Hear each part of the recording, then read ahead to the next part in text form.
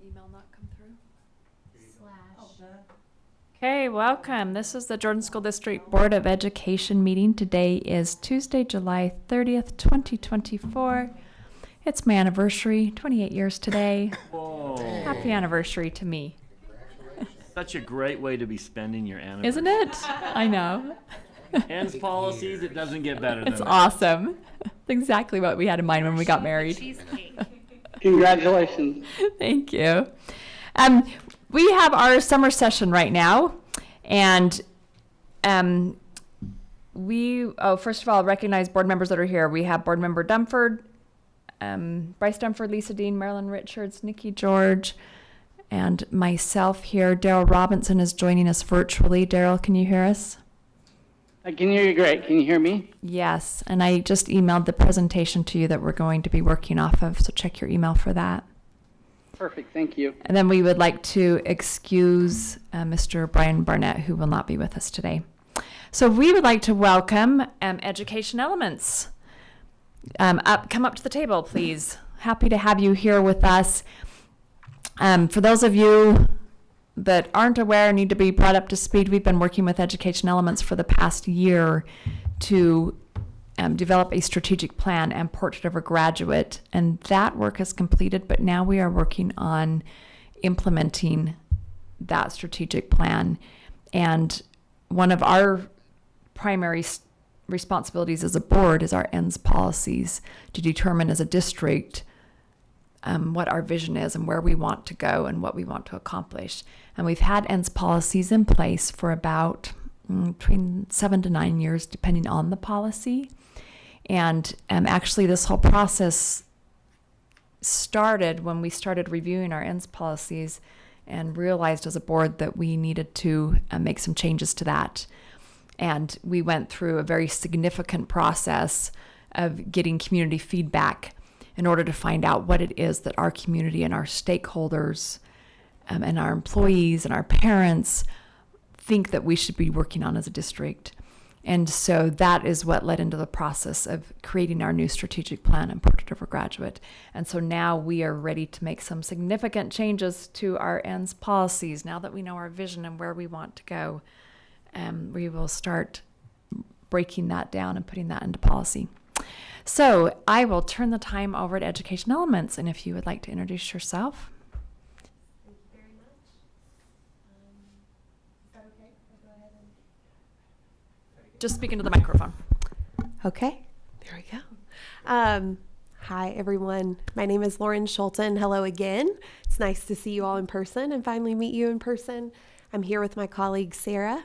We work, like President Miller said, we work with Education Elements and have been with Jordan School District from the very beginning of the strategic planning process.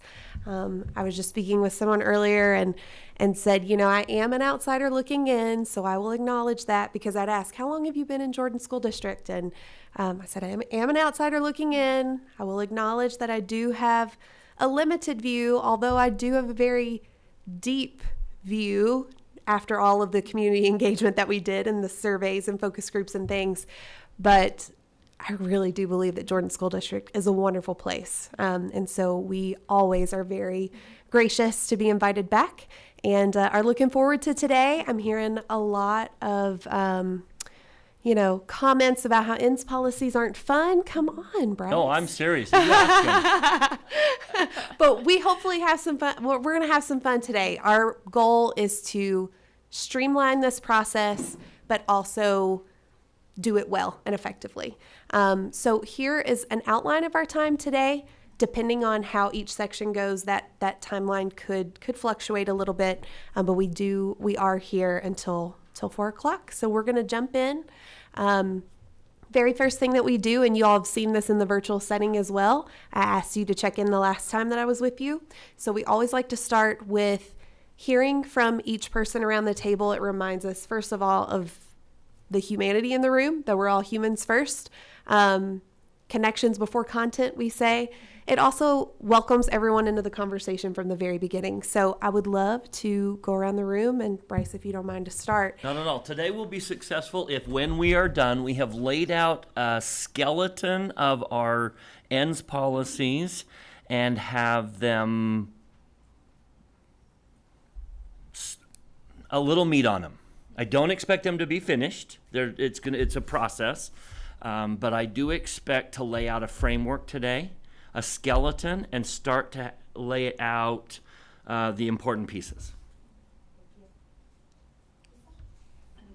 Today will be successful if we can all give the same weight to each other's experience and opinions as we are willing to give to our own. Great, thank you. Marilyn? Today will be successful if all of us have a clear picture of our direction with this district. Nikki? Marilyn took mine. My hope is that we can leave today understanding what comes next and our role and streamlining that process. I know lots of great things have been said. I agree. Today will be successful if we have a framework of and that we know, like, I hope we get a lot of work done today.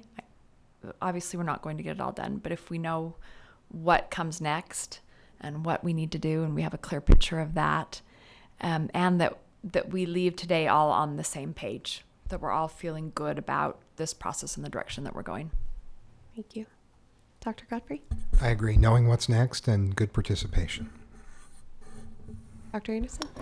Knowing what's next and accomplishing everything these good people have just said. Right. So, yep. Let's hear from you two. Okay. I think today will be successful if we cut through the noise and I don't know if it's nervous anticipation or bad experiences with policy writing before, but I have, and I said it jokingly, and I know that policy isn't always fun. It's not always enjoyable. We do want to treat this process with fidelity and make sure that we give equal weight to all of our voices, just like Lisa was explaining earlier. And we also want to streamline the process and make it clear for everyone in the room so that it is clear for our superintendent and his team and our community. I would add that we're able to seek clarity when we need it, and we have very clear parameters to guide our decision making. So can we hear from Daryl. John and Daryl and Daryl. I'm forgetting about Daryl, yes. And then Don't forget about me. No, it's good being last because everyone said what I had. So I will just say today will be successful and put a period after that. I know our board and our administration. I know the good work that you guys have all done for us, and I just think today will be successful. John. Today will be successful if Tracy can leave this meeting having a happy anniversary. yeah. Wins the day. Everybody said great things. I agree. Get it? Okay. So I do want to play a very short video for you. This probably isn't typical in this setting, but I think it frames the work that we're going to do very well. Has anyone seen the graduation name? Okay. You're in for a treat then. Season right now, as you know, students at a Philadelphia nursing school could barely recognize their own names being called at their graduation. Yeah, it was due to an attempt to pronounce the names phonetically, and it became a hilarious series of mispronunciations. Ginny Moose shows us. Never have so many names been so butchered, even easy ones like Victoria Elizabeth Bruce. Victoria Lee Zubeth Ross. Butchered beyond recognition, be it Megan. Mijinlu Iabri. Or Allison. Alisuna Cole Bishop. And how can you mangle Molly? Marlena Zubeth Camp. The announcer at Thomas Jefferson University in Philadelphia was reading off phonetically spelled names on cards. But how hard is it to pronounce Thomas? For the record, Thomas, can you state your full name for us? Thomas Michael Canaveri Jr. Thomas was the first College of Nursing grad to actually correct the mispronunciation. Tamulme. Thomas.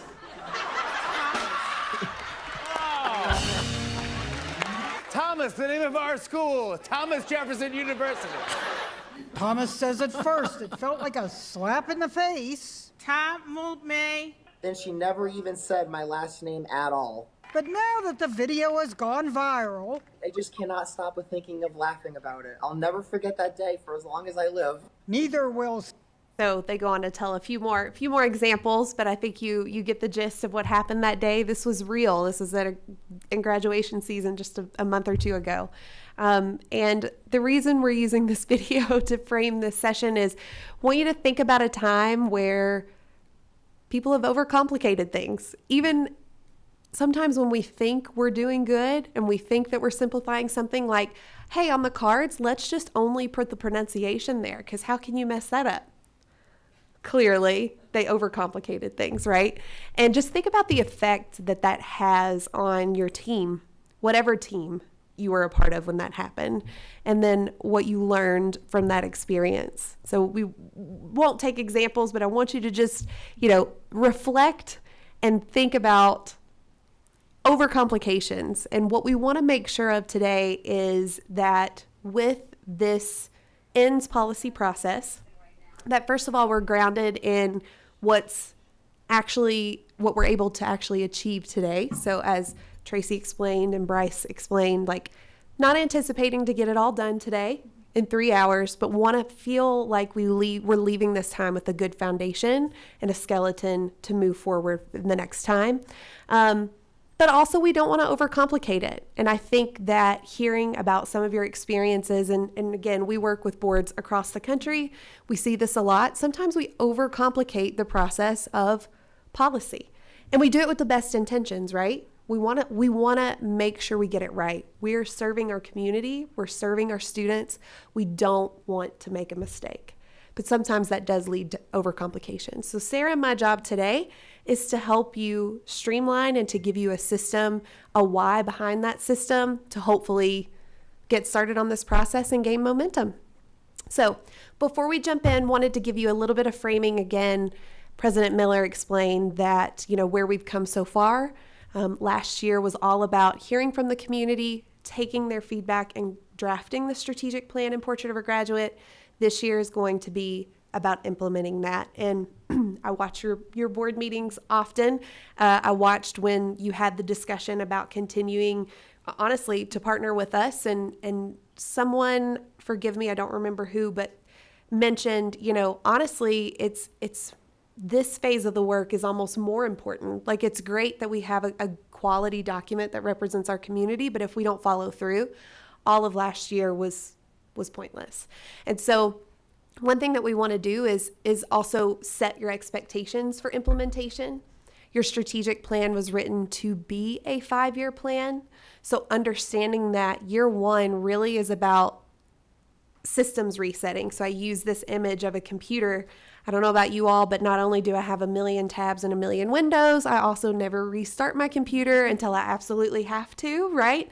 And so they tell you have to reset your computer so that it can level set again, right? That it can get rid of all the things you're not using. It can close out of the things that aren't serving you, and you reset and open up all the things that you actually need. And so year one is all about closing those windows, resetting our computer, and making sure that we're starting implementation with a healthy system. Ends policies are foundational to your system in Jordan School District and this implementation process. So that's why we're starting here. All right.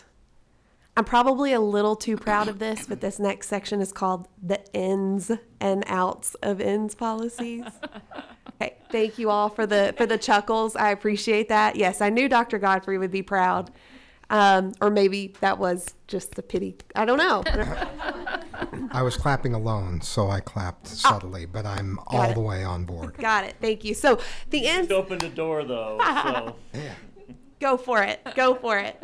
All right. So the ins and outs of ends policies, before we jump into drafting, want to make sure that we're all aligned on what they actually are.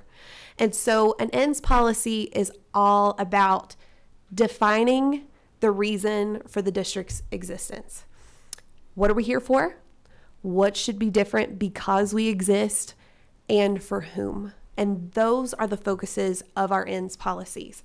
Now, one thing that Sarah and I are going to lay out for you today, and we've spent a lot of time in your ends policies months ago. We started reading through your ends policies, and Tracy and Nikki can attest to that.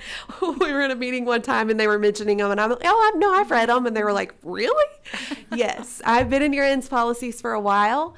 I do see a lot of actions in your ends policies, a lot of verbs. These are the things that we are going to do.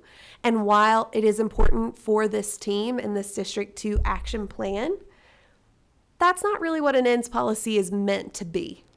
An ends policy is meant to define outcomes. So as a result of all the work that we do, as a result of Dr. Godfrey's work and his vision and his teams, this should be the outcome. And so these outcomes form the organization's reason for existence, the thing that we said in ends policy exists to map out for your community. And success for the organization equals achieving the outcomes that we're going to outline in our ends policies.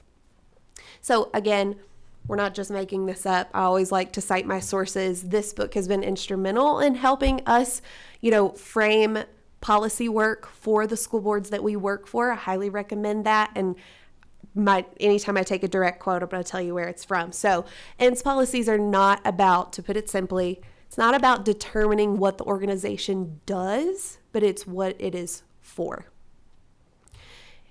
We want to get these right because we want to ensure alignment. We want to ensure alignment with your strategic plan.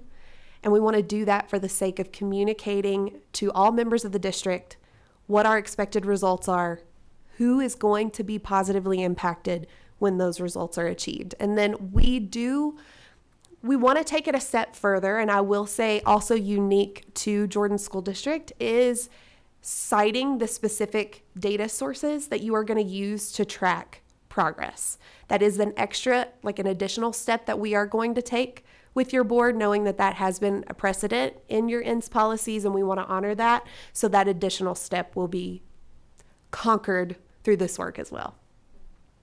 All right, go ahead, please. That really makes a lot of sense the way you're framing ends policies, because it really is the outcome. And as a board, that's our responsibility to say this is what we want to achieve, and then we delegate to the superintendent to achieve it. So the actions that are taken is what we delegate. Our role as a board is to say this is what we want to have happen, and this is what we're going to hold our superintendent accountable for.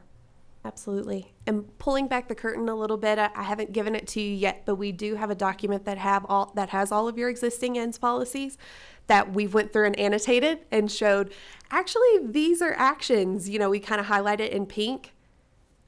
The majority of your policies are highlighted in pink, which you'll be able to see in a moment. And so, there are a lot of actions in there. We want to clean that up, and we want to be clear of what you all are focused on.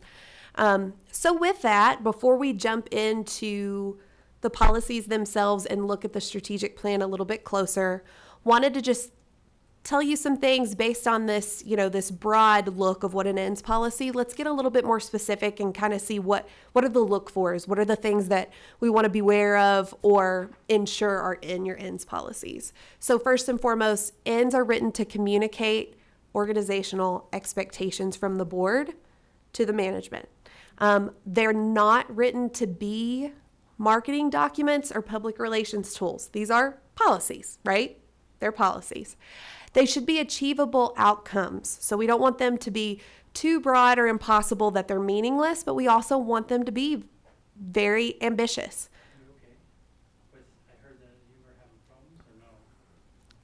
I think we're good. Thank you so much. No worries. Thank you. We also want them to be ambitious. And when we work with our teams in the strategic planning process, we use Goldilocks as the example, right? Like you have to find the sweet spot. You want it to be ambitious enough to fit into a 5-year plan, But you don't want it to be so easy that within a year or two, it's not relevant anymore. And we want to find that sweet spot in the room here with our ends policies as well. And then last but not least, the easiest part, we want to strive for an economy of words.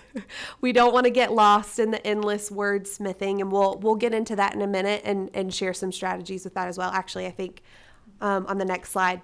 So last but not least, some things that you need to be aware of.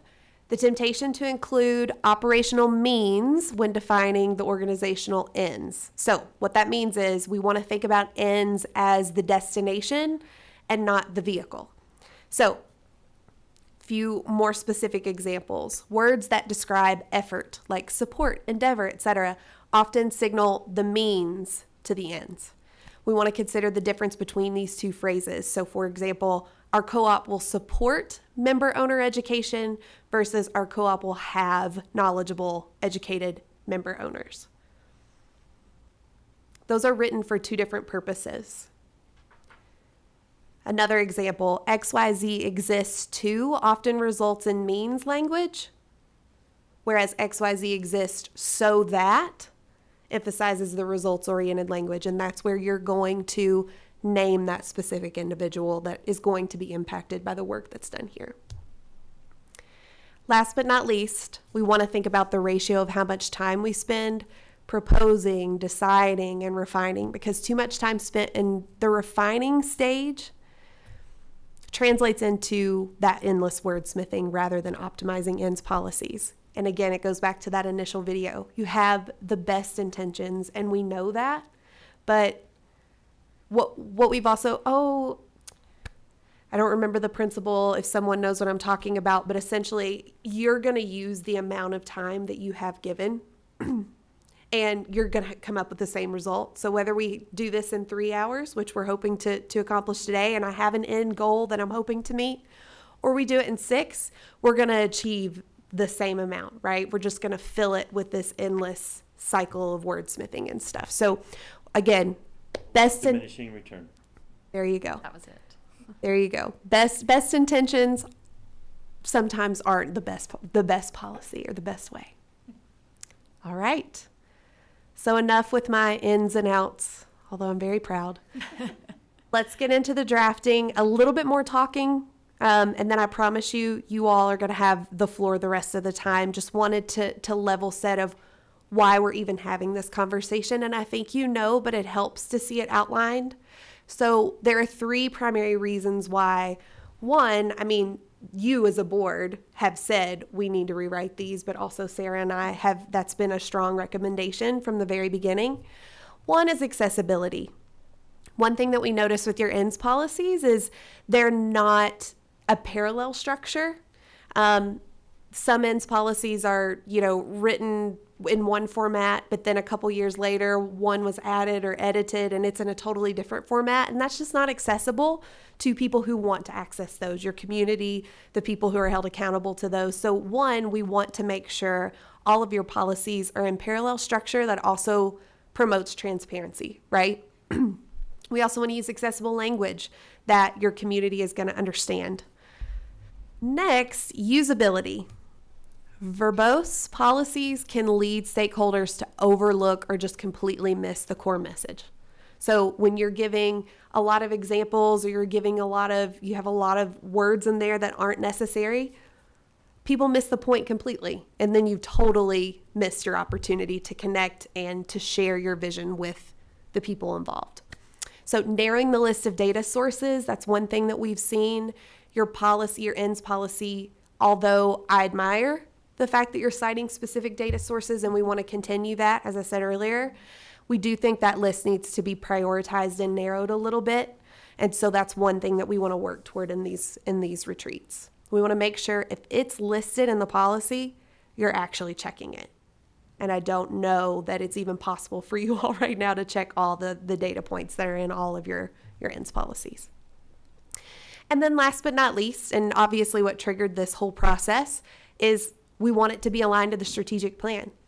If we spent months hearing from our community, engaging various stakeholder groups in this process of drafting a strategic plan, and we've communicated to them that we've taken their feedback seriously and that it is going to drive all that we do here, we want our ends policies to represent that work as well. And so we want alignment with the strategic plan. Okay. So again, I shared that Sarah and I have done a deep dive into your ends policy. We've spent a lot of time talking about it and thinking through it. We do have a few recommendations. So we want to start, I want to go ahead and point out that in your ends policies, again, you have your actual policy and then you have the way that you're going to monitor progress. We're going to treat both of those sections separately. And again, for the sake of aligning it to the strategic plan, there actually are two parts of the strategic plan that can guide this process and inform what our ends policies, the resulting ends policies, should be. So in our strategic plan, as you all know, we have 5 pillars. Those are 5 areas that your community says we really want Jordan School District to either 1, begin to prioritize, or 2, and mostly, continue to excel in, continue to work in, continue to improve. So of those 5 pillars, I have an example here from your strategic plan. The first one is high quality instruction. That was put there intentionally, knowing that that is our number 1 aim. And so each pillar in your strategic plan has what's called an impact statement, and it also has impact metrics. So you could see on this slide here, an impact statement is the expected, there's that word again, outcome. It's not the action, it's an outcome, or the sustained long-term change as a result of implementing this pillar. So that's the impact statement. And then also in your strategic plan, we have impact metrics. And those metrics specify what will be measured to track the progress and performance of our implementation actions and effort. You can see, and it's really small on the screen right now, and again, we're going to dig in and I will give you in a document each of the metrics aligned to each of the pillars in a moment. But you can see here, our metrics only use words like increase or decrease, and there aren't specific numbers. And I know we've talked about this in a prior board meeting, but I want to name it again. The reason we made that decision is not because those numbers and percentages aren't important. They are very important. It is because, again, knowing that this is a 5-year plan, we wanted the document printed in the PDF that was static. We wanted it to endure for 5 years. So I gave the example, what happens if Dr. Godfrey and his team meet this percentage within 2 years? Do we stop working? Or what if they're a couple percentage points off? Does it mean that he failed? And so by locking in specific numbers on a 5-year plan that can't be changed and that we can't be responsive to, we did not think was a wise choice. That's a recommendation we give to all of our boards and our districts. That's why you won't see those specific numbers here. So I wanted to name that. But our impact metrics show how we're going to measure this progress. A lot of talking, so now I'm getting to the mic drop moment, okay? So if our ends policies are about the outcomes, and our impact statement names 5 specific outcomes from the 5 areas of focus that our community has said that we need to be looking at and focusing on, our recommendation is that we have 5 ends policies, 1 for each pillar of the strategic plan, and that the first part of the ends policy, the policy itself, is the impact statement. I mean, how much more aligned to your strategic plan can you get than that? You're using the same verbiage, you have the same outcome as your focus. And then next, we also recommend that your measurement criteria align with the impact metrics. So my eyes aren't that great, but it looks like an increase in students taking CTE courses. So the data that you're going to use to measure the ends policy for high quality instruction is going to be some data source that's going to help us track CTE enrollment. So I'm going to pause. Source, but not a number. Right. At this point, numbers are infinitely important, but outcomes first and how we're going to measure, and then the next step will be the action planning part and the specific metrics. Great question. So I'm going to pause and get your reactions. I wouldn't have tolerated anything else. I would have said, this is ridiculous that our policies don't match our strategic plan. What did we do if they don't? And so that's exactly where I want to go. My vision was, we've got 5 pillars, we've got 5 policies. We've already written the outcomes. This should be a fairly easy process. Now, the next question is, how do we go from that generic to the specific? But that's, I don't think, for today, but that's exactly where I envisioned we would go. And I'm all for simplifying. You know, the less words, the better. And these impact statements, and you can correct me if I'm wrong, but these were developed by the steering committee, which was a large group of stakeholders, including parents and teachers and, people from the community and administration. And it was a large group of stakeholders that, and Nikki and I were on that committee, and a couple of all-day meetings to develop these impact statements. They didn't just come off the top of anyone's head. It was a deep dive into reading all of the data and all the feedback that we got through our survey and our focus groups on high quality instructions, and then trying to fit that into an impact statement for each pillar.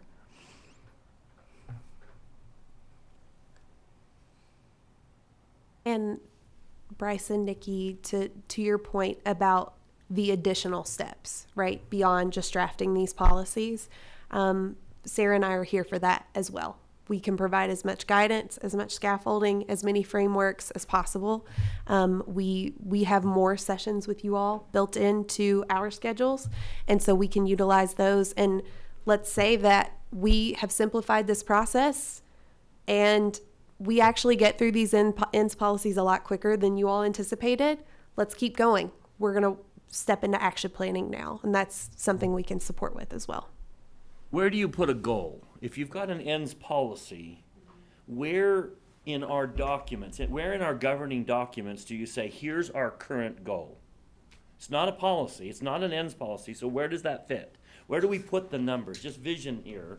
Where do we put the numbers to say, right now we're targeting 250 of those, 7 of those, 8 of these. We don't have in our policy, we don't have in our structure right now a supplemental place where we put our current goals. Here's our target right now. This is these are our marching orders. So where in this process have you seen that best done?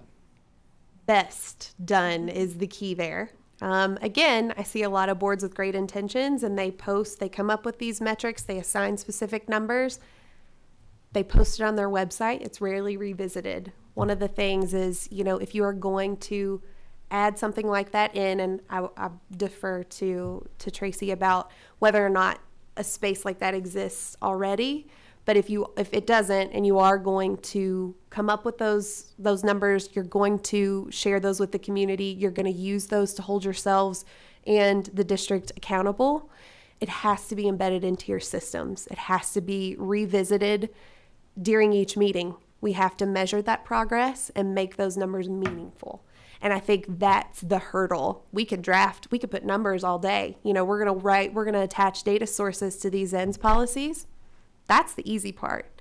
Writing the numbers, we could do that. It's holding ourselves accountable to build it into our existing system. So that's one. I think two, with that, it's so important that we select the right data sources to help us in that. Sarah and I were having a discussion this morning, and she was sharing with me, do you want to share the importance of, I don't want to put you on the spot, and I don't mind to summarize, but I also don't want to put words in your mouth. But she was talking about the importance of having a data source that we measure long-term, longitudinal data. Some of these data sources that are going to be recommended to you all it's not data that's collected every year. So we also want to think about that too. What data is readily available that is updated? And so again, choosing the right data sources are integral to that being successful. So it's not about where it's housed. It's more about making sure that we have all the right pieces in place to make it effective.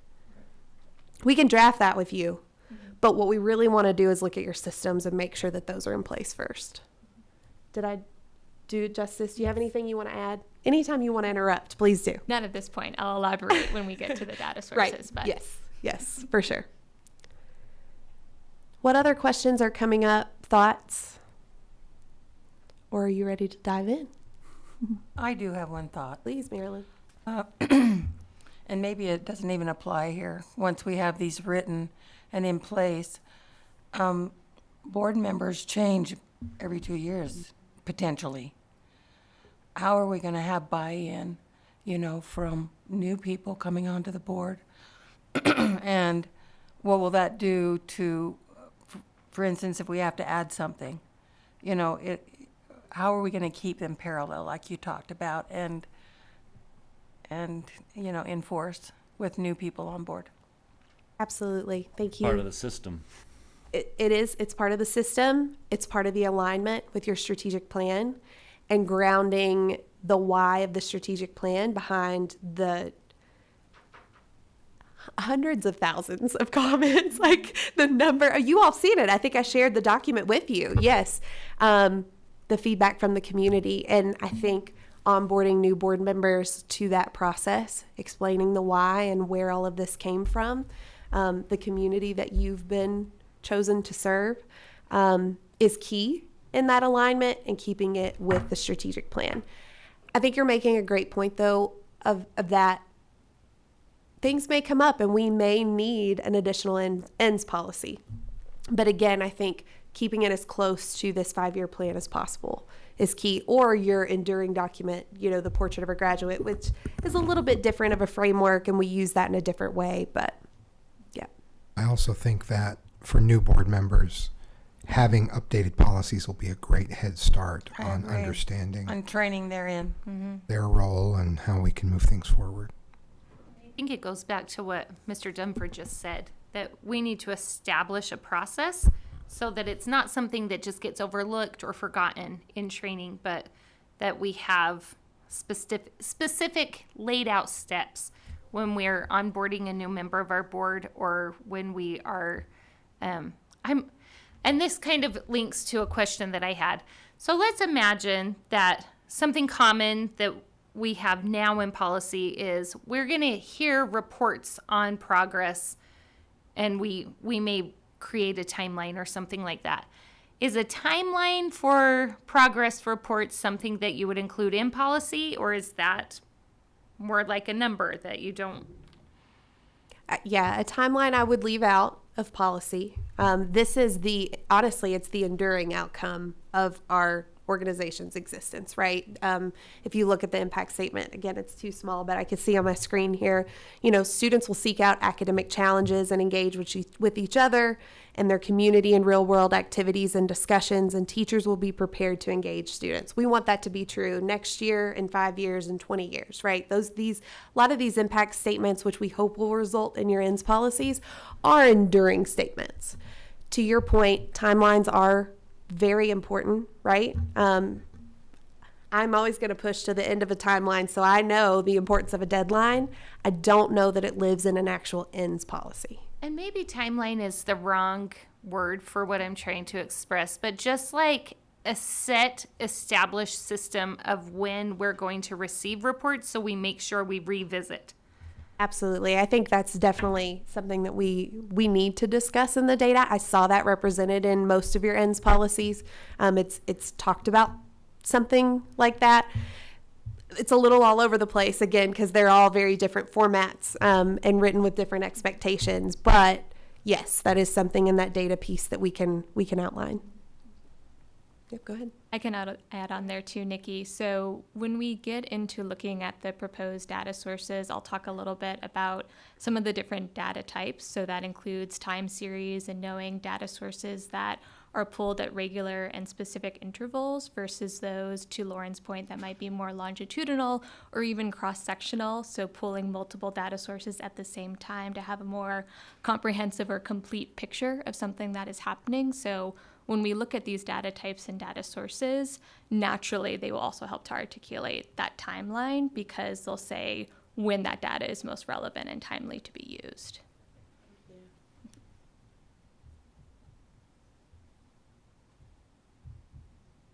Any other thoughts? On the next slide, I do have an example, again, using this high quality instruction pillar.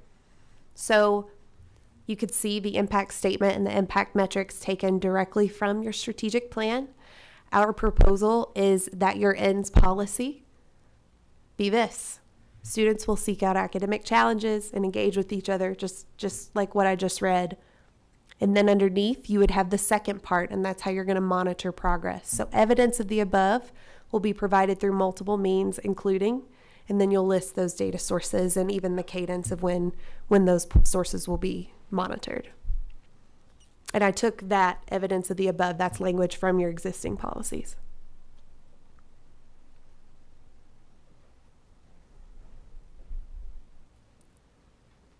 So, want to see how you're feeling? We have a gradients of agreement image here, a scale, if you will.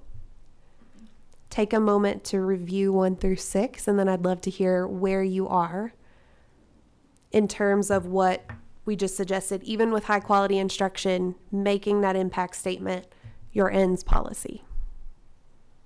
Okay, so back up just a minute to the last Please. slide. Mm-hmm. So our ends policy would be, I mean, essentially The impact statement. coming from the impact statement. So students will seek out academic challenges, engage with each other in their community and real world activities and discussions. Teachers will be prepared to engage students. Then evidence of the above will be provided through multiple means, including, and then we list our data sources. How does that relate to the impact metric? Yep, great question. So, needed to provide a little bit more framing. First of all, this scale is just to kind of see how you're feeling. It's my understanding that we're going to work on drafting all of your ends policies before they're formally adopted, right? So all of this is just a drafting process. Yes. We're not making any conclusive decisions today, okay? So I want to name that as well.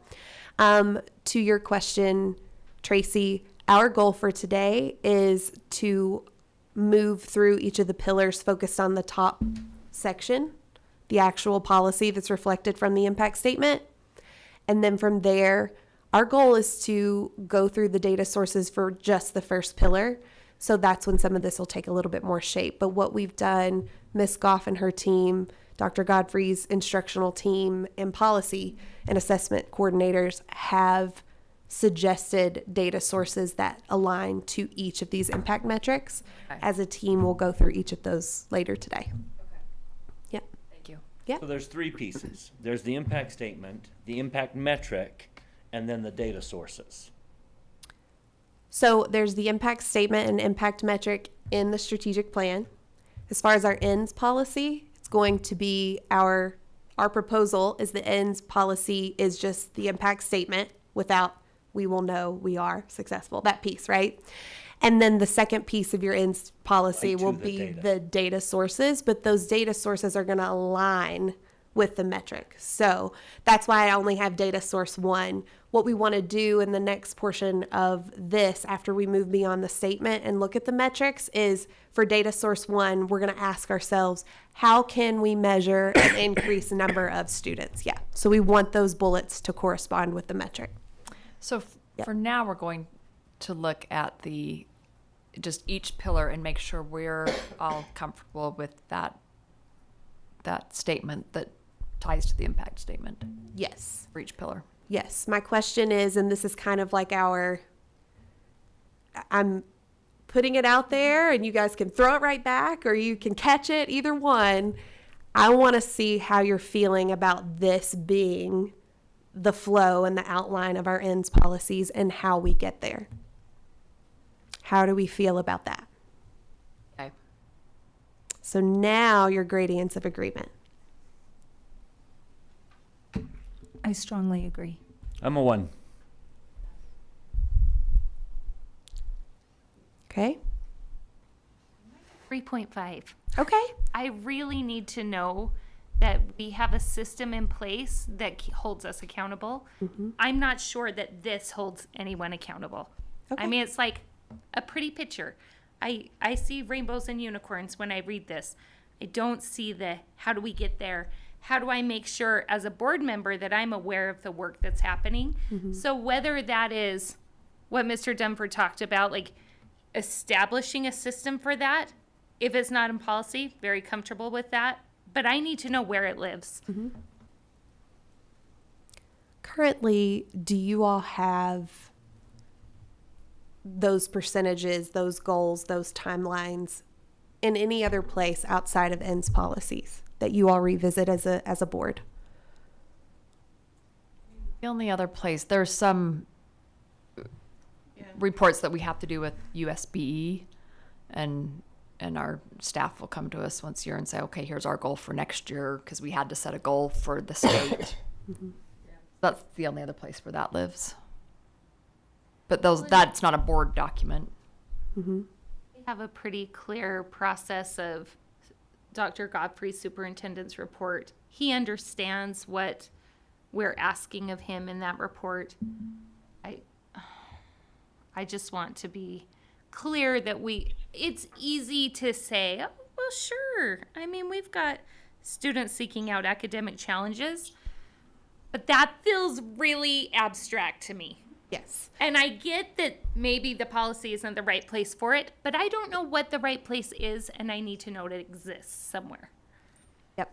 So what I'm hearing is you're living in the blue land, the land of a 3 or a 3.5, maybe even into a 4, because you really want the accountability piece to be there, and you don't see it yet because there aren't specific measures, timelines in place to hold you accountable. And please know that I really like most of this. I just want to know that there is a place where that is housed, that there is a place where it doesn't just kind of skid by because we didn't say, oh, well, every September we're going to have a conversation about this strategy. So that's all I'm saying. Absolutely. I got a comment. Oh, please. Thank you, Daryl. So I see this kind of as a target, and Nikki's talking about where you're landing on the target. So I really like it as a framework, but when we have our superintendent review, that's where we look at percentages, and he's accountable to us. And if we don't think he's meeting certain percentages, then we spell that out to him. So that's where he's getting the bullseye. I see this as a clear path to having a target and being able to reach certain things, but not being, I can see what Nikki's saying, not being so precise at where is he landing on the target. And that's where I think she's hanged up a little bit, and I agree with her. So, two things that are floating in my mind. One, I believe that you're going to feel a lot more comfortable when we look at the data pieces and you see how specific some of those are. So stay tuned with that. Two, I agree that, these measurements and annual goals do need to be set. It is part of our implementation process that we work with boards, we work with cabinet members to set. That is going to be a part of this process, and whether we do that as a board or that lives somewhere else, that is essential to implementation. We probably monitor too much data because we understand that using data, like, we're wasting our time if we're not measuring whether or not something's actually working, right? So we agree that that piece is important.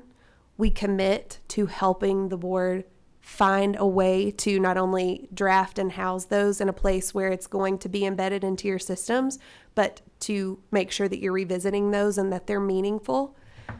I don't think those specifics live here in the ends policy. I do, however, think the ends policy is a means to an ends. Sorry. Is a means to that end, though. So I'm going to ask you to, again, trust the process. Know that we are just drafting now. We're going to be with you at least 2 more times, at least, to continue to work through this before anything is officially approved. And after we've worked through some of these steps, if you still just don't feel right, then we can revisit some of these. But I think, honestly, this afternoon, here in a moment, you're going to feel better when we get through the data section. But if you look at our current policies, this is the exact structure we're following. ENS 401 has a statement and then evidence. I think you lifted evidence of the above will be provided through multiple means, including right out of our policy. I did. And then everything that follows are the data points. So this is exactly the policies as we have them. We're just looking at a bigger shell of a structure. Now we're going to fill in the details. I was with it until you said this would be our recommendation for an ENS policy. let's And go I back. was like, where's the data? There's no data there. There isn't because we haven't looked at it yet. This is just a format. We're looking at the format now. So we're saying how we feel about using this as a format. Mm-hmm. Would it help? What we're proposing is that we take our we take the structure of our current policies and we replace the first paragraph with the impact statement of our strategic plan. That's as far as we're really going. And now we're going to start working on, okay, here are the evidence statements that our current policy has, and we're replacing them with these data source evidence statements. To elaborate, the specific frame will be evidence of the above will be provided through multiple means, including, then you have the impact metrics listed. The thing that I think you're really hitting on to add is, for example, if we look at this up here, increased teacher retention and efficacy, ... as measured by, and then we list what that data source is. That is what I missed. Acadians, rise. Yes. As measured by, and how do we check in? When do I expect that? And you alluded to that already. Yes. So I just think I was fine until we were like, this is a structure, and then I was like, but it's missing what I feel like is the most important part. Yes. The actual feet on the ground. This is how we move. So what? I'm trusting. Let's go. Yeah. Ready. Okay. So, if you go to the next slide, after the gradients, this is, good. I was like, this is supposed to be a link. This is a link of some of the recommendations. And again, we can just, if I can spread it out and make it a little bit larger, my goodness. Nikki, thank goodness you went out and got your glasses. Can you share, please? We got here and she said, I have to have those. I was like, share. That'd be great. What we have here, again, are these pieces side by side, the impact statement, how that would translate into the expected outcome that's outlined in your revised ENS policy. And then again, in the next portion, we'll go through that measurement criteria.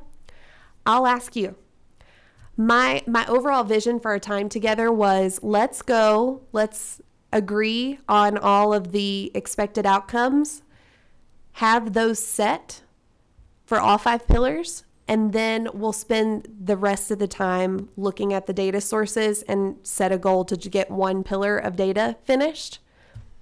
Would it be better for us to just spend our time in high quality instruction and let's just go ahead and get into that measurement criteria and that data? So 2 options. 1, we can look across each of our pillars and review the recommendations that Sarah and I have, which basically are just taken directly from the impact statement, and we can discuss that. Or we could focus just on high quality instruction and go right into the data now that we've kind of gotten deep into the content here. For me, that first discussion is really, really simple because I can't imagine changing anything from our strategic plan into our policy. So all we have to do is say, okay, yep, all 5 of them look good. Now let's go to the data, and we go as far as we possibly can today. Does that feel good? Yes. Okay, great. Also, there's just something about leaving knowing that we have at least half of every single policy already done, and we can leave going, we're over halfway done. This feels good. So today was all about momentum. I feel great about that too. So I'm glad you said that. Let me make this a little bit bigger. Oh, it was already there. Okay. So that's a little too any objections to this revised ends policy? The one that we just read and was an example on the slide. Hard time. Are we supposed to click on that link? Mm-hmm. So this image is actually a link itself. I can also, I'll drop it in the speaker notes if you.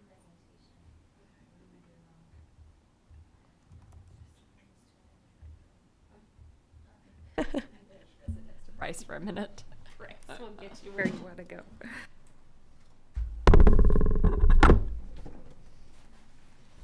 Are you in the Google slide? Yeah. Okay, so you tap on.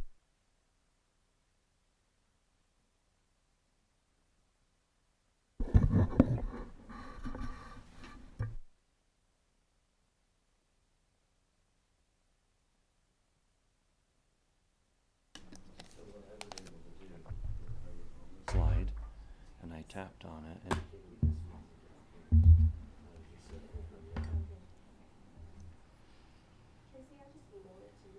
Oh, okay. open up her copy because it'll have an active link. Okay. And then you should get this, if you tap on it, you should get open link. And it'll open.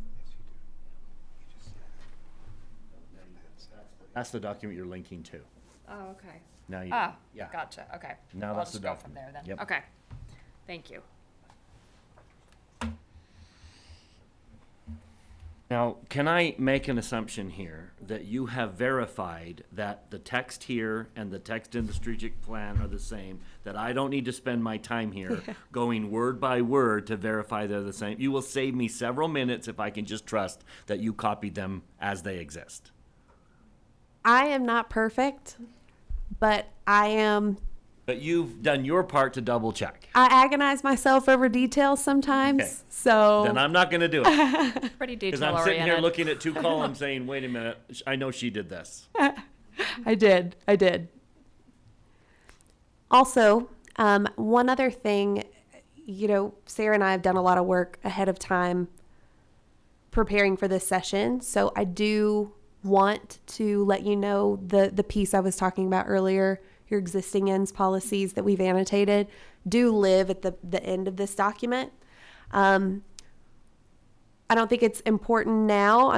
But I will say that one of the things that we made sure of is that we wanted to see the connections between the existing strategic plan and your ends policies to make sure there was nothing in your existing ends policies that would be dropped or lost through this process.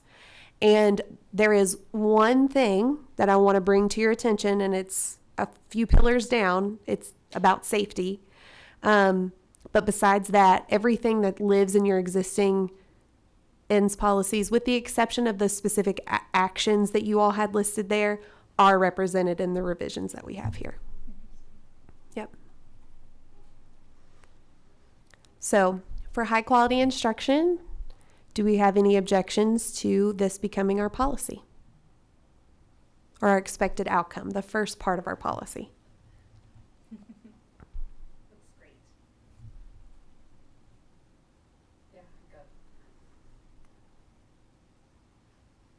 Marilyn, Lisa, I'm seeing Marilyn nod. Lisa? Okay, great. Let's go to 2, culture of belonging. I'll give you a moment to review the impact statement and the resulting revision.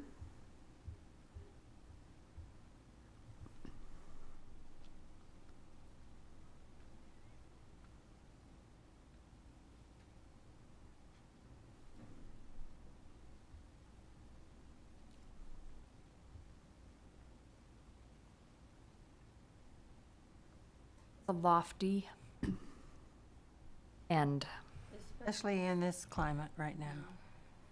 But an important one. But very important. Well, and a little bit objective. What is responding to conflict in a healthy way? Depends who you ask. Yeah. And again, to your point, Nikki, the specific measures that we will decide that we're using will identify exactly how are we going to quantify healthy. Our community has defined that. We're simply going to let our community define what they say is a healthy response. And they should define it. They're the ones we work for. Seeing just like over in the impact metric that's part of the strategic plan, fewer discipline referrals. That is one way that we know that they're responding to conflict in healthy ways, because the conflict didn't make it to the principal's office. That's not always consistent either. But, yeah. And I'm hearing more and more like, oh, we're so careful not to be punitive that some of my constituents are saying you've gone too far the other way. So it's just a constant balancing act of reevaluating and making sure that we're on target with our communities. Everywhere. In every state, every district, same conversations are happening. Any objections to this being the expected outcome? It would be wonderful.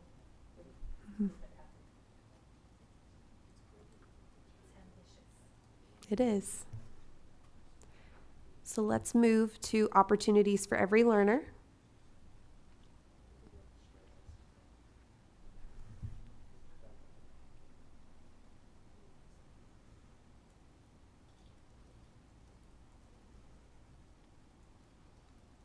Nikki, I think you helped draft this one.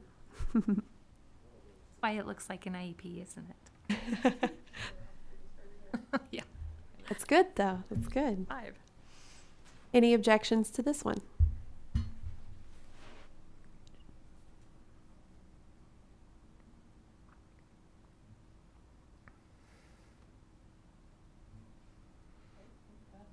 Moving to student and staff wellness, wanted to give you a little bit of context here.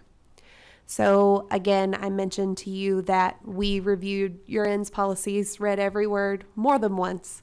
And we wanted to make sure that we weren't dropping anything that was existing. You all have an ends policy that speaks to physical safety. In your strategic plan, under the student and staff wellness pillar, the description of what student and staff wellness means includes physical safety. The strategic objectives within that pillar include physical safety.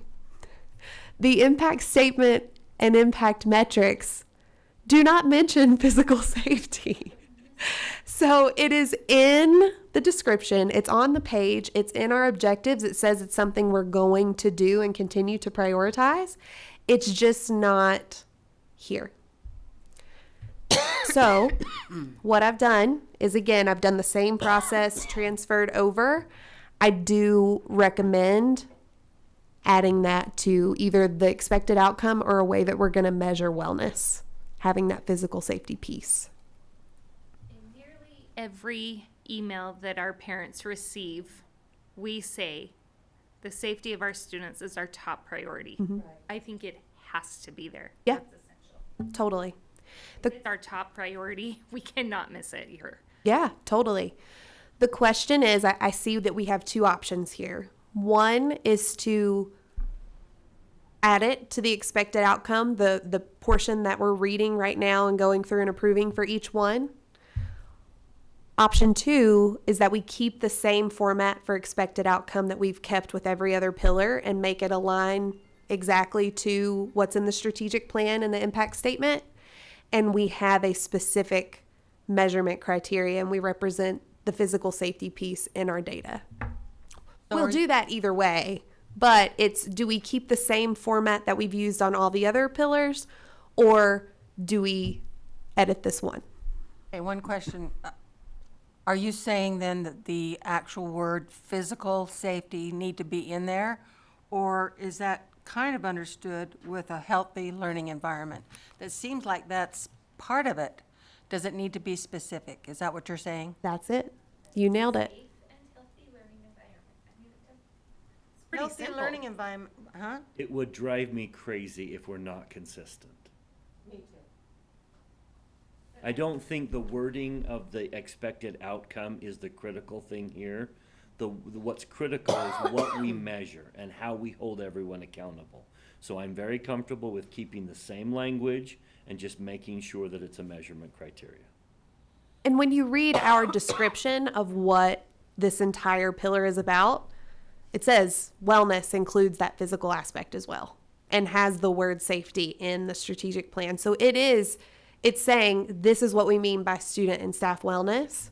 And so there is no debate that there needs to be measurement criteria to measure our progress toward physical safety. That's not even up for debate. It's just, are we comfortable keeping the format of each of these ends policies totally aligned to the strategic plan language and just knowing that we're still going to actively measure? I think what I hear is that the wording is less important. The data and the measurement is where the action takes place. Let's flesh it out just for a minute, though. Yeah. So if we wanted to change this expected outcome, we'd say students and employees will feel empowered to excel personally and professionally, access to resources, programs, and curriculum that support a safe and healthy learning environment. Is that word safe? That's where I would put it. There is I an think option it's 3. There is an option 3. Our current policy says Jordan School District will support and implement physically and emotionally safe school programs and procedures where learning can occur. Option 3. So we have 1 and 2. 1's leave it as it is. 2 is insert the word safe, a safe and healthy learning environment. What's 3?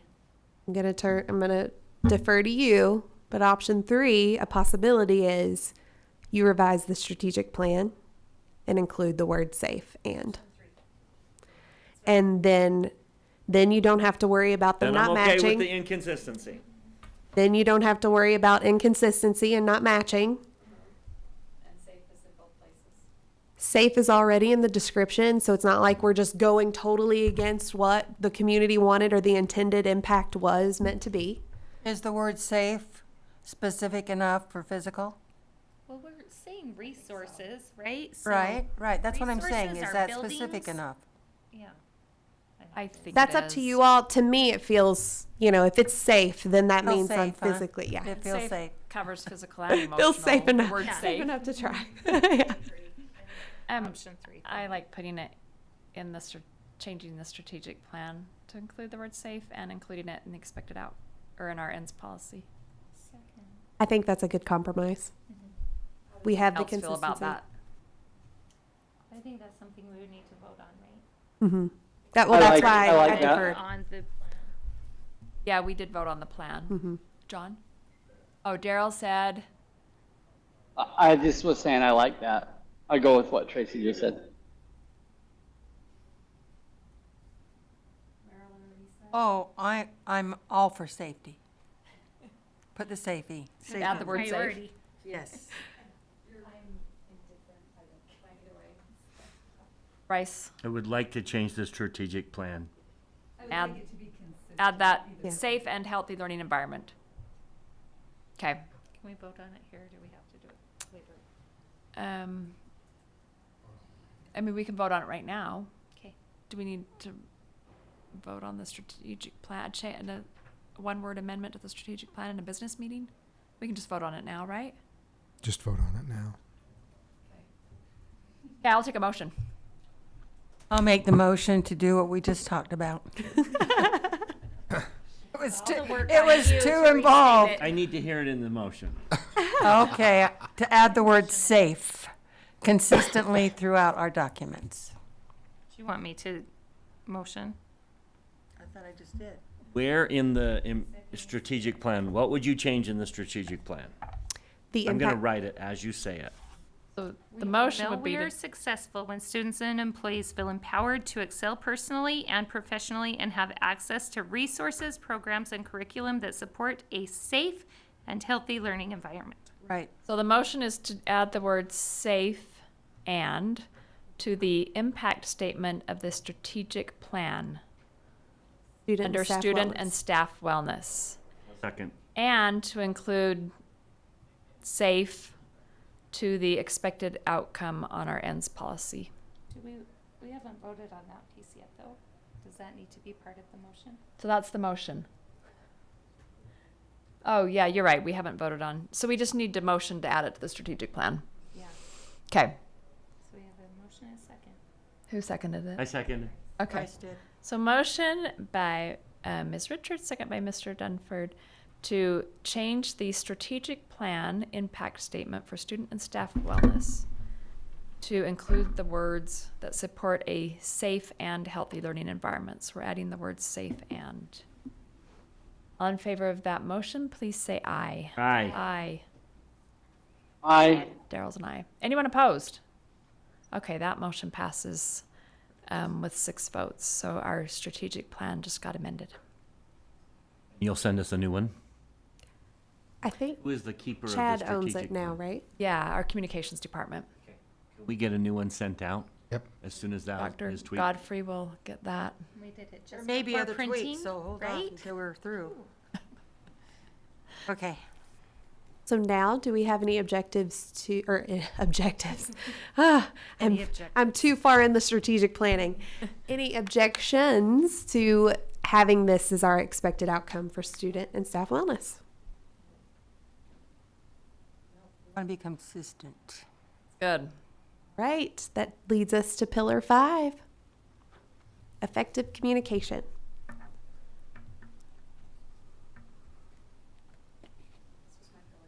I was going to say, I think Tracy wrote this one.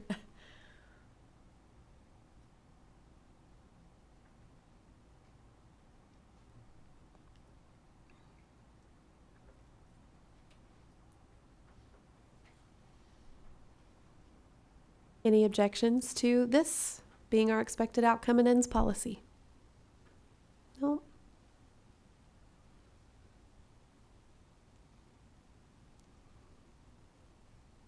Okay.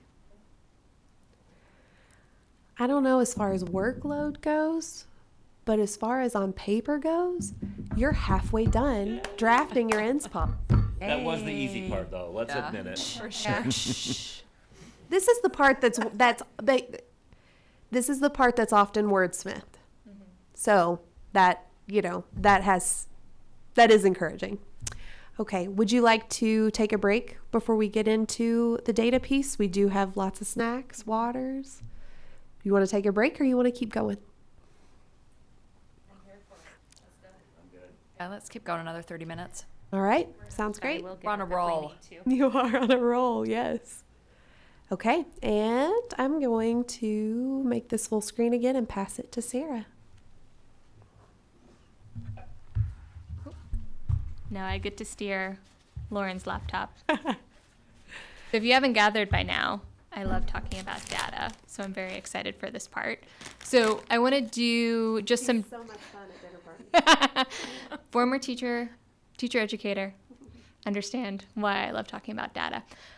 So I do want to do some table setting similar to what Lauren did around the purpose and structure of ends policies, just so that as we go into this conversation where we're looking at data sources, we're aligned on the purpose and also the terms that will be used in the conversation. So I got to step in and say one thing.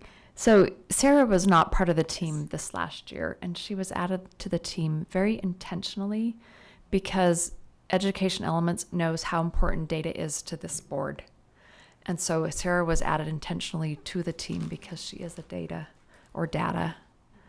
guru. So we appreciate that. We appreciate you recognizing that is a strong priority for our board. Thank you. Thank you for adding that, President Miller. The other thing I will say is that I did have the opportunity way back at the beginning of this process to help facilitate the focus groups that were a part of community engagement. And so from the moment that I was on site and I was talking to your community, I was also trying to scheme to get added to this project because of the incredible things that y'all do in this district. So it worked out very wonderfully that I'm able to join y'all. So let's talk about data culture. One of the things that came up in our conversations with the project team that really the ends policies are helping to safeguard against is this idea of drip, where you're very data rich, but you're information poor. And so when we talk about being data rich, we want to be very intentional about the data sources that we're leveraging so that we are canceling out all that noise that gets in the way of us being able to monitor, assess performance and progress really effectively. So this will be no surprise when we think about being a data rich culture, a couple of key habits that exist. We take that inquiry stance. We use different types of data to really gain insight and deeper understanding.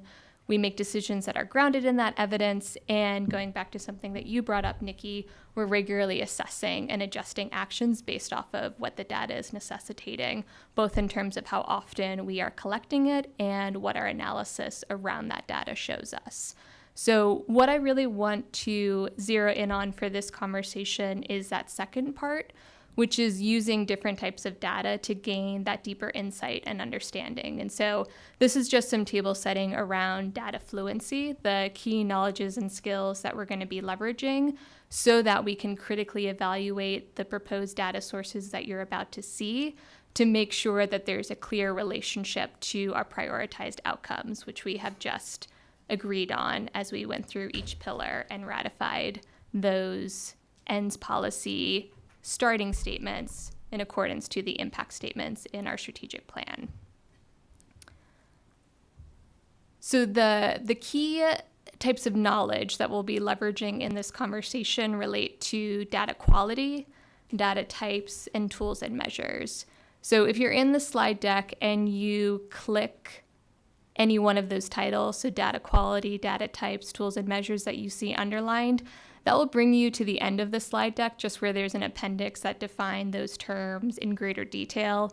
I didn't want to overwhelm that slide with all the definitions, but if you're curious to look at that and reference that in our conversation, you can definitely do that.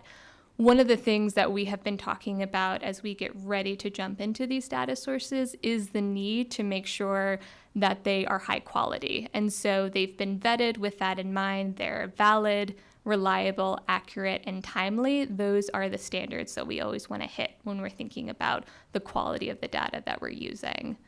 You'll also see a range of types in terms of the data that we'll be pulling from. A lot of it will be qualitative. You'll see a combination of longitudinal, time series, and cross-sectional. So longitudinal is thinking about a certain population and assessing or monitoring over a period of time. Time series is really tied to specific intervals that you are regularly collecting that data. And then cross-sectional is pulling multiple sources, but at a specific moment in time to be able to have a more comprehensive picture of something that is happening. The other thing that will be a part of this are our tools and measures. So you'll see a combination of different types. So whether that is something that is based in a rubric or something that is based in a survey, you'll see some of that language in the descriptions around the data sources. And ultimately, as we go pillar by pillar, you're going to see some proposals that are just based in a specific measure, and then some of them will also have multiple measures where we need to combine multiple data sources together to be able to have that comprehensive picture, going back to knowing whether or not we have the evidence to confirm if our desired outcome has been achieved. Last piece of table setting I want to do is just framing this process. So what has happened leading up to today's conversation is really the data discovery and acquisition. Lauren referred to this before. Ms. Goff, as the administrator of teaching and learning, worked with her staff to vet appropriate data sources aligned to the impact metrics that were already included in the strategic plan. So there has already been that level of vetting to make sure not only we have high quality data sources, but also that they're appropriate and aligned to what it is that we need to be able to have an effective measure of. So what we are asking you to do next is that critical evaluation piece. So making sure that what is being proposed is relevant and it addresses the identified need as named in those ends outcomes that we just discussed. pause here. You understand, we're spoiled because that's what they give us all the time. We don't know the other. We get such reliable, credible, relevant data on a constant basis that we just are fed that as a diet. And it's like, well, what else is there? So I'm going to echo that. Yeah. Again, we do this work across the country. And when I saw the work that they had done and what they put together for us and for this team, I mean, we marveled. Like, you have such a wonderful team. The best of the best that we've seen. Very impressive. Sorry, I just had to say that. Yes, awesome. Wow. So let's hop into that critical evaluation. What is important to know that we kind of just emphasized with that moment where we bragged on the team that has set us up for success here is that y'all are the ones who are making the ultimate decision that will commit the district to action when it comes to how these data sources are leveraged to ensure that the strategic plan is being implemented not just with fidelity and effectiveness, but also with that impact that we are driving towards. What has set y'all up for this conversation is the input that was gathered with people in the district who are experts in these data sources, and now we're coming to y'all with that recommendation that we're about to look at. We've already been doing this throughout our conversation, so this is just a reminder and a compliment to y'all in terms of how y'all operate. When we are looking at these data sources, similar to the process that Lauren led us through, we want to vet them and determine if we believe we can move forward with these proposals as they have been stated, as well as identify clarifying questions or places that we need further discussion. And so part of that includes space for objections, right? So as you're looking at these data sources, you might have an objection. And so what you can do is either offer a proposal in terms of maybe an additional data source that you would like to see included, or name that gap that you would like us to bring back to the team to ask them with their expertise of how they would fill that gap specifically. And then there's just some guidance there of a way that you can kind of check those objections in terms of being able to help move the process forward. So we have another embedded link and document. This is on, double check the slide. Slide 26.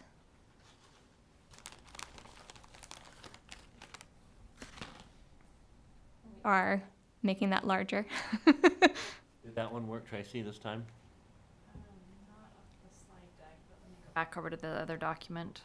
Mine only works off the slide deck if I'm in presentation mode. Yes, if you're not in presentation mode, when you click on it, the link usually pops down below and maybe off the screen.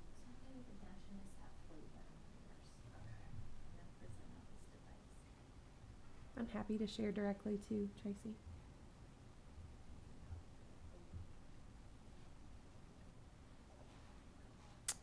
Got it. Thank you.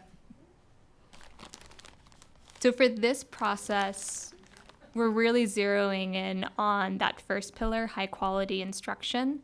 So what you see in this document, we have the pillar and impact statement. What has now been added underneath that is the ENDS policy expected outcome that we just ratified. So students will seek out academic challenges and engage with each other and their community in real-world activities and discussions, and teachers will be prepared to engage students as evidenced by, and that's what we want to fill in now. We've already started filling that in with the impact metrics that you see in the next column. And so the thing that we want to add to those impact metrics are the specific measures that will help us to determine if that has happened or not. So we're going to go row by row for each impact metric just to make sure we have time for processing and clarifying questions. So The first thing that we want to look at is that impact metric around increased number of students completing rigorous academic courses. If you go over to the next column, that is what Ms. Goff's team has vetted based off of their expertise, the data sources that we need to be looking at to complete that sentence stem as measured by.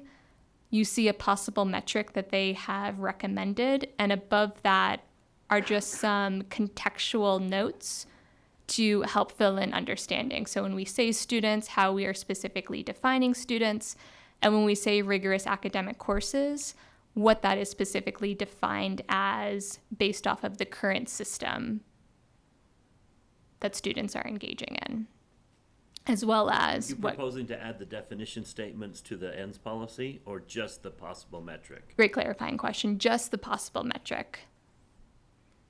You're just making sure we Mm-hmm. understand, are we all on the base that this is the definition here? Yes. Mm-hmm.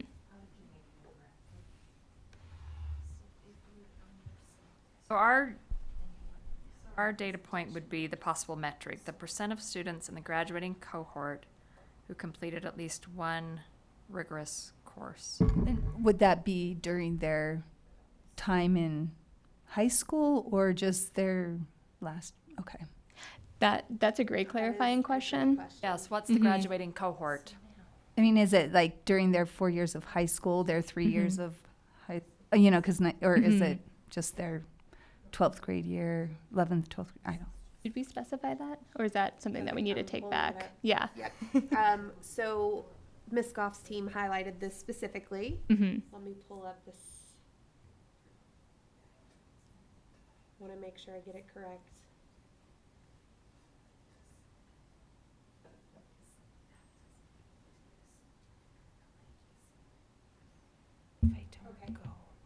So really, that's for you to decide.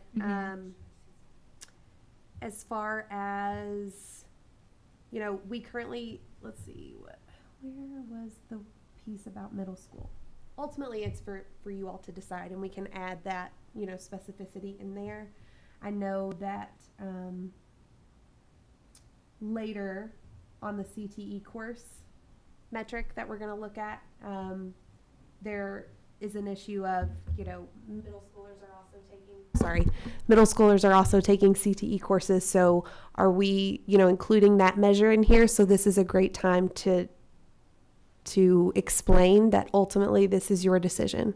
This is for you all to decide who we're measuring.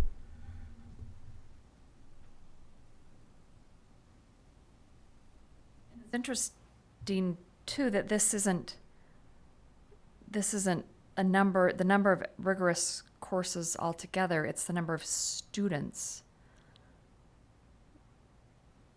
which I kind of like that. 'Cause I it's like not, that too. It's not like, our 10% that are taking rigorous courses, that they take even more rigorous courses, is that we're reaching students that weren't, that now are. And I think that's an important point to think about throughout this process. What are we measuring what we think we're measuring? I would like to see it for all 4 years. I mean, you never know what's going to happen that senior year. 9 through 12. Yeah, 9 9 through through 12. Yeah, secondary specifically. One thing that I wonder if it could be addressed here or if it should be is the number that we're offering as well. Like, is that just a given that we're going to continue to have offerings that are more rigorous? Or does that need to be stated implicitly? That's a good question. I mean, if we're going to increase the number of students taking them, we would need to keep offering them and possibly offer more. Yeah, I remember a lot of conversation around when we were creating this piece of the plan. We talked about like making sure they were offered at our virtual academies so that any student could access them even if their home school didn't offer that AP class or whatever. And we did talk about, some ninth graders at some middle schools have access to courses that others don't. Yes, exactly. I view that as a separate goal or a separate expectation. I think what you described is that you may just have a natural increase in the number of, what's the term, rigorous courses available if the goal is to enroll for as many students as possible to enroll in rigorous courses. I think it's a different expectation to say that every middle school will offer these courses. Because then we're saying, regardless of what kids are taking, this is what we need to offer.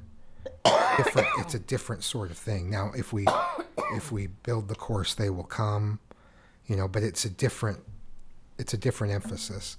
A counselor is not empowered to sit down with a student and say, you know what, I'm going to create a class for you. But they can say, why don't you try this class? Why don't you challenge yourself in this area? That's why I thought that our conversation centered around the virtual academy, so that the counselor could say, oh, here's another route for you to access something that your school doesn't currently offer. Right. I think It could sit somewhere else, and I'm comfortable if it goes somewhere else, as long as that's our end game. I think that's represented in the opportunities for every learner and the conversations with the virtual I academy. remember that conversation. That's the one you worked on? Yeah. But I do think that's accounted for later.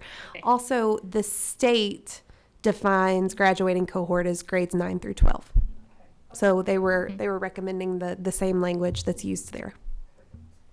I like the way I actually like this because it's what we are concerned about is students taking rigorous courses.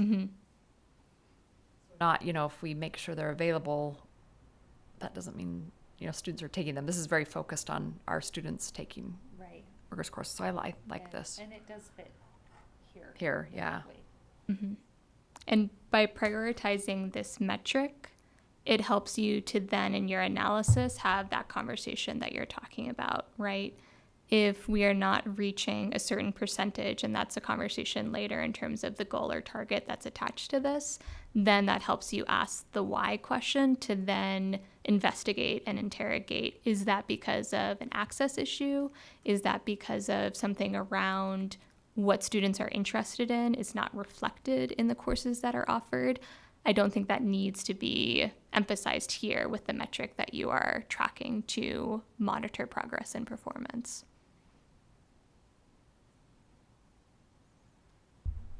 Another consideration, counting students allows for more growth. Schools only have so much capacity to continue to add more, but counting students can help with that.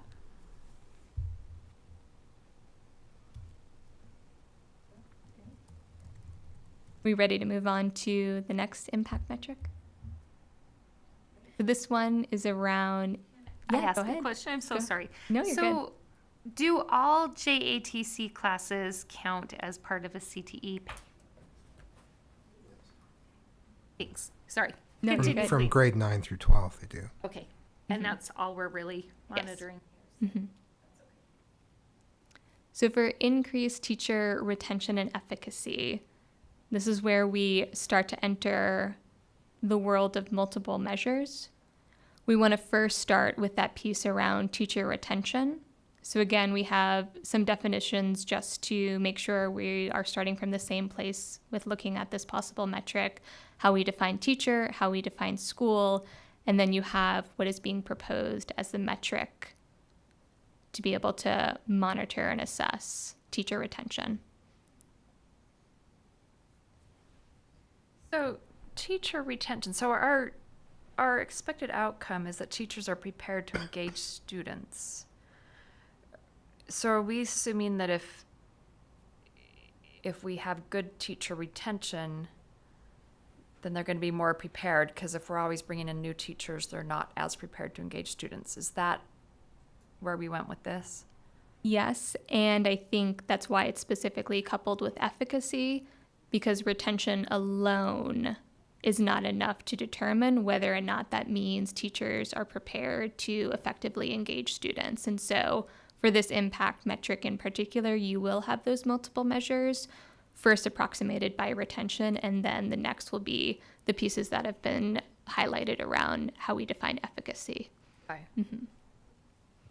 Question on the possible metrics that's highlighted. Percent of teachers who have taught at the same school for 3 or more years. Is that pertinent? Because sometimes a teacher leaves a school not because they're unhappy with the school, but because of the shifting demographics of the school. We just don't have that many third graders this year. Is this an important data point for us to follow? And I'm looking this direction because you guys know best. we, as a board, made a boundary change, and Yeah. so the teachers had to leave. Right. I would propose that we say in Jordan School District, Yeah, that's not at a specific teacher. I like it at a specific school because As it do shows I. that they feel like they belong. They're are committed. Connected with their team, they're connected with the administration. But the thing is, it doesn't have to be 100%. I feel like it's successful if it is 60% or 70% of teachers stay at their same school for 3 or more. I feel like that is very successful with all the different changes, and maybe more. Maybe it should be like 80%, but I feel like it's not meant to be 100%. Yeah, I don't like it by school-wide. I just think that it's not always within their control. I like the district-wide measurement. We're using these usually to measure the superintendent anyways. I think you could gather data by school, but there should be a story behind losing teachers in a school. And we can dig into those, but I just like the global benchmark. I look at West Jordan Elementary, and I think there are a lot of teachers who would have stayed at their school indefinitely, and that doesn't really tell the story. The fact that they left doesn't tell the story that that school was somehow lacking. I feel like we can take that into consideration when we compile the data. If there has been, like a RIF or a school closure, I think those are obviously things that we would consider when looking at who is staying at their school. 2 things I would add just to help with this conversation. So part of the reason why that specific metric was offered is thinking about how it mirrors the state's metric around teacher retention. And so that helps to facilitate the tracking and reporting, going back to the previous conversation of, well, once we identify these data sources, how often are we using them and when are we analyzing them? So knowing that that helps to mirror what the state is already doing helps facilitate a more streamlined process. What I wonder is if it could be a both and rather than an either or, if we were to include both of those metrics, having percent of teachers who have taught at the same school for 3 or more years, and then percent of teachers who have taught within the district for 3 or more years. If you were to have those multiple measures together, that would help to give you that nuanced understanding of to what degree is retention being impacted by expected shifts when we think about things that happen within a district with growing and changing population sizes versus retention being impacted by things related to school dynamics that we need to address more clearly when we think about the charge laid out in the strategic plan. I think the point several people made is an important one. Where's the level of where's the comfort level there? We expect 100% and we question every time a teacher moves, then we're not taking into account the humanity we discussed at the beginning of the meeting. But if we say, you've got half your teachers that are leaving every year on a rotating basis, you're not keeping anyone, then that's another extreme. So there can be lots of stories behind that, but I think it's a great thing to be very aware of. I like the idea of including both. I really like that idea because I think something has to be said about a local school and the consistency therein. Having been an administrator myself, you depend on those people who stay. And it causes a loyalty amongst the faculty, and it has positive impact. So I think that needs to be considered for sure. Would you do both? Do Yes. Yes. percent that have taught at the same school for 3 or more years, and then a percent that have taught within the district. I think that covers it. About changing the district one to 5 or more years. That's what I was thinking. Because that's one of the statistics we hear a lot is that 20% of teachers leave within the first 5 years. Something to consider. I ask myself, going back to a previous slide, like, what do I glean from this data? Does this help my district? And if a teacher chooses to teach a different grade level, but they love Jordan and they stay, I'm great with that. And if a teacher chooses their loyalty within our district, I'm okay. I think that we have a higher level responsibility as a board. I don't know that for me, it's essential that I'm saying, how's that principal doing at that school? I think that is all in that lane. It's not mine. So I'm okay with having both pieces of information, but as a board member, what is most important to me is our district providing a culture for teachers who want to stay. So I'm okay with it, but I don't need it. But you do want the district. I want the district for sure.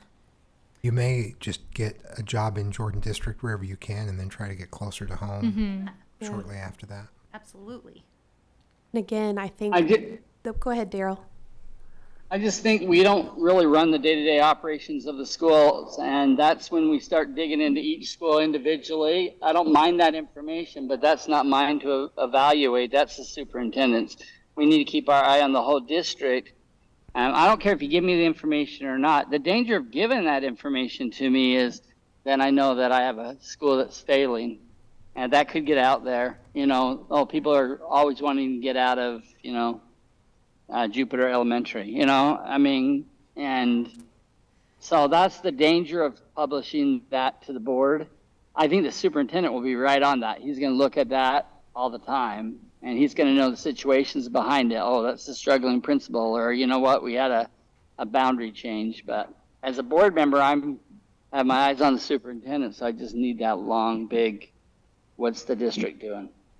I feel like it is relates to board work also, because what if there is something that the board could approve as far as budget for an intervention for that school? There could be some kind of thing happening in that school or that area with 2 schools or 3 schools or something where the board could make a meaningful impact with, well, money, I guess. And Well, but that's when the superintendent should be bringing that to us. That's not our job to bring it to him. He needs to bring that to us and say, hey, and we did that already in the West Jordan area. He brought to us that they could use some additional funding. We funded it $5 million for 4 years, and it made substantial growth. But we shouldn't really be analyzing that ourselves. I think that's the job of the superintendent. I agree with Okay, so we have 3 choices. One is we just use the metric of teachers who have taught at the same school for 3 or more years. Number 2 is we use teachers that have taught at a school for 3 or more years and teachers that have stayed with the district for 5 or more years. And number 3 is just teachers who have stayed at the district for 5 or more years. What's your preference? I like both, and I do like how it aligns with the State Board of Education definition of teacher retention to about the same school for 3 years. Lisa says both. Bryce says just District. staying at the district. Both. Marilyn wants both. district. Nikki, just district. Daryl? Sorry, district. Okay, and I'm going to go with just district. Is 5 a comfortable number, or do you want it to be 3 years with the district? I defer to the left side of the room. What's more useful information? To my left side. We're aware of, it's kind of what Daryl described, but I don't want to suggest that board members don't have an interest in what's happening school to school, of course. But I'm interested in whether someone is leaving Jordan District or whether they're staying. Not why transferring school to school. We do look at schools and say, wow, you had a lot of turnover. What happened? Sometimes you can have turnover because a new principal comes in and they're looking for a principal that people get attached to their principal and they move with their principal. So there can be a lot of explanations for why people move from one school to the other. So upon reflection, I think that kind of what you started with, Nikki, I think there are a lot of reasons behind switching schools that can be that we always want to be aware of. There are a lot of times, well, sometimes you come to me and say, hey, we're hearing that all these teachers are leaving this school. What's going on? So then we talk to the teachers, we talk to the principal, and we look and we delve deeper into what's happening. I just think this requires more background information. If they're leaving Jordan, I mean, you can do it by school. How many teachers at a given school are leaving Jordan? I don't know. I'm not giving you a very clear answer. I guess I would just say the district What's your stat. preference? And then would you say how many, the percent that leave after 3 years or the percent that leave after 5 years? Oh. Your definition of we've retained a teacher. I look at those stats every year, and half of our teachers have not been here longer than 5 years. And that's been true for a very long time. Because a lot of teachers don't plan. There are a number of teachers who don't plan on teaching long term, even when they enter the profession. So I would say 3. 3 will, because if you're leaving after 3, something's wrong. It's faster than the average. After 1, it was not a good experience. Yeah. And there are some of those where it doesn't. I'm not being very clear because this is something I think about a lot. And the more information, the better. But I think for this purpose, I think it's how many have left the district after 3 years. So I propose the possible metric be the percent of teachers who have taught in Jordan School District for 3 or more years. Excellent. I appreciate this because I think we've identified as a guardrail for our decision making that what is published to the board, district level metrics. And this is really nitpicky, but I think it would sound better to have who have taught in Jordan School District instead of at Jordan School District. That's a good example of when wordsmithing is helpful. Yeah. Karen was on it before she even got it out. Impressive. Okay, check for just a minute. Do you guys want a break for 5 minutes, 10 minutes? Do you want to keep going? I think a break would be great. Okay, let's take a 10-minute break. Great.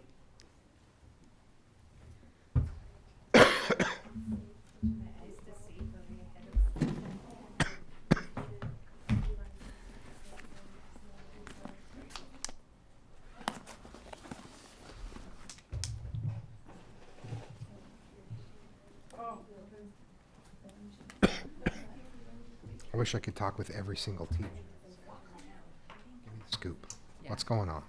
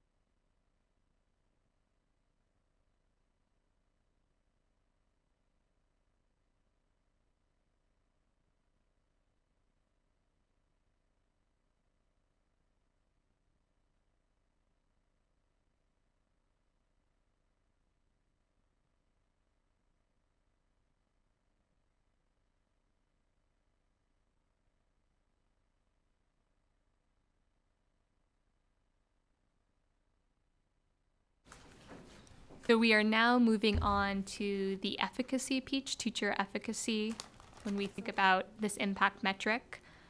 So if you scroll down again, I love this one. I love this one.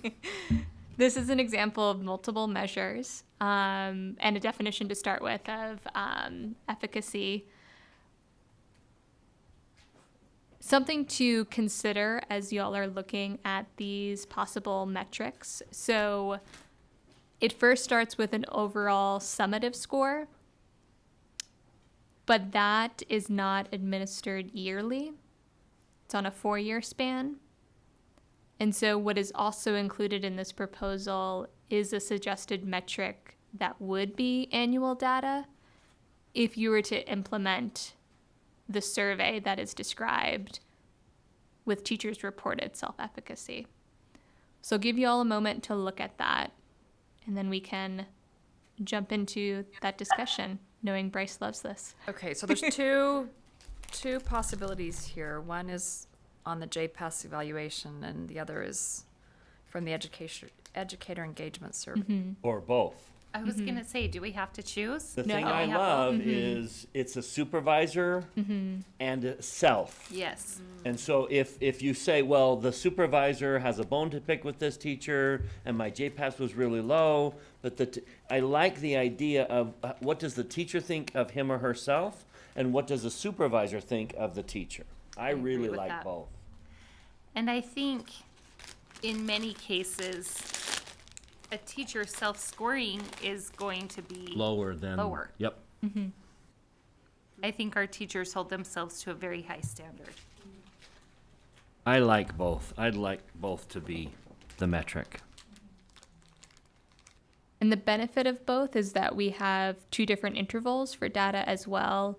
The self-efficacy, if it is ratified, would be with the understanding that that survey would be administered yearly. So you would get that information on a yearly basis for each teacher.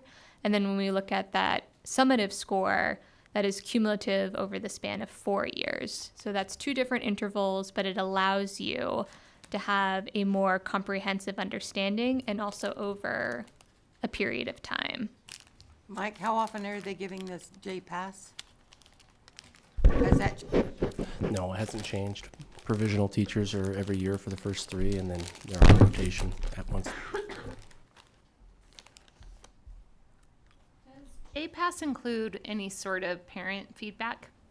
no. It's all administrator. Well, it's all classroom. Evaluate, yeah, like Classroom, and then they have their observation. portfolio. Yep, observation. Yeah. Because our climate survey, you would think I would have it at the top of my head because I just did it a few months ago, but talks about an overall experience, not about individual teachers, right? Correct.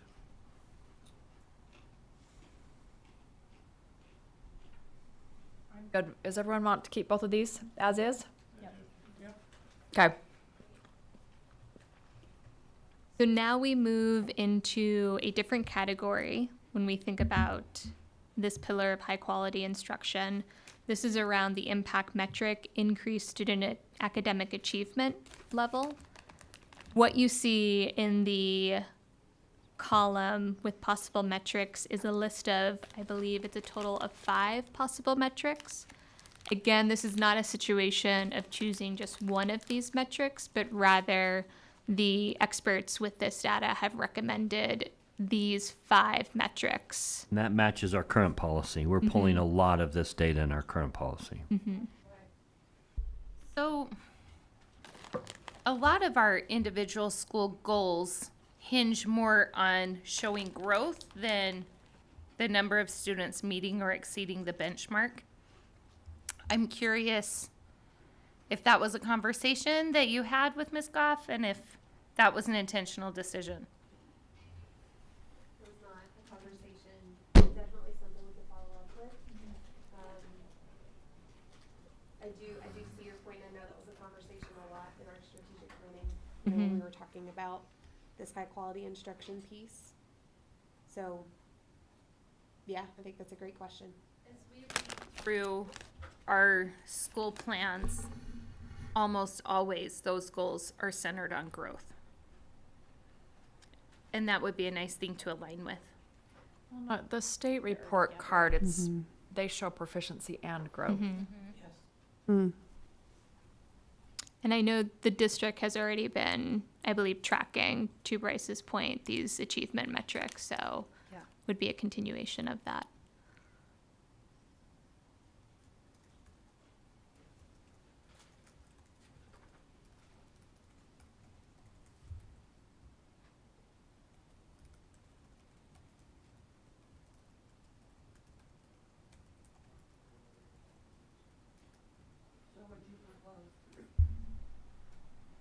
Adding that in as one of them.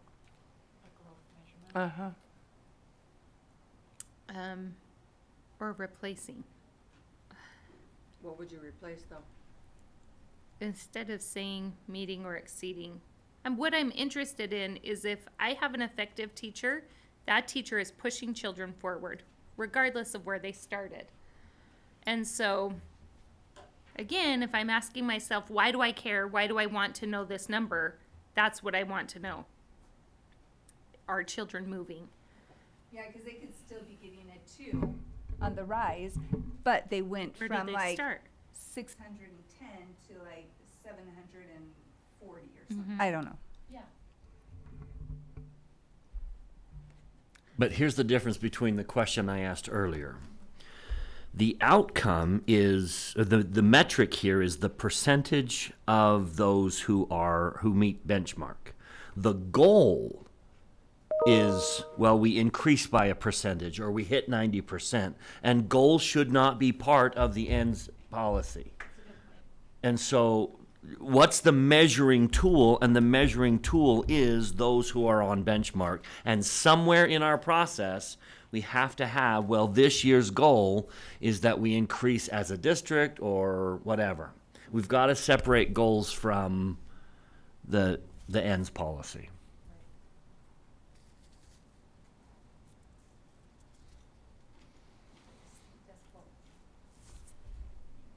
Yeah, the state does achievement and growth.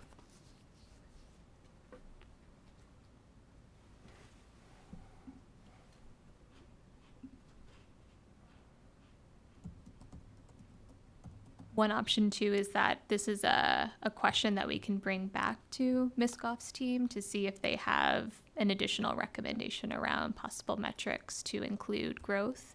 I think one potential implication that we would have to discuss further is if we were to include something around growth, whether or not that would mean changing that impact metric sentence stem to increase student academic achievement and growth level.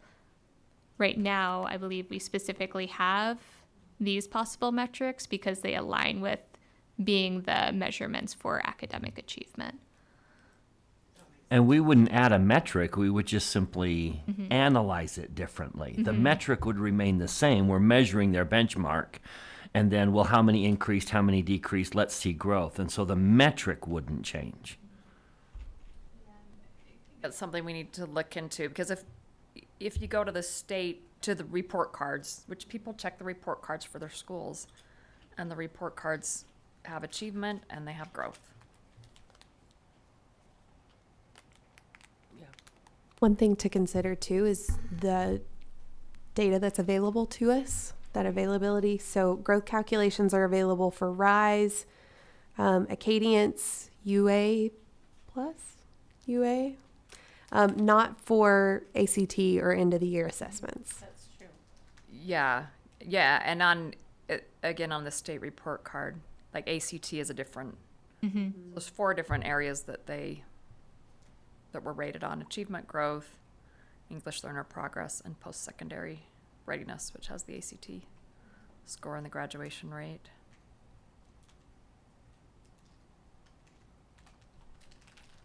But yeah, it feels like if that's well the state and our community is holding us accountable, that as a board we should look at these both measurements.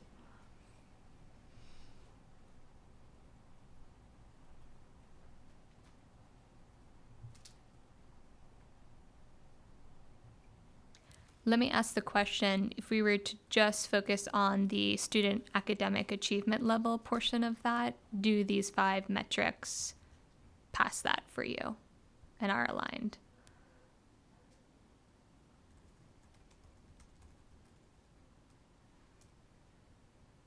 We have Acadience grades K through 3 in math and reading, and then we have Rise for all grades.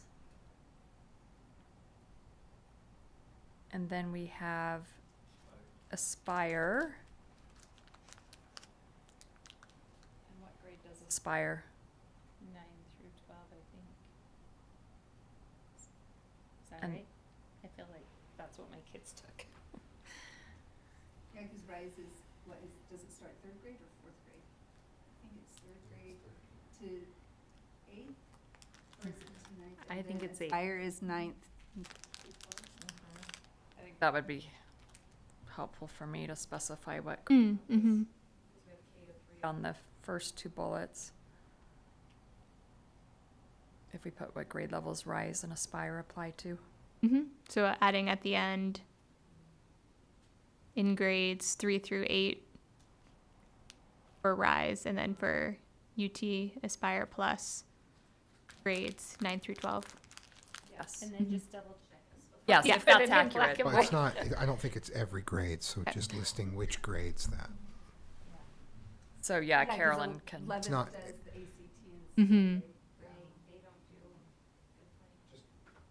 don't do. Not listing a range, listing.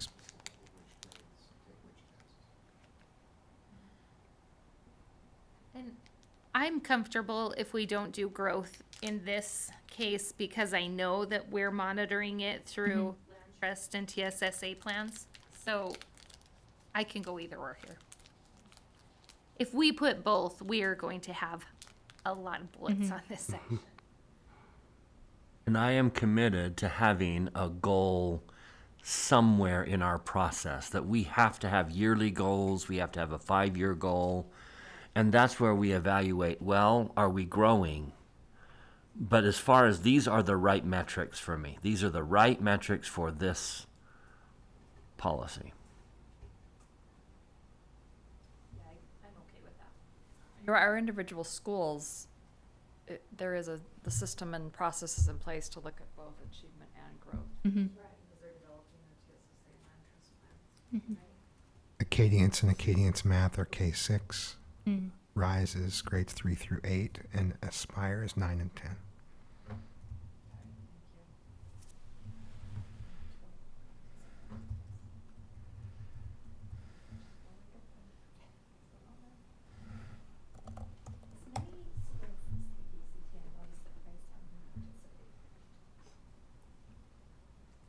So is everyone comfortable then just leaving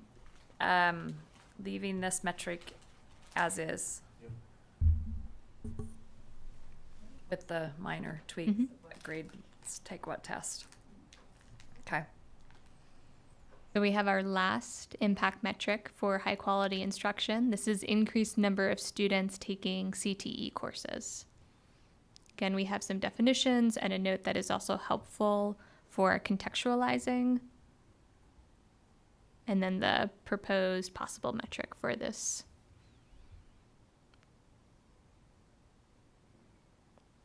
So this time would the graduating cohort, would 8th grade.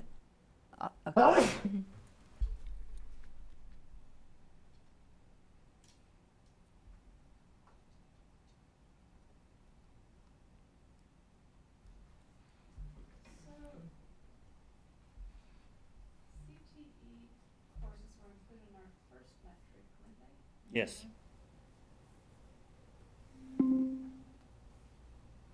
Our strategic plan has these 4 different metrics. And CTE were pulled out specifically for the 4th bullet. I think going back to our conversation with the first impact metric for this pillar, we clarified that graduating cohort is 9 through 12. What is different here is the addition of 8th through 12 when we look at the course coding of what would be tracked here for CTE courses. Which does seem a little inconsistent. Sorry to say it. It does.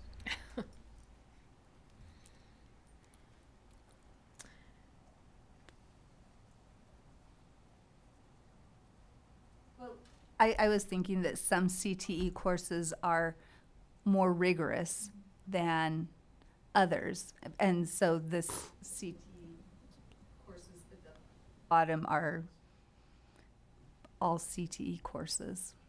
And even, and yeah, I'm not trying to downplay the effort that goes into classes, but I think some are more. Mm-hmm. So this is percent of students in the graduating cohort, but cohort is 9 through 12. But we're looking at 8th graders in this data too.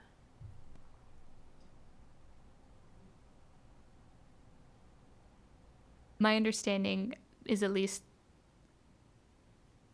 what they perhaps took in 8th grade, if it was categorized in the catalog as such, would then be a part of when we consider that 9 through 12 band. Anthony, are all CTE courses considered rigorous? That's the difference. The first bullet point is rigorous, and they have to be designated as part of career or technical as rigorous, or can we drop the CTE definition in the first metric? Well, because I'm thinking some CTE courses in, like a surge tech or farm tech class are very rigorous as opposed to a sewing class, in middle school is possibly less rigorous. What's the difference between, because everyone has to take a CTE course, it's required for graduation. So if we're saying that we want every student to take at least one, well, that's already a metric, they have to. But under the rigorous, we say taking a class as part of a career and technical education pathway. Is there a difference between a class that's part of a pathway and just a CTE class you take for graduation? Is a pathway JETC programming? Yes, but it's not limited to that.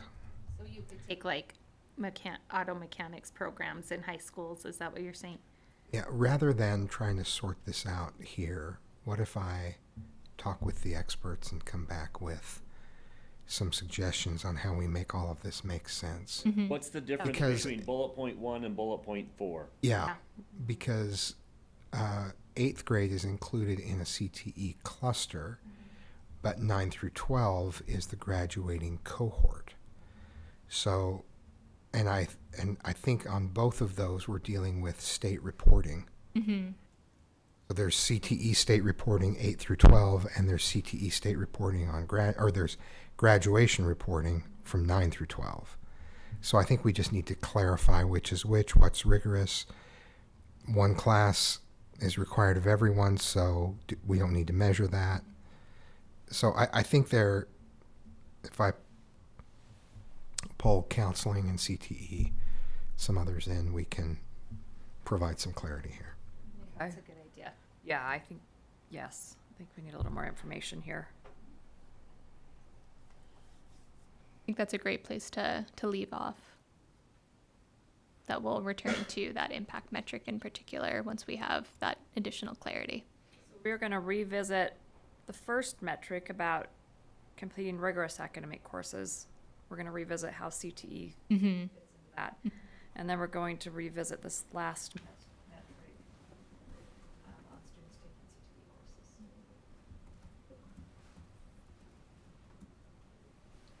CTE courses. Okay. So that's a We're good with the middle of it.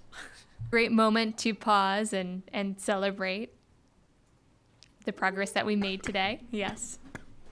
So this is what, this is our first pillar. This is what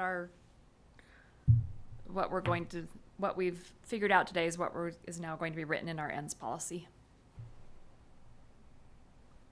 So what's next? Today? I just, I don't know. I feel like I should go, okay, finished. Just vote on those things and let's go. But So, I suspect that's not the case. well, revisiting what we talked about at the beginning of the day, right? Like, we don't have to overcomplicate things. We've made a lot of progress today. And walking into today, our primary objective was for you all to go, wow, we're actually more than halfway done. And you are more than halfway done. And so the rest of this work, as far as the ends policy goes, is to continue this data conversation. That's what'll happen in our next retreat. I think we have that scheduled. September September 6th from 1:30 to 4:30. Location to be determined. Let's go to them. We all come to you. Everyone's going to Louisville. Or Little Rock. So You go to the tech atrium at Juniper Elementary. Just enjoy that view. So this, what remains is obviously we're going to follow up with the rest of these data decisions and bring more information so that we can officially finish the high quality instruction pillar. And then from there, we'll discuss the data for the other 4. And yeah, then it's up to This you all really to was the approve. hardest one. So the other 4 shouldn't be nearly as hard as student achievement. Why we started. Yeah. So I hope you all feel good because we're proud. Thanks for all of the work you did before the meeting to help make it go. Yeah. So I have a question. We have our first ends policy, E400, is our mission statement. And it was actually a review of this that started this whole process because we thought we needed a new mission statement and decided it would be a portrait of a graduate instead, and then started this whole entire process. So what should E400 look like? Want my recommendation? We have a mission Because statement we have a in mission statement in our strategic plan. Yes. we have a mission and a vision. So should we include both of those in our first ends policy? Or is that an end? What's your recommendation? I see a little bit of agreement. I will say I have worked with one board that insisted on having their own mission in their policies. That was separate from the district. It was a year of chaos, of back and forth. So step 1 is aligning on the question of, is the district mission that we, and again, I think it helps to ground ourselves back in the process. We looked at our growth areas. We spent a lot of time on those, and those resulted in the 5 pillars. But we spent a lot of time looking at our strengths, and there were a lot, and that resulted in your mission and vision. Where are we headed, and how are we going to get there? That was really the framing for the mission. What are we already strong in that makes us Jordan? It talks about opportunities, things like that. I think step 1 is knowing where that mission and vision came from. Do we all agree that this also should be adopted as our board mission as part of our official policy? I highly recommend that it is. If you wanted to include the vision with that too, I think that makes sense. Again, if you're talking about outcomes, that's what your vision is. We want everyone to be curious, be intentional, and be united. So that would be my recommendation, Sarah. Yeah. So have one policy that's got our mission and our vision in it. Yeah. I like that. Our values. And values too. I don't know why So we all would three. not Okay. include our values as a beginning point. This is what we value as a board. This is our vision, this is our mission, and this is what we value. And what you're about to read on these policies are what we expect to occur. This is why we exist. So my recommendation would be include mission, vision, and values. Values in our first ends policy. Or 400. And then, so do you anticipate us I mean, just working through this whole process, after the September 6th one, then hopefully we come back with, drafts of each of our ends policies, the one with mission, vision, values, the one for each pillar. And then we'll review the draft and eventually vote on it in our main meeting. Everyone comfortable with that? Yes. April. We have to beat April. Oh, we have to vote on it by April. Just a reminder that for it to become binding on the superintendent for the following school year, it has to be approved before April. I would Right. encourage this board to be Especially finished at by this pace. December. By December, right, I agree. And that is September 6th. that's an interesting thing you bring up, because when Dr. Godfrey reports this December, it's going to be on our old ends policies. Yep. It's not going to be on our strategic plan, Correct. because we need to give him a whole year to. Back to that original this. framing. This is, we are resetting the computer. We're restarting it. Yes, so it may seem a little weird in December. Although I'll also note for those listening in that it's not a complete departure from what I've been reporting on before. No. The metrics will be different. The emphasis may be, there'll be some new things. Structure will be different. And yeah, the structure, and we'll leave some things out, we'll add some things, but it won't be completely different.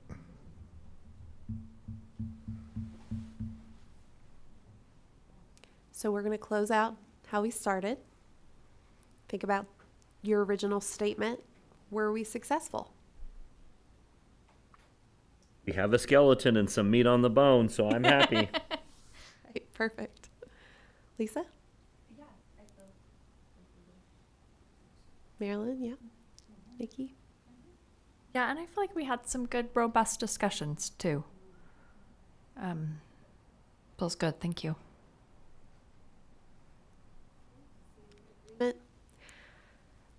I'm going to leave you with this, and a few of you have already heard this story, but I'm going to tell it again, and I promise you this is the honest truth, okay?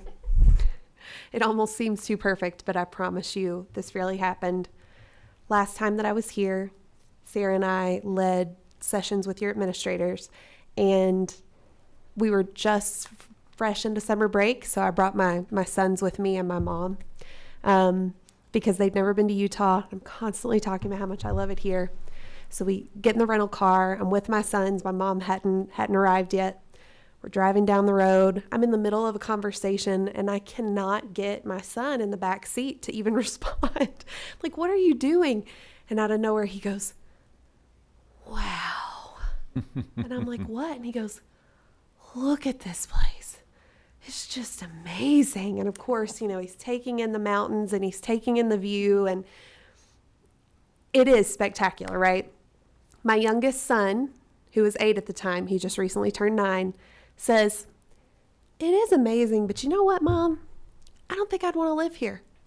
And I said, why not? And he said, because I bet you that the people that live here get really used to how amazing it is, and they don't appreciate it like we do.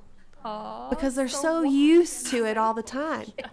And of course, I'm in this moment like, wow, that was very profound. Yeah. And I'm like, you know what? I bet you're right. And I spent that day with administrators and I thought about it. We had a weekend before we came back and I thought about it. That applies to Jordan School District too.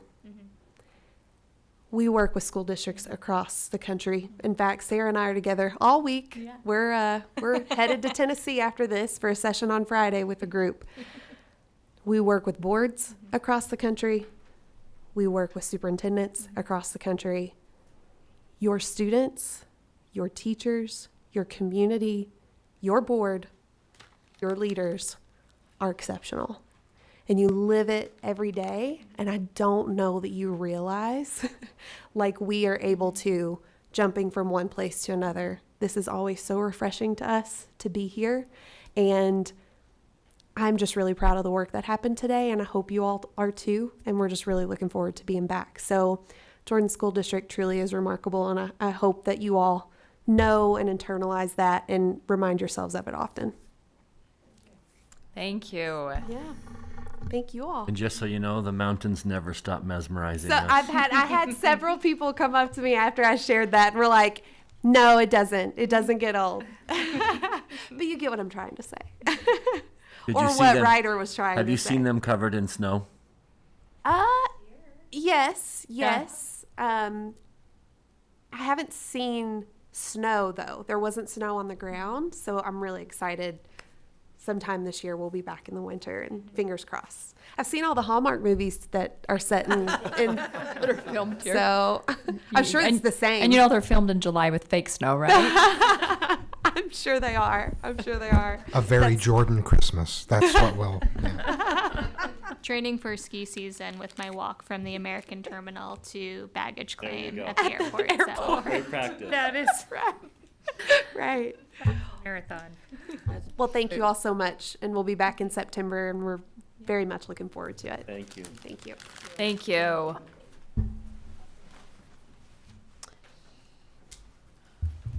So what are you doing the rest of the day? That's a great We can let's take a break for 10 minutes. You can cut off the stream. getting ready for the rest of the week as we have to take the show on the road. Doing very different work Yeah. in Tennessee. In Tennessee, we're working with teachers and doing personalized.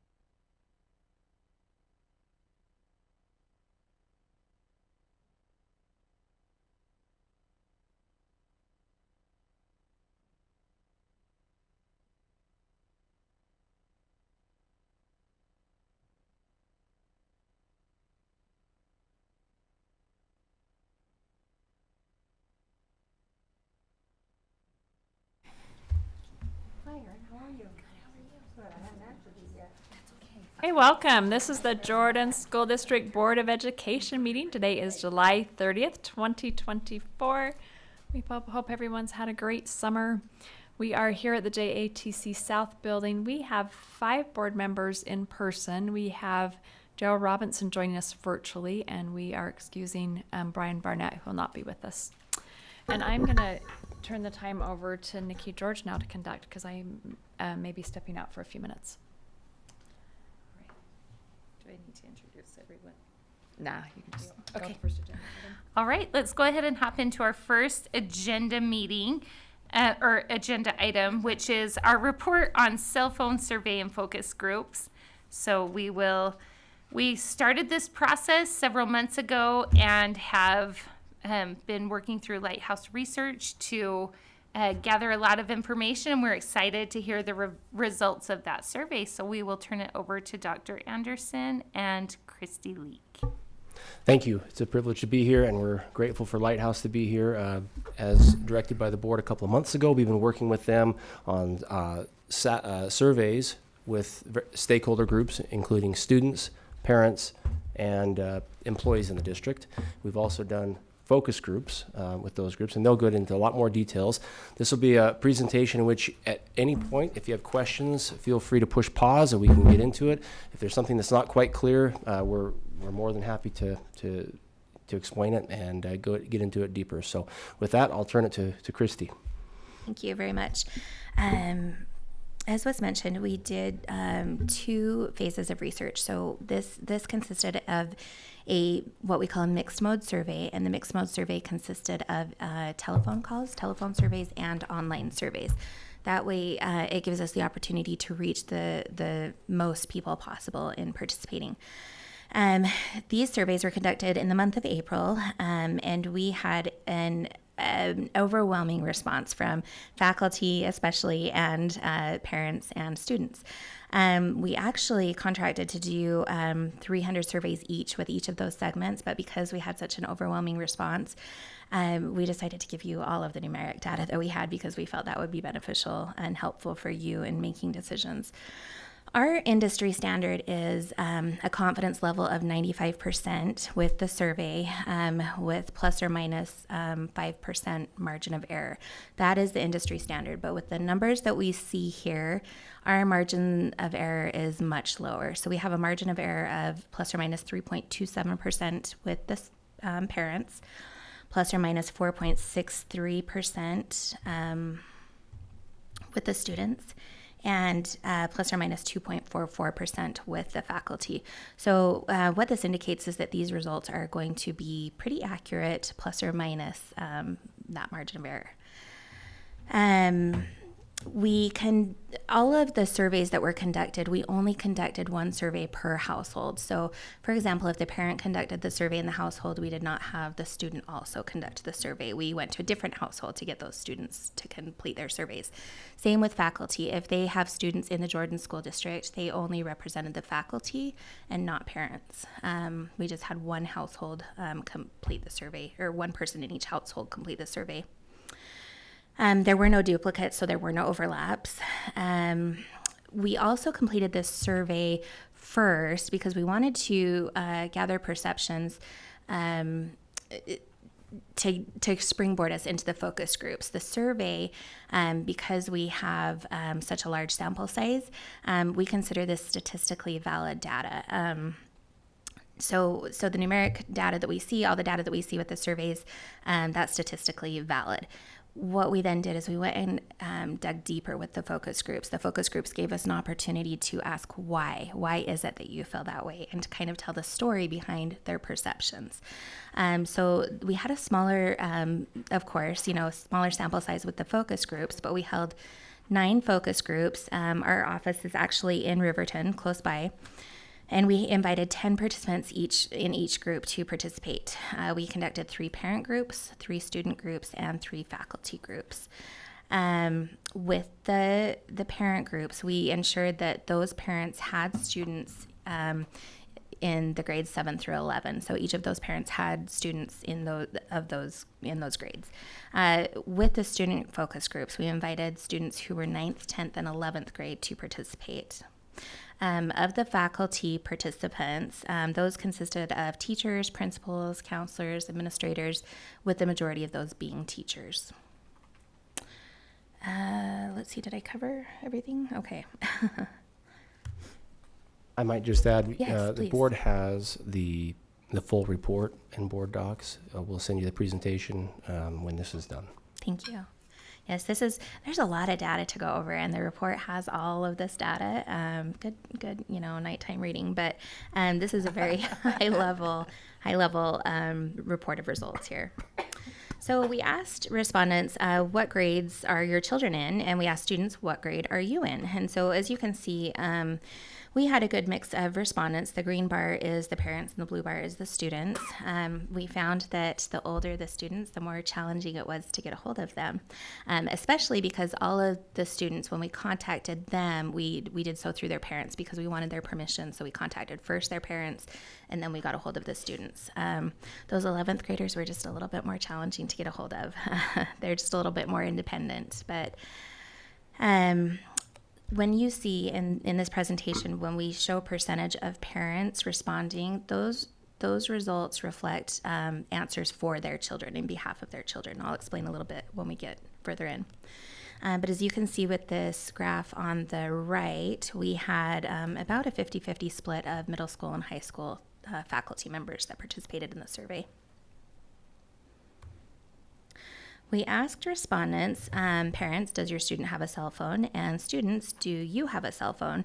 And as you can see, the older students get, the more likely they are to have a cell phone. If you look at the right, we see that 71% of 7th graders reported having a cell phone, compared to 100% of 11th graders that reported having a cell phone. So it gradually increases the older students get. What's that? Specifically smartphones, thank you. Question was, do you have a smartphone? The question was, do you have a cell phone? And is that phone, so if you can see the dark blue means yes, I have a smartphone. The light blue means yes, I have a phone, but it's not a smartphone. And the gray means no, I do not have a phone. And same thing is reflected over here on the parents. Thank you. So I should say that not only do 100% of 11th graders have cell phones, but all of those cell phones are smartphones. We asked parents to indicate what is an appropriate age for your child to have a cell phone, and then we asked students, how old were you when you first got a cell phone? As you can see, 11 to 13 is probably the most popular response. When we see that 31% of parents said that 12 years old is an appropriate age to get a cell phone, and 29% of student respondents said that they were 12 themselves when they got a cell phone. On average, as you can see, parents said that 12 is the appropriate age to have a cell phone, and students 11.66. That's the average age that they were when they first got a cell phone. So it's around age 12 is where it's sitting. We asked in the survey, we asked students on an average day, how much time do you typically spend on your phone? This is the results that they gave us. I kind of wonder if they underestimated, but this is what they told us. We see that 22% of respondents each said that they spend 2 or 3 hours on their phone, with nearly another 1/5, 18%, saying that they spend 4 hours a day on their phones. When we look at this as an average, we see that students on average are spending 3.26 hours a day on their phones. We followed this question up in the focus groups. We asked them, how much time do you spend on your phone? And we asked students and parents to indicate that whatever that number was, do you feel like that's too much time, or do you feel like that's an appropriate amount of time? Nobody said that they feel they spend too little time on their cell phone. But as you can see, the majority of respondents, parents and students included, they feel that they're spending too much time on their cell phones. We see that 63% are spending too much time on their phones. That's student reported. And we see that 82% of parents said that they feel that their students are spending too much time on their phone. And again, this is a follow-up question that we asked in the focus groups. I don't know why that's there. Let's see. That's a random icon floating out there. Please ignore that. But we asked respondents, do you use social media on your phone? And we found that 57% of respondents said that they do use social media on their phones. In the focus group, we followed that question up with what social media platforms are you using? And most frequently, we found that students are using Instagram, Snapchat, and TikTok. Instagram the most. And so you can see the counts down here underneath Instagram. You can see that 19 parents and 18 students reported Instagram. So the 19 parents said, my child is on Instagram, and the 18 students said, I myself am on Instagram.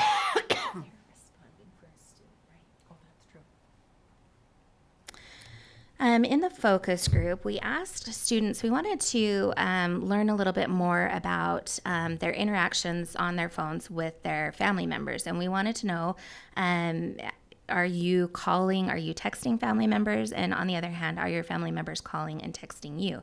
And overwhelmingly, we found that family members are texting all day long. Not so much calling, but texting. As you can see, family members are texting students, and students are texting family members. When we asked them why, what is it about, what are they communicating about? Parents and students most frequently said that parents are sending reminders to their students. Parents oftentimes would say, I had something pop into my head, and if I didn't text them right away, then I'd forget that, and I needed them to remember that. Or this parent, for example, this first quote, they said, most of the time it's just remember that you need to go do this after school. One student said, it's just about the little things your mom's reminding you about, something that you need to be reminded of. We also followed that question up. We asked parents, when you text your students, do you expect them to respond to you right away? And we found that parents, for the most part, said, no, I do not expect a response. I'm just texting them information. I don't expect them to respond to me. But students and faculty said students will respond. So students said, yes, if my parents text me, I will respond. And faculty said that if they get a text in their class, that typically their students will respond. One faculty member said, I have had parents call in the middle of class, and the kids think that if it's their parents, they have an out. It's like the phone rules go off just because my parent texted. In the focus groups, we asked students to imagine that they got to school and they realized that they had forgotten their cell phone. We asked them, how would you feel if you realized that you forgot your phone at home during the day? And this is what they said. There's a direct correlation between the size of the word on this page and the frequency with which it was said. So the larger the word, the more often students said it. Most frequently, they said that they'd be annoyed. But multiple students also said that they'd feel stressed or worried, anxious, missing out, like they were missing out on something, that they were concerned or sad. And we did have a few respondents that said, I'd feel fine. It would be annoying, but I'd feel fine.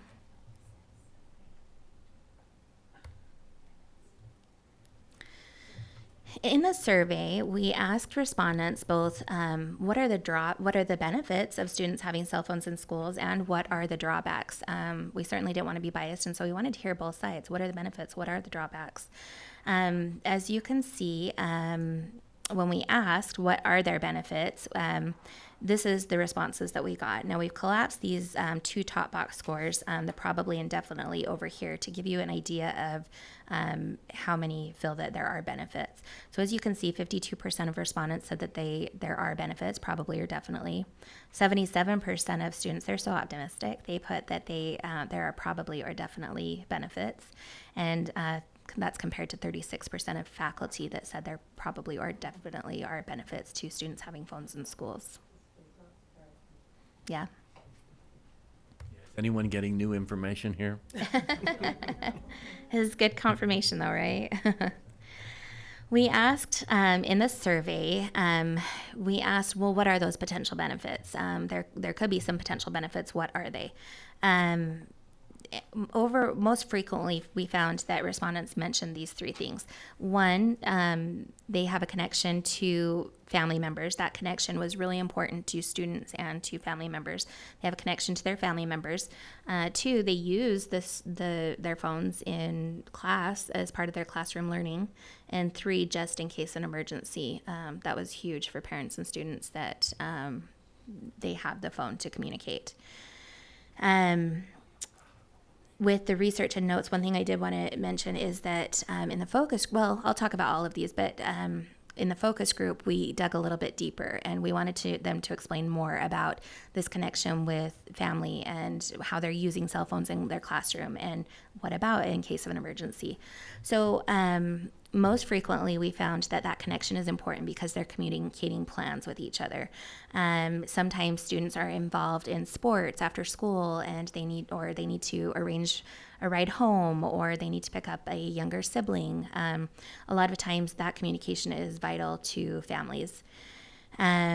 In addition, we found that the older students, they're more likely to have a job and work, and so it's important for them to be able to communicate with their employer, communicate plans of working with their parents.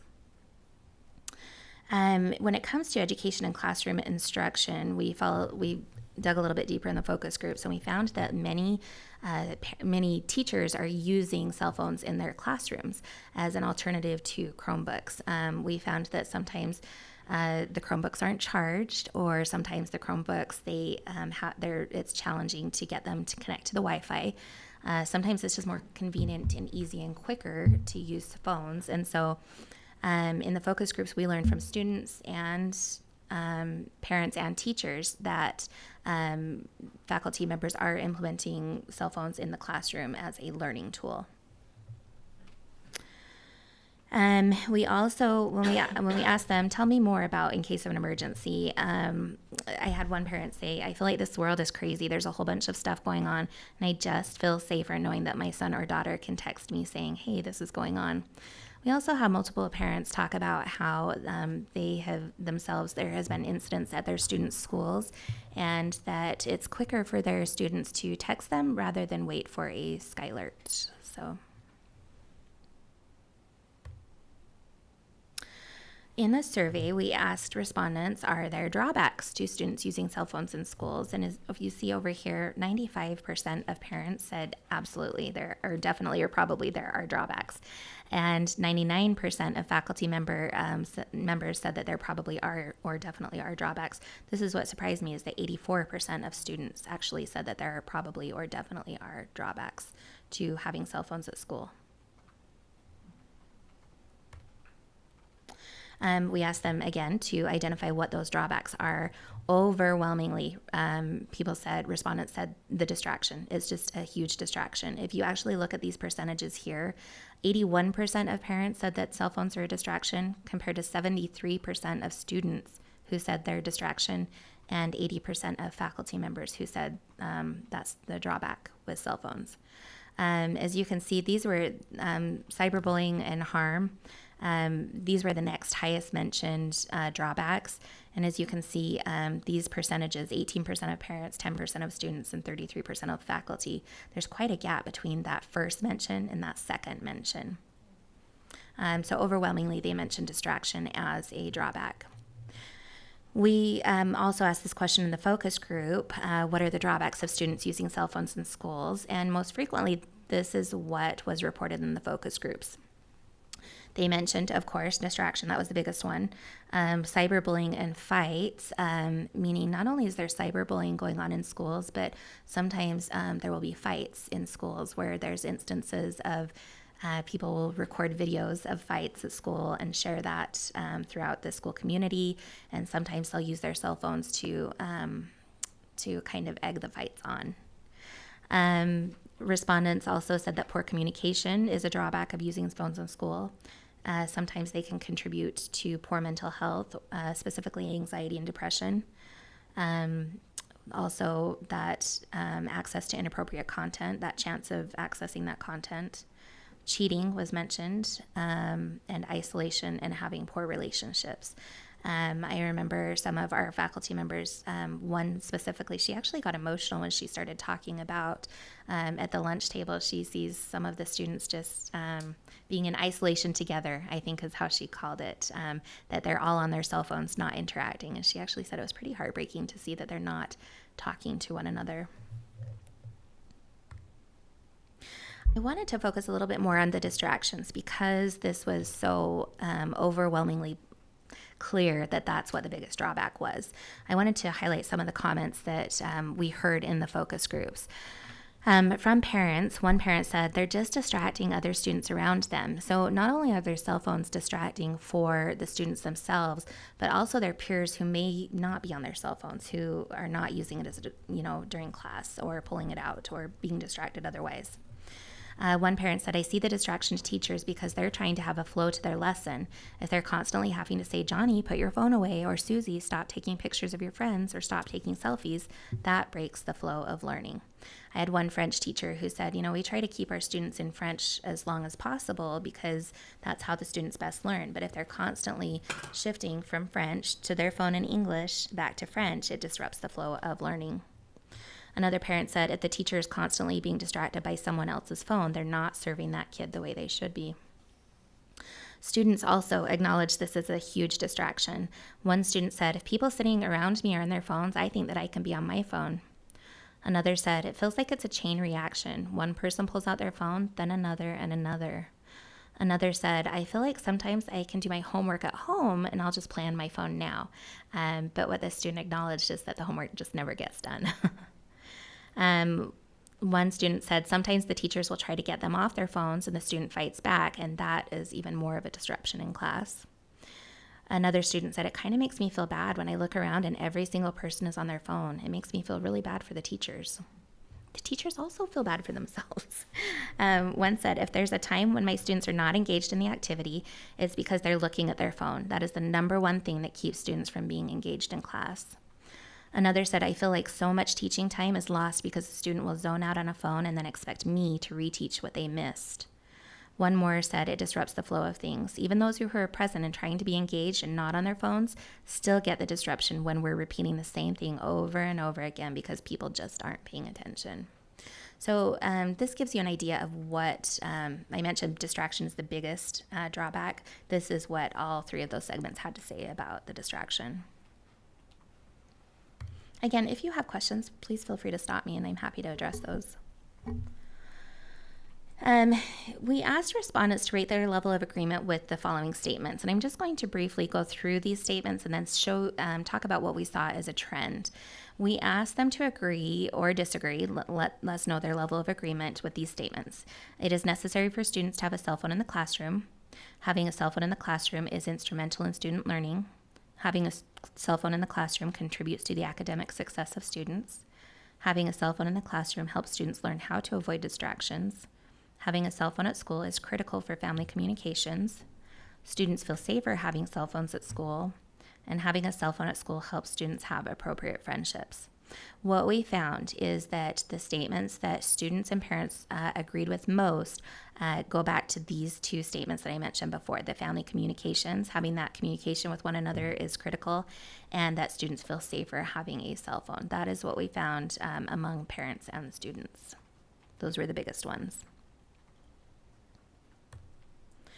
We also asked respondents to agree or disagree with these statements. Students spend too much time on their phones. Phones are a distraction in the classroom. Having a cell phone in school negatively impacts students' concentration and behavior. Cyberbullying and harassment through cell phone usage is a major problem among students. Having a cell phone reduces the level of physical activity among students. And having a cell phone has a negative impact on students' interpersonal skills. Interestingly, what we found with these is that for the most part, faculty members and parents who have students without phones, who don't have students with phones, agreed most with those statements. We also found that students without phones were likely to agree with some of those statements the most as well. So it's students that have the phones and parents of students that have the phones that maybe are less in agreement with those statements. We asked respondents, how concerned are you with cell phone usage in your classroom or your child's classroom? As you can see, students aren't concerned. They're not too concerned. 64% said that they're not at all concerned or not very concerned. But when you look at the percentages with parents, we see that 69% of parents are somewhat or very concerned, and 93% of faculty are somewhat or very concerned.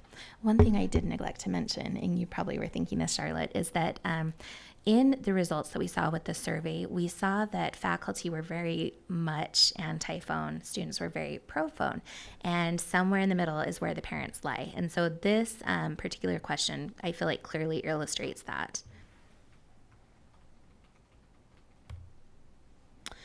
In the survey, we asked respondents, do you feel that student cell phone usage at school should be restricted at the following times? And this is what respondents said. We see that respondents were not as favorable toward having cell phones restricted at lunch or during breaks. We see that 21% of parents were, only 21% were in agreement at lunch, and 26% were in agreement during breaks. Only 9% of students agree that at lunch they should be restricted, and 14% during breaks. Only 22% said at lunch, and 56% said during breaks of the faculty. However, 91% of faculty said that cell phones should be restricted during class, compared to 70% of students who said cell phones should be restricted during class, and 67% of parents. I think that's 87. That should be 87. I apologize for that. So thank you for, I apologize for that. We'll fix that when we send that over to you. So 87% of parents felt that way. What was interesting to me is the 70% of students who said, when we asked them, I believe the question was, should cell phones be restricted during the following times: class, lunch, and breaks? And we see that 70% of them said that they felt like it probably or definitely should be during class.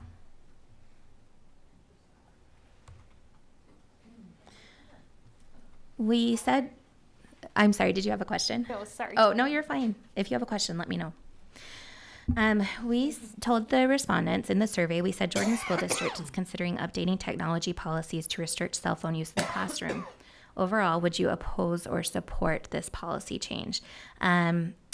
This one, when we combined the respondents, 92% of faculty were in favor of restrictions in the classroom, compared to 75% of parents who support restrictions in the classroom.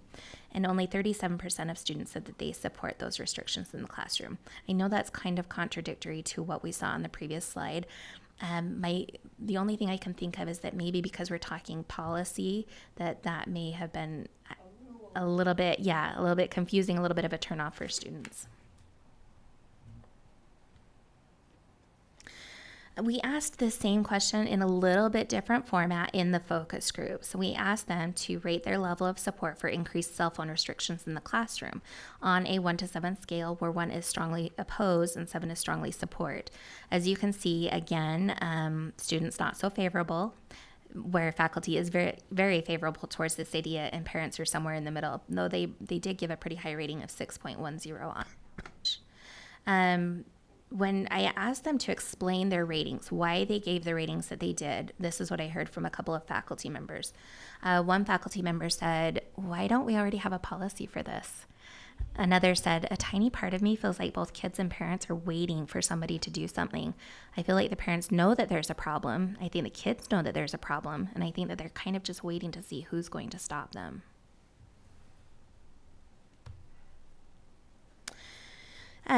We asked respondents, students, of course, were they opposed the cell phone restrictions the most. And when we asked them why, most frequently they said, again, it comes back to that family communication. They want that connection, that tie to their families. Again, also for safety or emergency reasons, just in case there's an emergency, they want to be able to contact their family. And they said that they are using their phones as educational tools in the classroom currently. We asked them to further, in the focus groups, we asked them to expound on why they oppose cell phone restrictions in the classroom. One student said, maybe in middle school or in the younger grades they should be restricted, but if we're responsible enough to have a job and have a driver's license and to go out with friends, we should be responsible enough to use our phones. Another student said... Yes, you should be. Yes.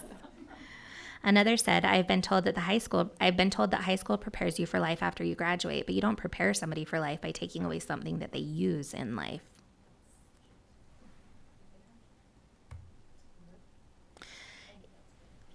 In the survey, we asked respondents, those that support cell phone restrictions, why do you support them?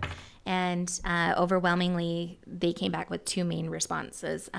One, cell phones are a distraction. It goes back to that distraction. They're just too distracting in the classroom. And two, cell phones affect learning and focus. When we asked them to, in the focus group, we followed that question up with why, explain more about why you support these restrictions. One of the parents said, it's hard for them to have power to control themselves. Their brains are still developing. In a way, restrictions will help them learn control. This is what faculty had to say. They said, we teach them how to use them correctly. Right now, they're not in a mental headspace where they need to be taught how to use them correctly. Another said they need social development. They need to be in a relatively unstructured place where they can interact with their peers without it being rigid, and they don't interact with one another when they just stare at their phones. One more said, and this was pretty poignant to me. One more teacher said, I lose 10 minutes a day of my teaching per class for phones. I just feel like that adds up. In a week, we're a whole lesson behind. I just feel like for some reason, if we banned phones, I would get all that time back. And this teacher was really interesting because I kind of used that comment in the rest of my focus groups with parents and students, and just that thought of if I got 10 minutes per class and that accumulated at the end of the year, how much teaching time would I have back? And I think that was pretty eye-opening for a lot of participants that to see that. In the survey, we asked, in your opinion, what would restricting cell phones in the classroom have a positive or negative impact on the following: student safety, student learning outcomes, and student engagement in interactions. We see that 77% of parents, 56% of students, and 93% of faculty said that there would be a positive outcome on student engagement in interactions. We see that 78% of parents, 59% of students, and 93% of faculty said there would be a positive outcome on student learning. And 38% of parents, 35% of students, and 56% of faculty said that student safety would most likely be increased.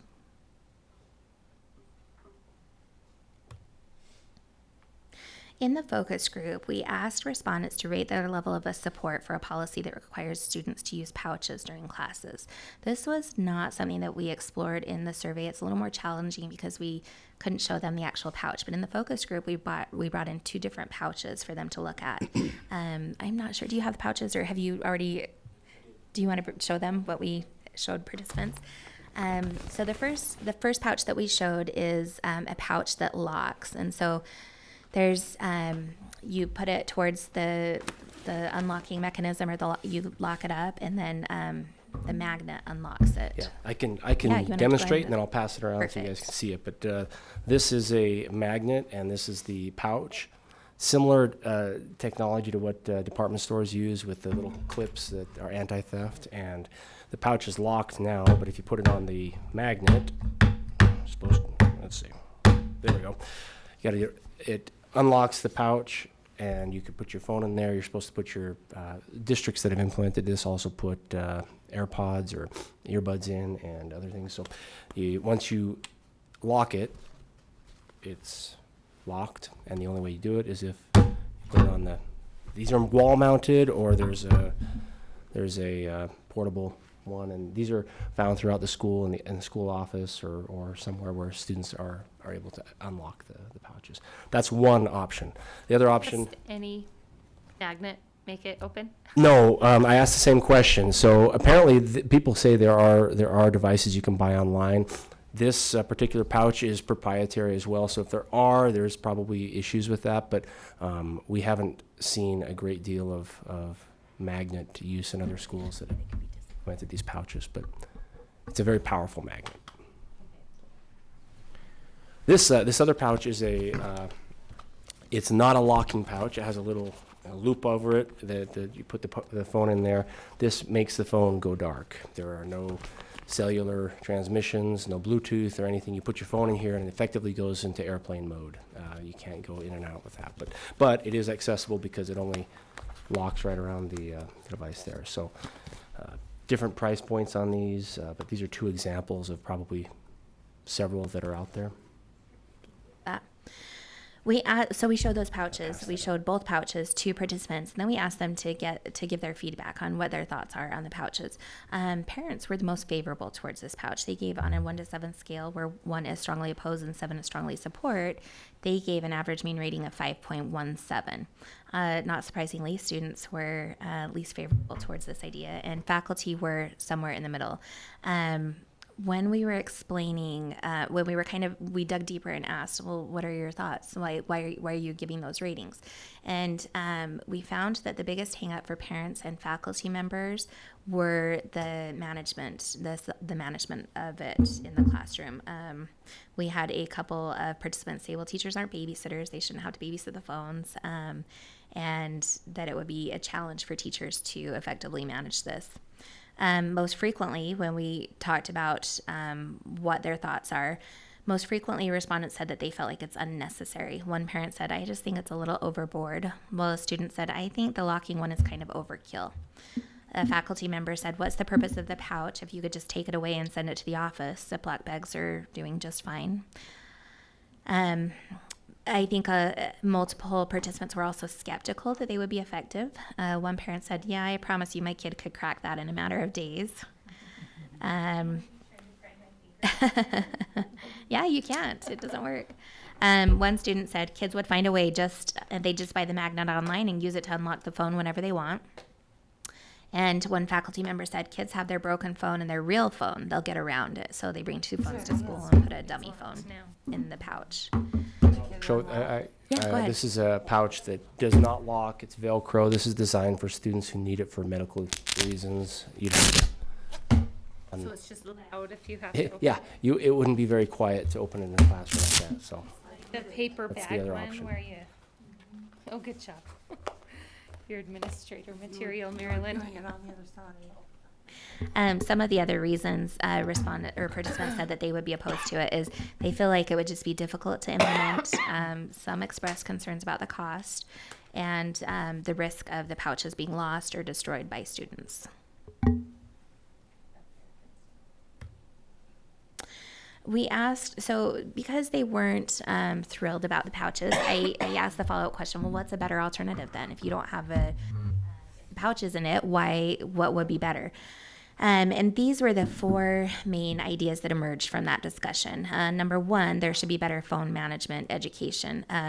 We found that parents, students, and faculty said that we need to teach students how to responsibly use their phone.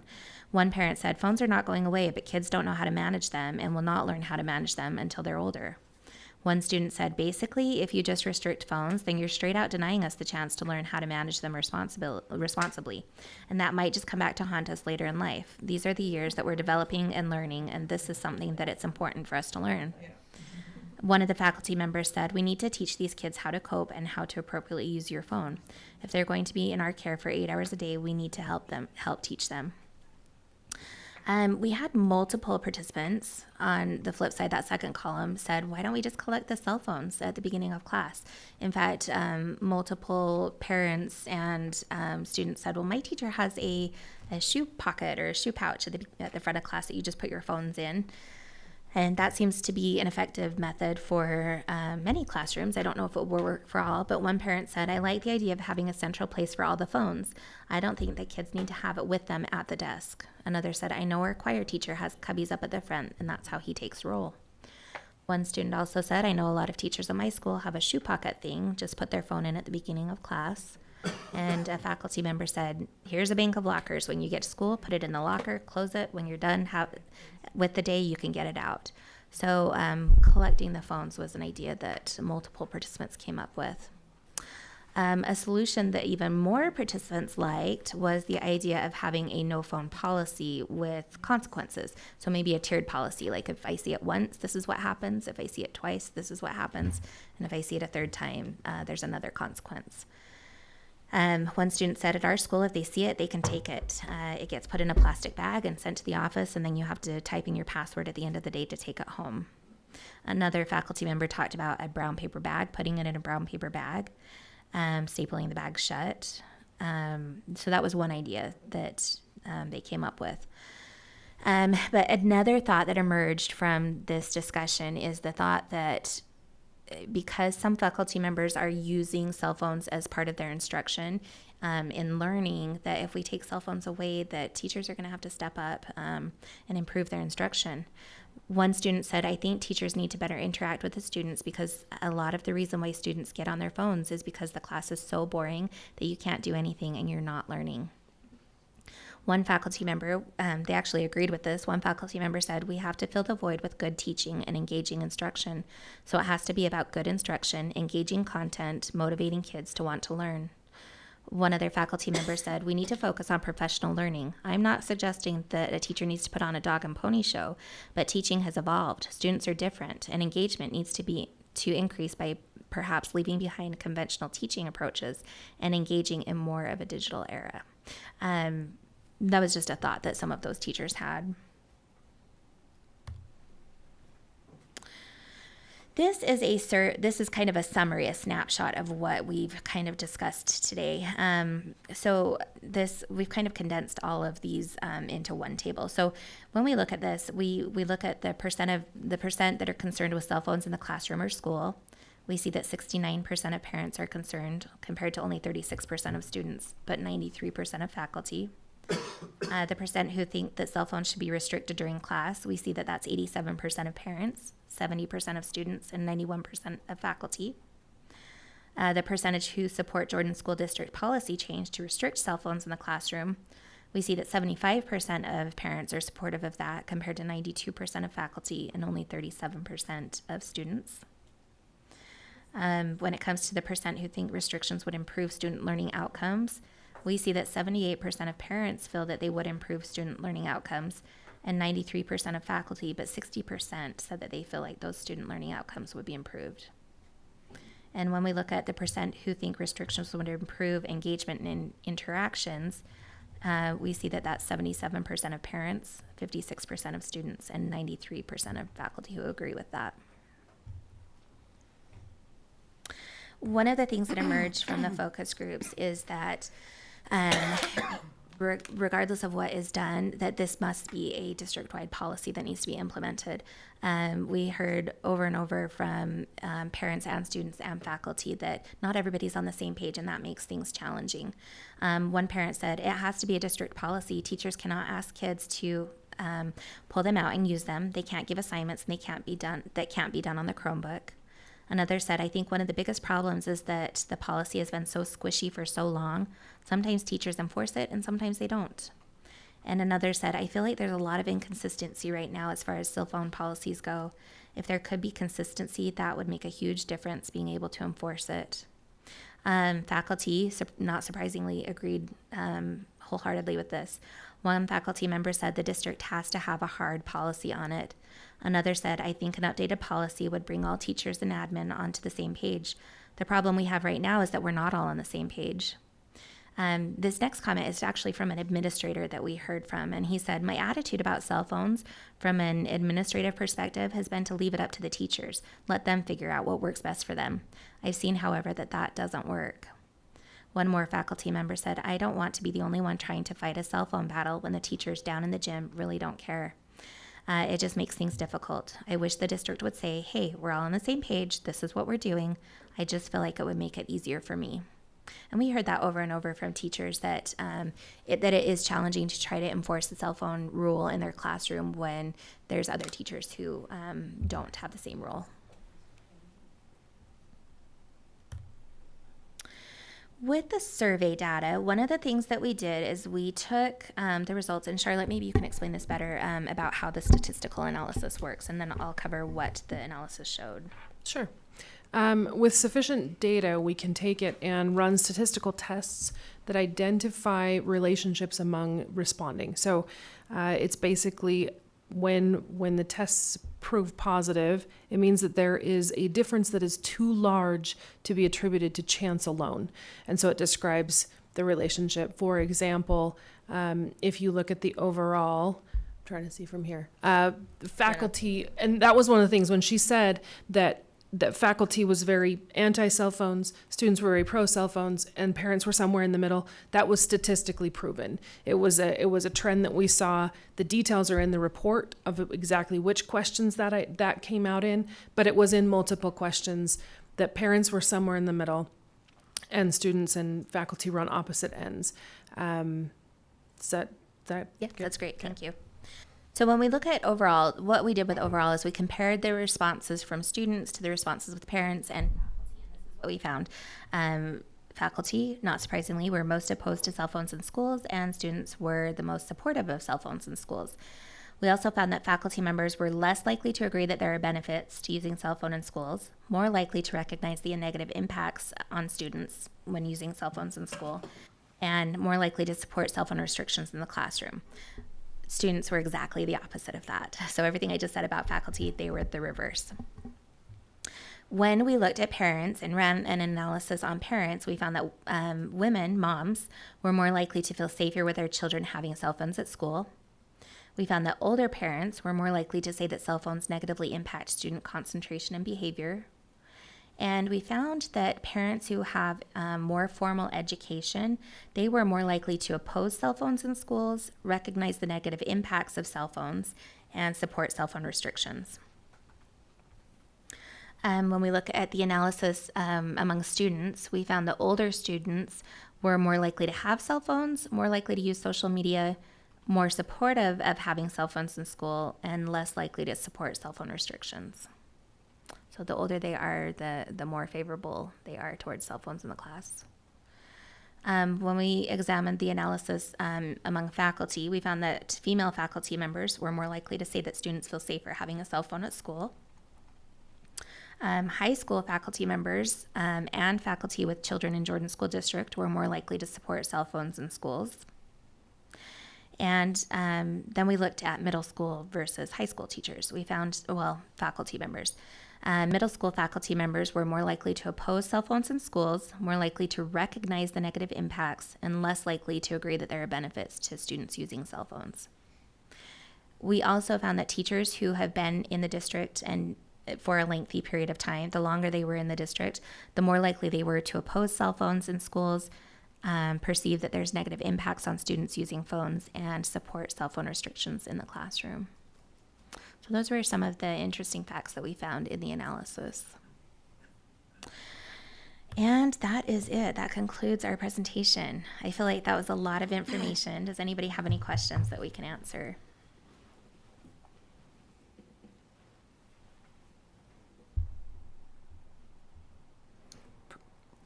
Pretty clear.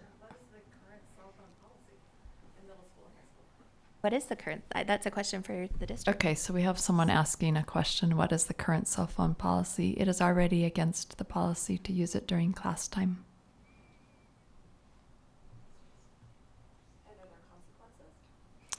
Well, that's the problem. It is not enforced. So, I mean, some teachers do, some teachers don't. So, yeah. I also don't know how accurate this is, but we learned in the focus groups from students and parents that it sounds like the cell phone, it sounds like there is a policy in place, it's just not enforced. But according to the knowledge that students and parents have, it sounds like, and even faculty, it sounds like there are different cell phone policies per classroom, from classroom to classroom within those schools. So, Janet, do you have? Yeah, you can come. You can come and speak in the mic since you are our JEA president. Janet Sanders, JEA president. Hello. I just wanted to say that I think a lot of teachers are frustrated because they don't feel that there's administrative support for them taking away cell phones. That they've been told directly that we don't want to have liability, that you can just handle it in your classroom. We don't have the time to be bothered with 100 cell phones or 1,000 cell phones coming down every day. So teachers have kind of felt like they just need to deal with it, that they don't have that kind of support. So if there were a policy that had teeth in it as far as support from the administration goes, and I know that's a big ask, I think teachers would be way more on board. There's always going to be a few teachers who are going to be resistant to things, but if it were across the board and this is what happens the first time, and I've heard really great success stories from the middle schools that have implemented stricter policies. I've heard from a lot of teachers who feel like that's been a great thing. They get so much more engagement in class. And I think if kids knew that they were going to be required to have their Chromebook, that they couldn't just pull out their phone and use it, and that it needed to be charged, that they would be more likely to have that, and the teachers would be able to use that more consistently as a resource.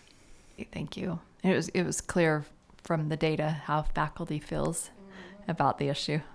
There is one thing, it was in that last slide, but to be clear, when we looked at the analysis, there was a clear difference between high school and middle school. We checked middle school faculty versus high school faculty. And high school, I'm not going to say they're positive about cell phones, but they were less negative about cell phones. They don't fight it as much, they don't struggle with it as much, they were less concerned about it than the middle school faculty were. Makes sense. How's elementary? We didn't survey anyone in elementary. Okay. Dr. Godfrey or Dr. Anderson, are you hearing issues with phones at elementary level? Yes, and there's a greater level of parent interaction with students on the cell phone at the elementary level.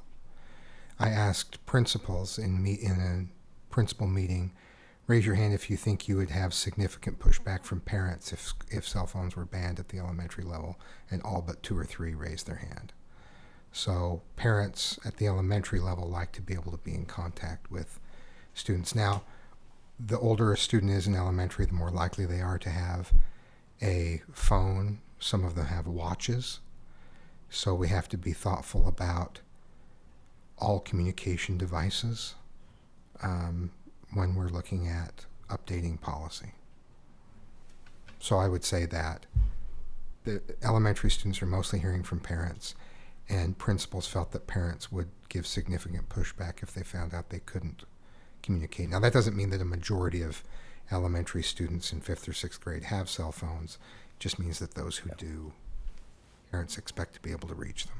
I would also add that the schedule lends itself a little bit better to cell phone management in the elementary schools because of the way the classes are structured. And of course, when you get into middle school and high school, passing periods and different classes from time to time facilitate more cell phone use and a variation of enforcement from teacher to teacher. Does anyone have any? I've got several more questions, I think, for our staff. But does anyone have questions for Lighthouse and the data? No, which one is it? She says data, I say data, so we don't even know internally. I got it from our statisticians. Oh, that's how they it's say data it. then. If you can't measure it, it doesn't exist. Well, thank you. And we have hundreds of pages that you have provided us to review. So thank you. Appreciate that. It's helpful insight. Thank you for letting us come present and participate in this research. We found it fascinating ourselves. Thank you. And we'll make sure this presentation is uploaded to the board docs when we get it. I wanted to ask Dr. Anderson if he would share. He visited a school that was using the pouches, a large school, like 3,000 students. Because one of my concerns, and one of the concerns in the data was that, that just seems like a lot of work, and how on earth do you manage that? So I would love to hear what your experience was visiting a school. Sure. Yeah, there's using one. a pouch. I visited a school as part of a school district in Dallas suburb, similar in size and demographics to one of our high schools. They had almost 3,000 students, as you mentioned. And again, in a suburban environment, they have implemented the pouches that you saw that lock with the magnets, and they did that following a pilot that their feeder middle school implemented the year before. It was very successful, and so the high school decided to try it after a lot of discussion and input that they received from their school community. They did it. I visited about halfway through, not quite halfway through the year. And so they had implemented it for a few months, and they found it to be, at the beginning, a couple of rough patches just trying to get it up and running, but it was up and going when I visited, and it was very successful. I mean, they had kids come into the building at the beginning of the school day. They had to show a staff member that they had put their phone or their any wearable technology they put in the pouch as well. and then they locked it, showed the faculty staff. They also have students that are required to wear ID badges. We, of course, don't do that yet here, but they have to show both. And then they get into the school, and their phones are in their pouches, on their person throughout the rest of the day. And there are exceptions if they need to go contact a parent or in some sort of emergency. They can go to the office to unlock their phone pouch. But other than that, they are not seen throughout the day. They power them off so that they don't go off during class, and then so they have batteries in them once the school day ends. But passing periods, lunch, breakfast, they are all put away. Students are also issued a Chromebook, and the Chromebook serves as their communication device.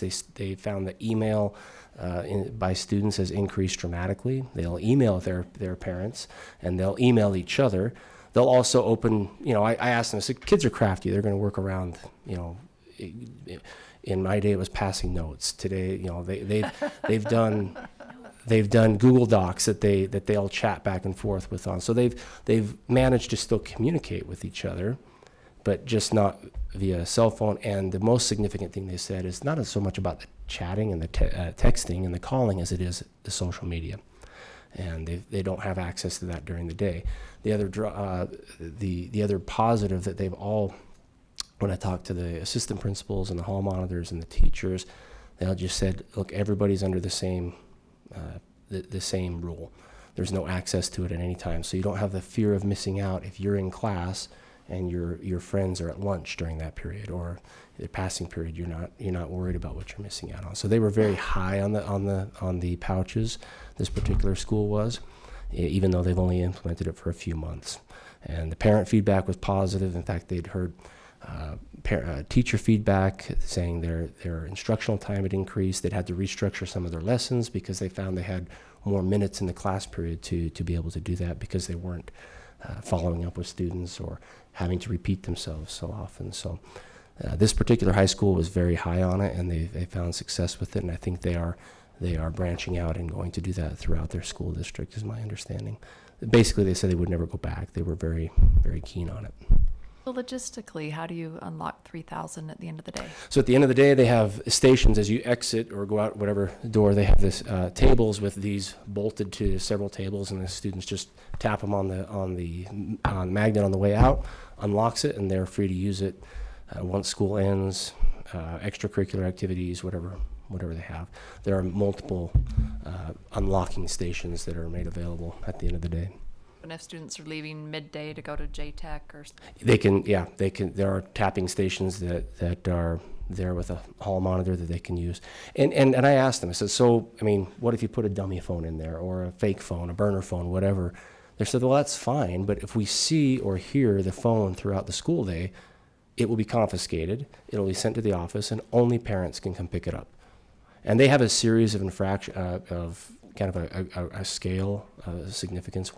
One infraction to 2, 3, 4 infractions. They have rules set for that.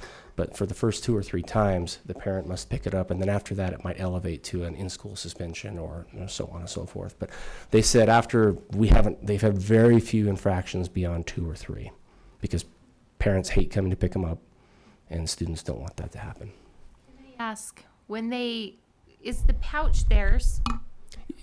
It is given to them by the school. I don't know how they work So does it stay at the school then? In that case, like you take it out, you leave it in a bin, or how? No, the pouch is theirs. The students. $30 a pop?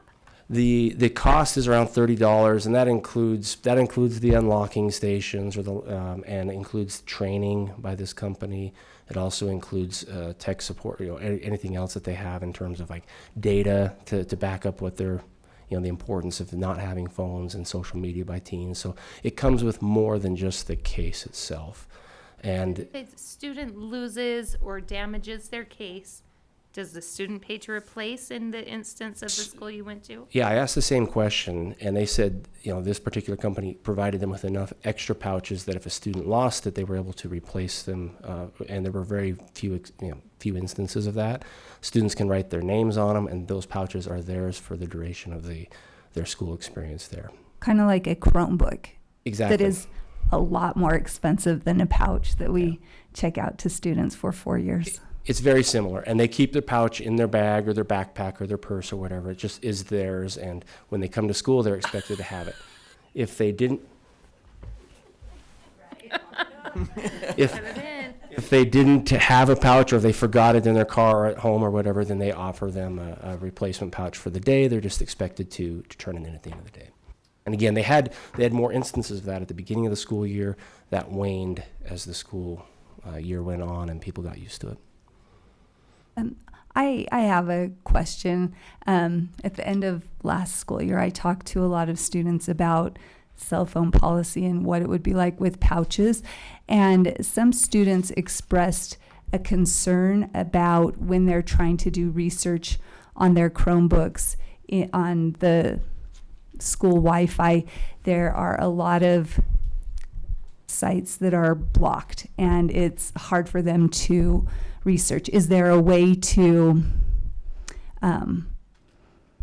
increase the number of places that students could go on a Chromebook to do research?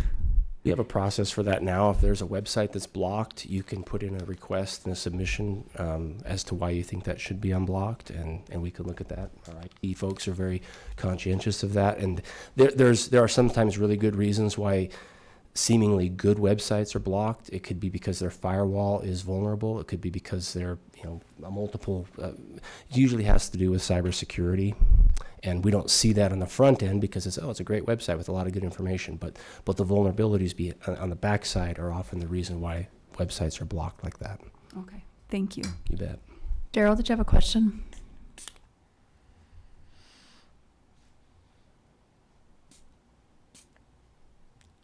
We lose him? Okay, Sir Wilson. He just unmuted. Daryl, can you hear us? We cannot hear you. While we're waiting for him, I might just add that walking through the halls with the assistant principals and the hall monitors, it was different to see students not walking around with no phones in sights. In the cafeteria, there would be students that would sidle up to a table together, and they'd have their Chromebooks all open and they'd be using them, but there wasn't the usual scene that I've become accustomed to with my own kids and kids in the high schools and middle schools, where they're often sitting next to each other, but all in their phones, texting. It was a different experience and quite gratifying to see that.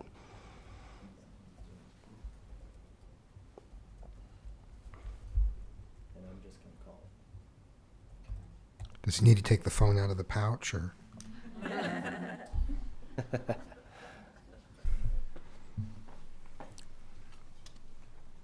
Else have any questions while we get Daryl on? I have a question about that pouch. Is it destructible? Which one?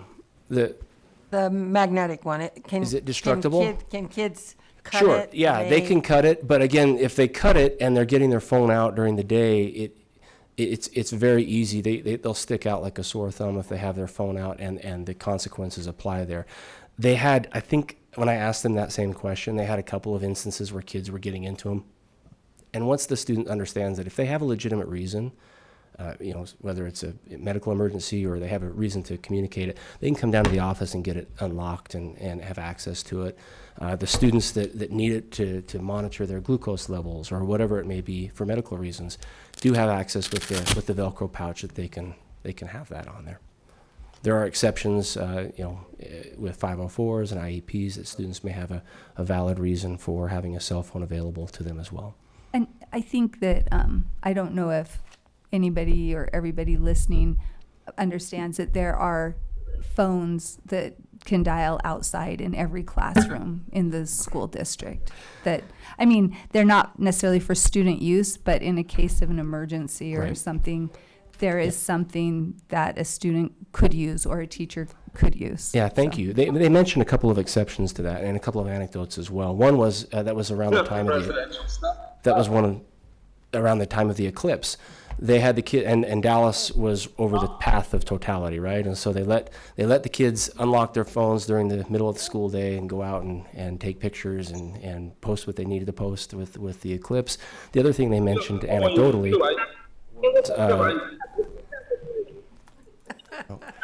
that they had a fight in the cafeteria the week before I got there, and they're like, we couldn't even figure out who was fighting because nobody had recorded it and posted it to social media. So it took them a minute to figure that out. But they did say that the number of their behavioral incidents have gone down, their instructional time has gone up, and again, the people I talked to in this one instance, they were very high on it, and they never go back. They were very pleased with the results of it, and students seem to be okay. Do they anticipate a change as kind of the newness wears off? I didn't ask them that, and I don't know how to forecast that. I mean, maybe at some point, but I don't know. It's a good question. You pull any students aside without the administrator standing next to you and talk to them privately? I didn't have the opportunity to pull them aside. You know, we talked with groups of them, some athletes and some other students, and they didn't complain about it, but I didn't ask them specifically what they thought, so I didn't have that opportunity. Okay. Can you guys hear me now? Yes, Daryl, we can hear you. Go ahead. Sorry about that. I was impressed with Lighthouse and the research, and I went to most of the focus groups and watched them, and it just seems like everyone knows there's a problem. I think the difference is we don't know how to solve it. We're not leading out on a ban such as we're talking about, a pouch. I know the Ogden School District, I think Granite, a lot of them jumped on and are already doing that. And I'd be interested to know local results, or what are they seeing? It's good to look at other school districts across the country, but I think we could find some evidence if we were to research what our local people are saying. I don't know that there's any districts that have started it yet. I think they're starting it when school starts this fall. I know of a high school that's beginning it this fall, and I know of a middle school in another district that's beginning it this fall as well. Don't we have some schools within our district that have tighter cell phone policies? Okay. As we heard, some cell phone policies vary from school to school and from classroom to classroom. But I don't know of a district that has fully restricted cell phones district-wide. There are schools here and there, but I don't know of a district that's taken district-wide action before this fall. Some may be doing it this fall, but I'm not even sure of that. So I have a question about Chromebooks, actually, or computer access. We do not have a one-to-one device access in all of our schools, right? And I'm curious, I feel like if we're saying everything has to be accessible on a Chromebook, then we are also committing that every child will have access to a Chromebook or whatever that school is choosing. And I'm curious what that financial implication is. I don't know that there's a class or a school where students do not have Chromebooks, but they're expected to be online during class, where they would require them to, where you would need a cell phone to function in class. I think you may need a cell phone as a replacement for a Chromebook if you don't have it there, but I don't know that we go to the other end where we require, if we're not one-to-one, then we're not expecting students to be on a device unless we're providing it, I guess is what I would say.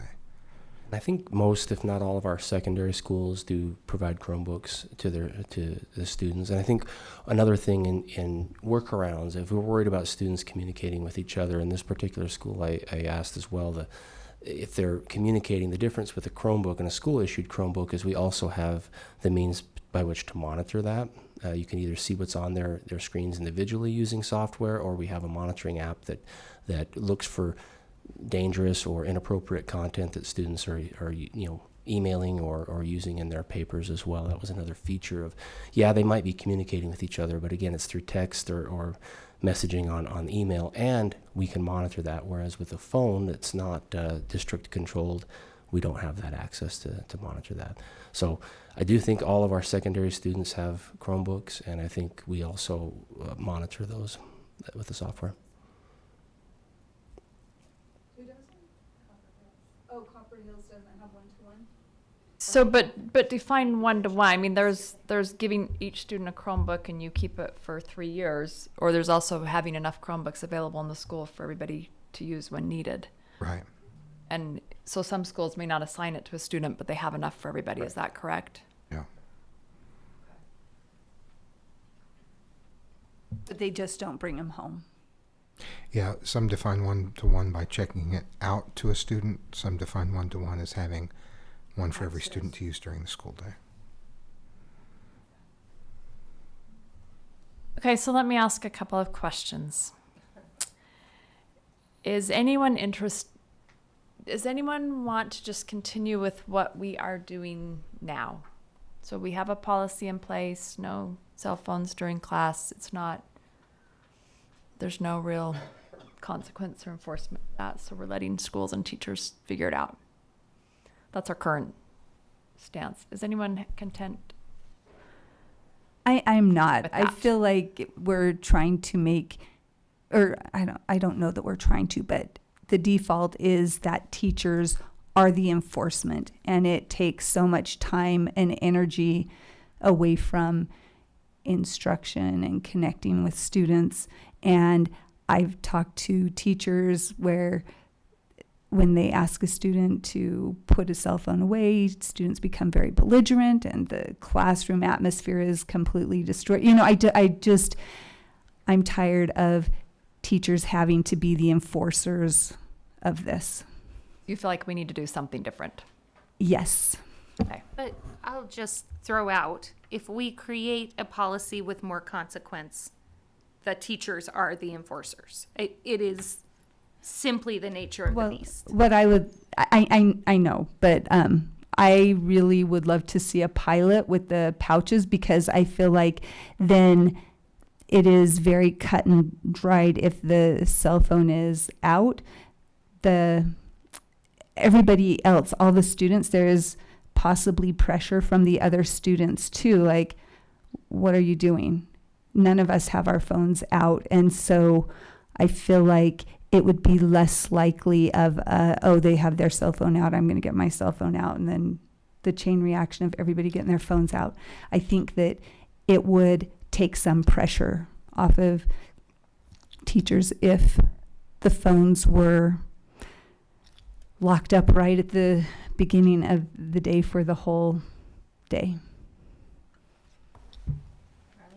I was just going to say, let's face it, the policy is not working. We need to tighten it up somehow. I don't know an answer right now, but I think it's something that we need to delve into very deeply. Keep things the way or do something different? I agree that we need to tighten it up. Okay. Bryce? I don't want to do nothing. Okay, so do something. Yep. Okay. So let's go to the other extreme.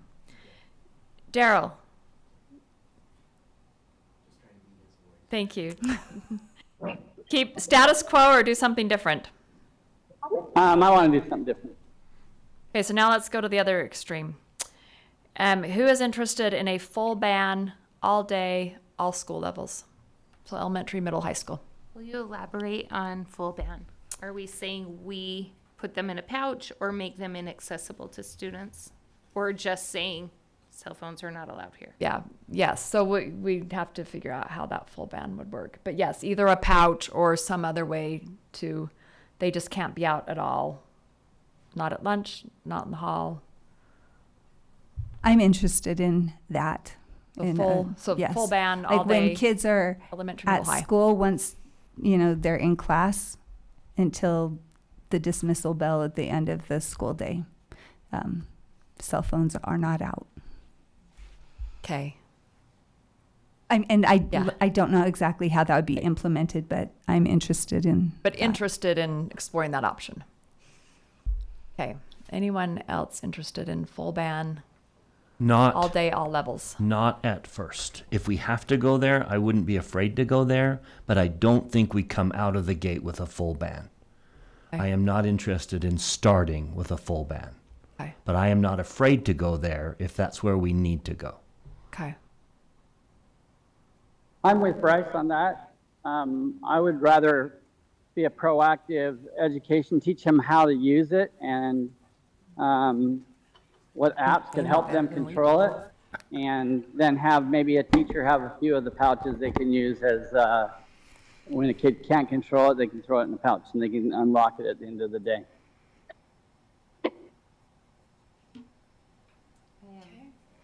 Just what Daryl and Bryce have said. So the teacher is the one who needs to determine whether or not the cell phone usage has become a problem. And then the teacher is the one who determines, makes this judgment call. Is that what you're saying, Daryl? Yeah, I mean, I think so. I mean, that's not hard for a teacher once you do it a few times. As I listen to the focus groups, the problem, everyone recognized there is a problem, but nobody saw a consequence. But again, I'd like to take a pro-education approach and teach them how to use them. I think a phone is more dangerous than a car, and we just hand it to a kid and never teach them how to use it appropriately. And so I would like to use like our mental health wellness staff to come up with some good curriculum on it. But then again, allow a teacher to say, you know what, I've asked you to put it away, and then put it in a pouch. I mean, we've done this for years. I've been a teacher for 40 years, and, teachers have to discipline in the classroom sometimes. So, and it's an easy discipline. You just put it in a pouch, the kid has it still. He has to go to the office at the end of the day and get it unlocked. You'd only have to do it a few times. The teacher wouldn't have to do it all the time. Okay, so it sounds like the board wants to do something more than we're doing now, but we're not ready to do a full day ban all levels. So we got to figure out where to start in the middle. I am in favor of a full ban unless, well, I'm also open to looking at partial. The reason I'm open to that is because, I think it's going to be hard to implement a full ban. Although we need to get our kids communicating with each other on the playground, in the halls, in the cafeteria, and they're not doing it. They're on their phones. So we've got to find an answer to this. It's a big issue. I'm more leaning toward a full ban. And personally, I would love to see a pilot in a middle school and in a high school of using the pouches in our district and see how that works. I'm interested in that. That's what they're doing. There's a couple levels of pouches, and need more time to consider this, but I mean, there's the option of giving the pouch to everyone like that school. Yeah. And just, you check it in at the beginning of the day, you check it out at the end of the day. At a great expense. There's also the That's sad. option of saying no phones. We don't want to see them. If we do see one, it goes into a pouch. Mm-hmm. And then at the end of the day, you can get it out of your pouch. They're piloting. So there's two different levels. Full ban. I'll tell you where I'm at. I think at an elementary level, there should just be no phones at all. Yeah. Kid brings one to school, it can stay in their backpack, and it shouldn't be out in the classroom under any circumstance. I think I could ban them at middle school all day. Right now. Not sure in high school yet.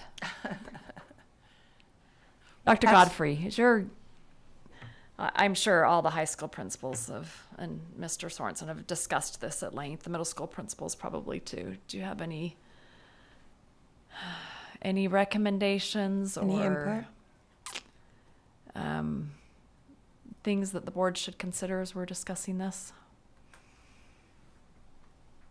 I think that the point that teachers are ultimately going to have to confront students is inevitable, but we can provide the type of clarity and support that can make that a much better situation for teachers than it is right now.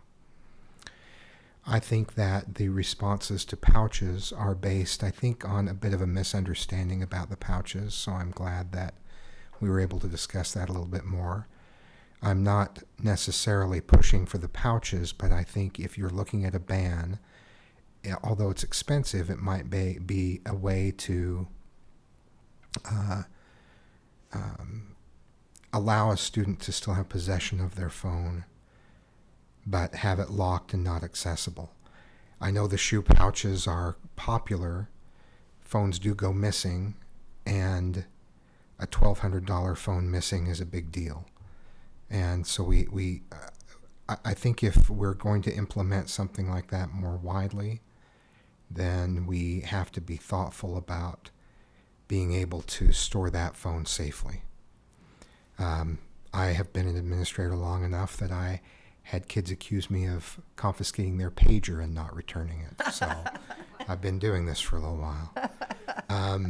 So we have to be careful about that equipment. That's one thing that's attractive about the pouch to me, is that the student still has the phone instead of the teacher now having responsibility for the phone.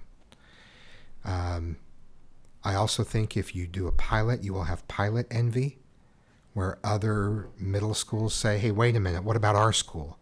I would really like it at my school. Well, that's the thing. I So- meant a pilot in my area.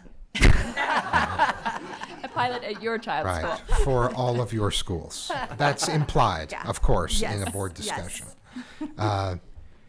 So, teachers are on the front line, and anything we can do to support them is really important. I think the pouch is worth exploring. I went to I've told this story in board meeting, I think, but I went to a concert where phones were not allowed, and you had to put them in the yonder pouch. It was really fun. There wasn't someone up filming right in front of me the whole time, and the crowd was dark and the stage was lit, and there was someone who came through with a dummy phone, and then they put them through the metal detector, and they had to put their second phone in a pouch as well.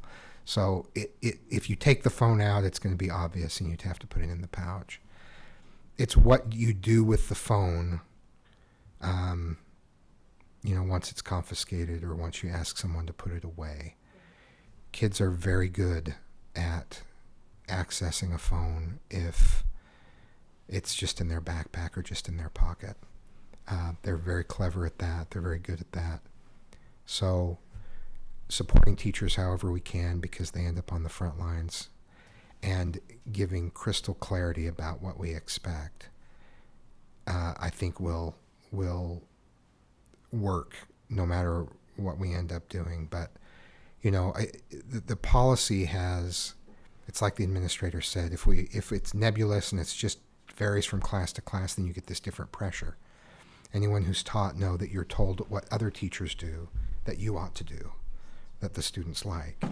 And unless there's a consistent policy, then teachers have to keep negotiating that with the student, and it's exhausting, and it's its own form of distraction. And you can always go big and back up if you need to. So I think there's been enough discussion that we can bring back more information on whatever you would like. We can bring back policy language around certain options if you know enough of the direction that you want to go. But what's clear to me is that a lot of people don't want to be the one to decide, and they would like a clear decision that they implement, as opposed to being left to make that constant. It's exhausting, the number of decisions you have to make as a teacher in the classroom, and removing this decision would be very helpful if we can provide great support to our teachers and great information to our parents and to our students. I would imagine that if you know the phone goes in a pouch, or that if you take the phone out, it goes to the office and your parents have to pick it up, that fewer phones even make it to school, because it's just not worth it. So Whatever direction we choose, I think that it's also nice if we have some unifying policy around. I think our teachers do a great job at finding whatever motivates students. And in many cases, teachers are using phones as a motivator. Like, okay, you guys did awesome. 10 minutes, you can use your phones at the end of class. Has to be a part of the policy, no more.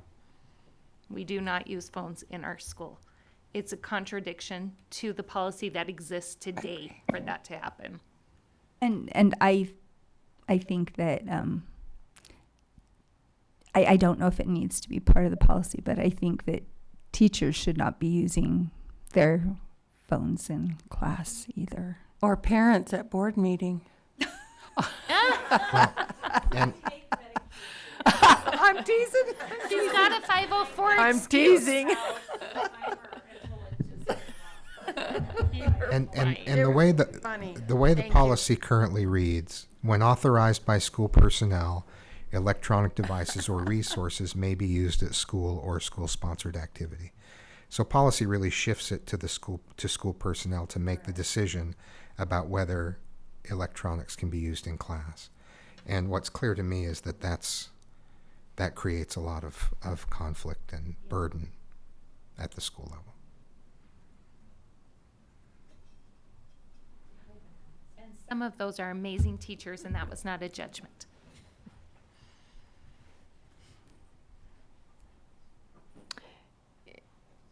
Okay, does anyone have additional information they want brought back, or should we just start with a proposal and see where it goes? Any more information before we start honing in on something? I would like a little more information about cost of pouches. Yeah. I'd really be interested in that. Whether we do just a pilot in Lisa's area or a full district pilot, if you will, but I'd just kind of like to know the cost. Sure, we could bring back a variety of options. I mean, we'd want to follow procurement and everything associated with that because the cost could be up there. So, And I'd like to hear from maybe Dr. Godfrey and school administrators. Is it better to do a pilot at a couple of schools, or just say we're doing a whole entire level or a whole entire district right now? I think what we could do is share the trade-offs of piloting versus implementing fully. Okay. And then the board can determine based on those impacts, intended and otherwise, that you could determine how you want to address that. Okay. And I will say also, I read an excerpt from the policy and I've talked about the burden. I know that there are a lot of different methods for approaching this, and we're talking about different ways of handling it, and some have been really successful on an individual classroom level. The shoe pouches or other things have worked and have been successful.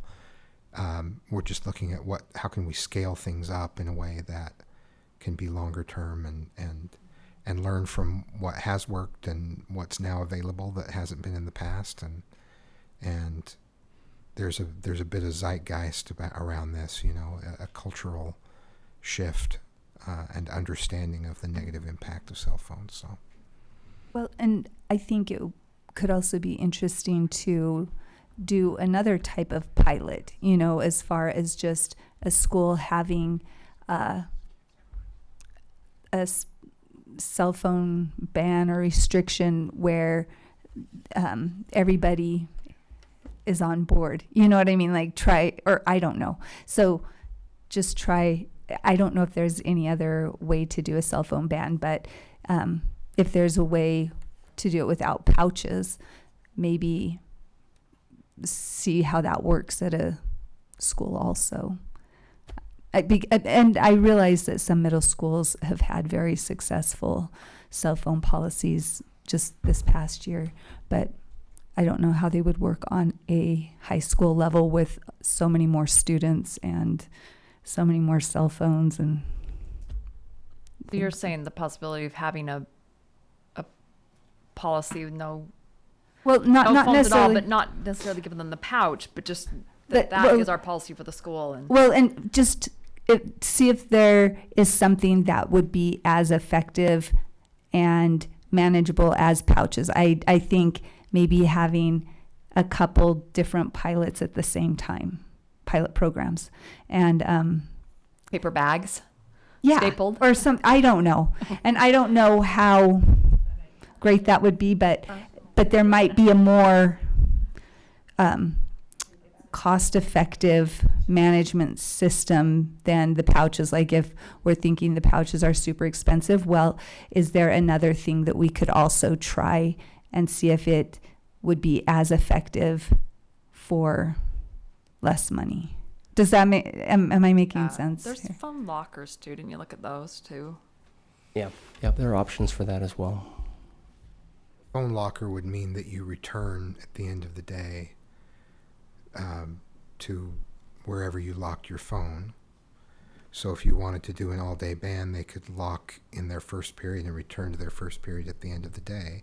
But then you're losing time as you're pulling kids back to the phone locker to pick up their phone again. You can have phone lockers in every classroom and have them lock it up during the class period and then take it out. But then they've got it during the passing period and lunch. So I think, I know that part of deciding whether there's a full ban is knowing how that would be implemented. So we can come back with some ideas for all-day ban, partial ban, all-day ban, classroom ban, with and without additional equipment, and what that equipment would look like, what the pricing would look like, and you can see what kind of combination you'd like to do. Thank you. That is what I was thinking of, just some different options besides the pouch, because that's my default. I feel like, oh, that's a great idea, but there could be something that could be just as effective. So you could say, for example, all middle schools, you cannot have your cell phone at any point during the day. And at one school, it's a ban and you have to put it away. At another school, there's the pouch, and another school, it's lockers. And so it's the same policy at every school, but a different way of implementing it. And you can see how that worked. I mean, there are lots of different ways to, or you can only ban phones at the schools where you're trying specific equipment or, specific methods. Like I said, with the type of numbers we saw from the surveys, I think you'll have folks who are asking for the same considerations at their school if there's a school-wide ban. I feel like during the process of Portrait of a Graduate, we spent a lot of time talking about soft skills, that preparing a child for a world in which their career may not yet exist means that we arm them with tools. I think that for us to go from a squishy policy, to quote one of the comments, to nothing, we are going to be absolutely exact on this, is too big of a leap.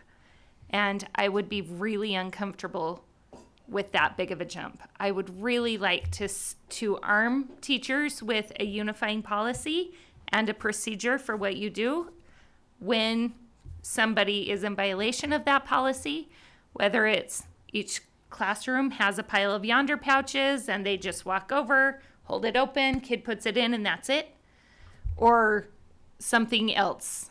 But I'm really uncomfortable with going to such an extreme, from going from one extreme to another without giving the students a chance to learn to exercise the self-control that is required in the world that we live in today when it comes to owning a cell phone.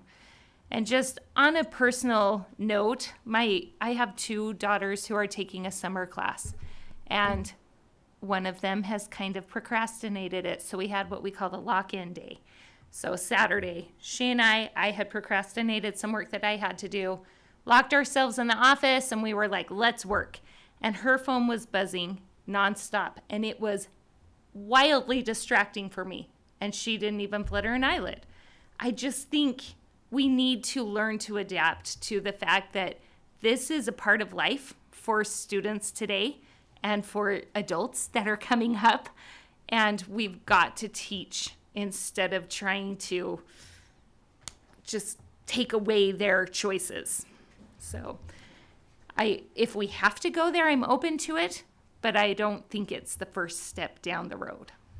I think what we need to know then from the board is, what would you like from staff to be prepared for whatever path you want to take on this?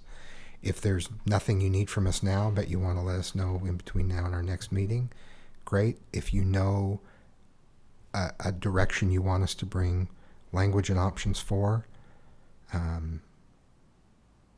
let's establish that, and we'll work on it and bring things back for you to discuss.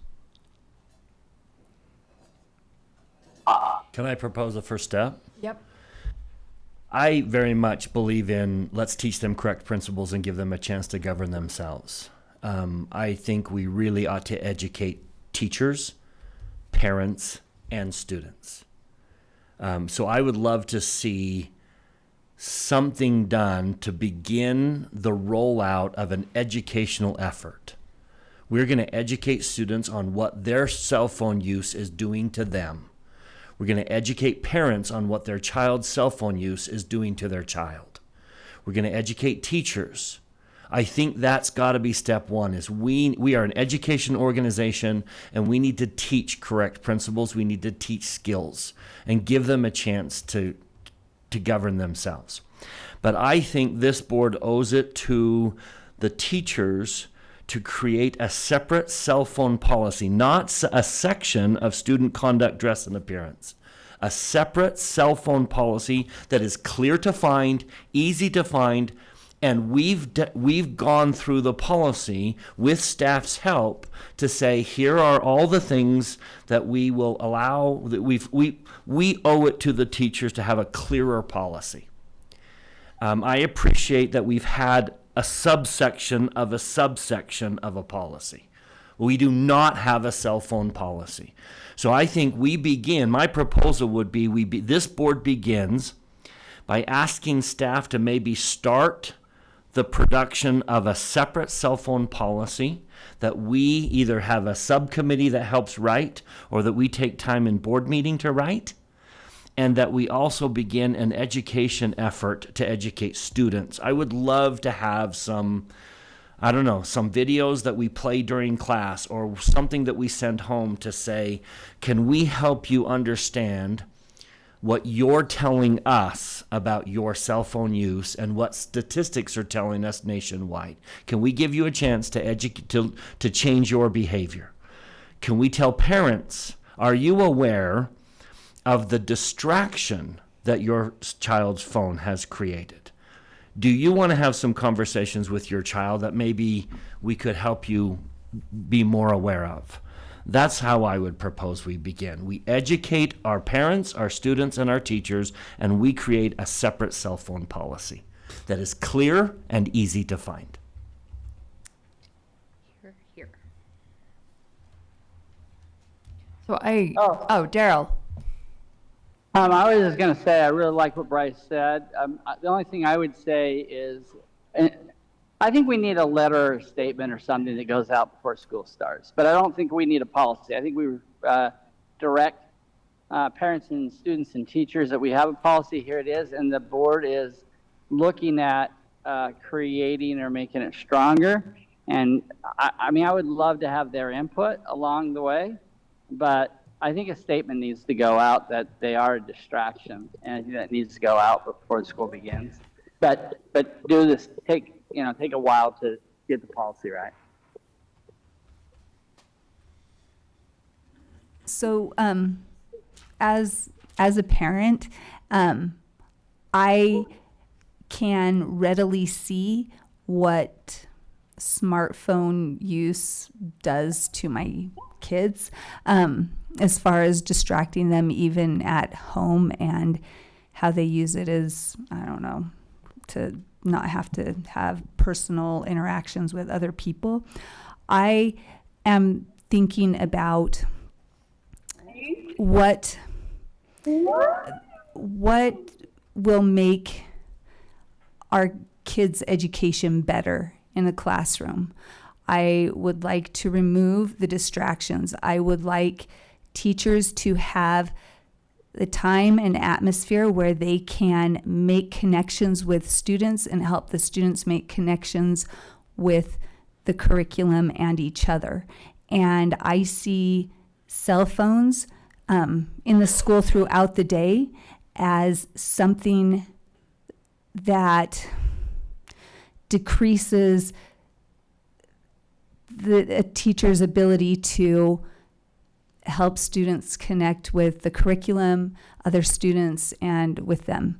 And so I feel like it's okay if we want to try and educate everybody about what cell phones do. But like I said, I was in classroom before I was on the board for about 6 years, and I saw what was going on with cell phones, and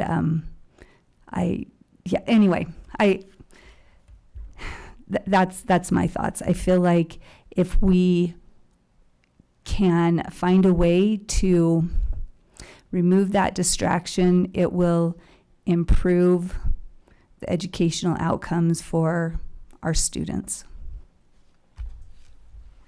But would you admit that the best solution would be to have the student put the distraction away, him or herself?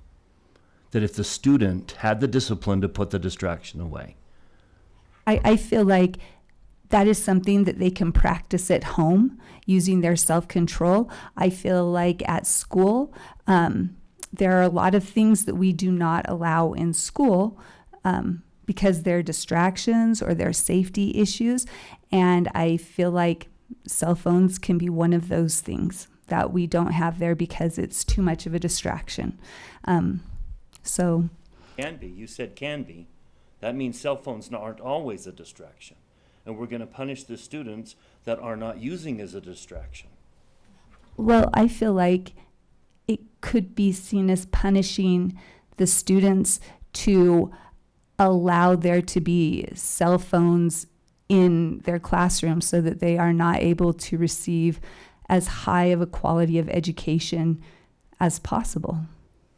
Didn't we just decide as a board that we would like a cell phone policy that takes that away? I mean, I thought that we were united in that. In what? In saying that we want a cell phone policy that removes cell phones from classes. And nobody is saying, let's use them in class. Oh, I thought we were talking about educating students how to appropriately have a cell phone in class so that they could manage their cell phone usage, that it's one of the soft skills that they need to be able to carry their cell phone with them and manage it themselves. But then if they bring it out at the wrong time, then that is what I'm something saying. happens. But to me, that is saying you're not allowed to use your cell phone in class. I think it's the approach that we're differing on. Do we say you're not allowed and now you can't? Or do you say you're not allowed and if you misuse a cell phone, then here's the consequence built into the policy? So I think two ends, same means. We're talking about the same thing. In my mind, we are. I don't think any member of the board said, yeah, let's let them just go. Have fun. Use your phone in class. I'm not interested in that, and I thought we were united in saying that. So let's check in on that. So Bryce says educate and a separate policy. But we need a starting point for what that separate policy looks like. I'm assuming everyone's in favor then of, just as a starting point, cell phones can't be out in class at all. Yes. Or used for instruction, for rewards, for anything, just no cell phone in class. And I would like no cell phones even in the hallways or at lunchtime. Let's start with class. Is everyone in agreement of in class? Okay. I'm a yes. Not sure. But I'm a little concerned with teachers asking students to use their cell phones because they can't get around the filter. I think that needs to stop. So I think as a starting point, when we say no cell phones in class, it's no cell phones in class, period. Exactly. I agree. For any reason. Unless it's medical or something like that. Do you want to break that down by level, or would that be across all levels? I would go all levels. Would I?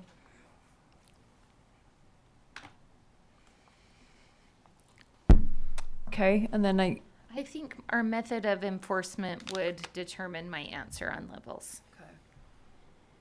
Yeah, and this is very much a very beginning draft. We can, come back and discuss this with more information. I do agree with Mr. Dunford on a separate policy because this has become a big issue. It needs to be easily accessed. Okay, and then what about use in halls and lunchrooms and before and after school?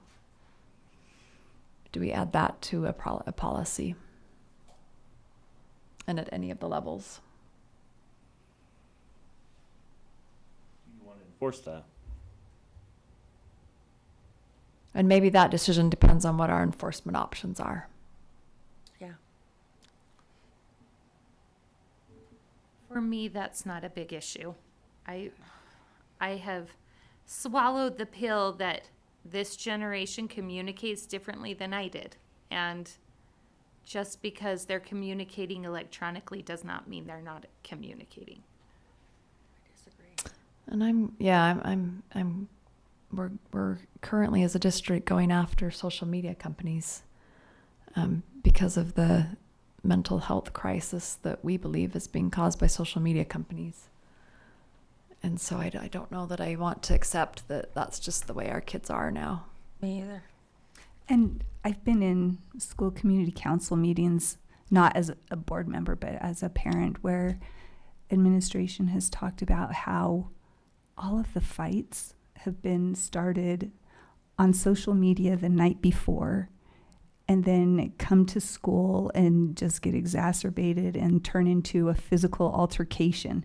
And so I feel like there's some things that could be really decreased without students having access to being able to comment or say mean things to each other all the time.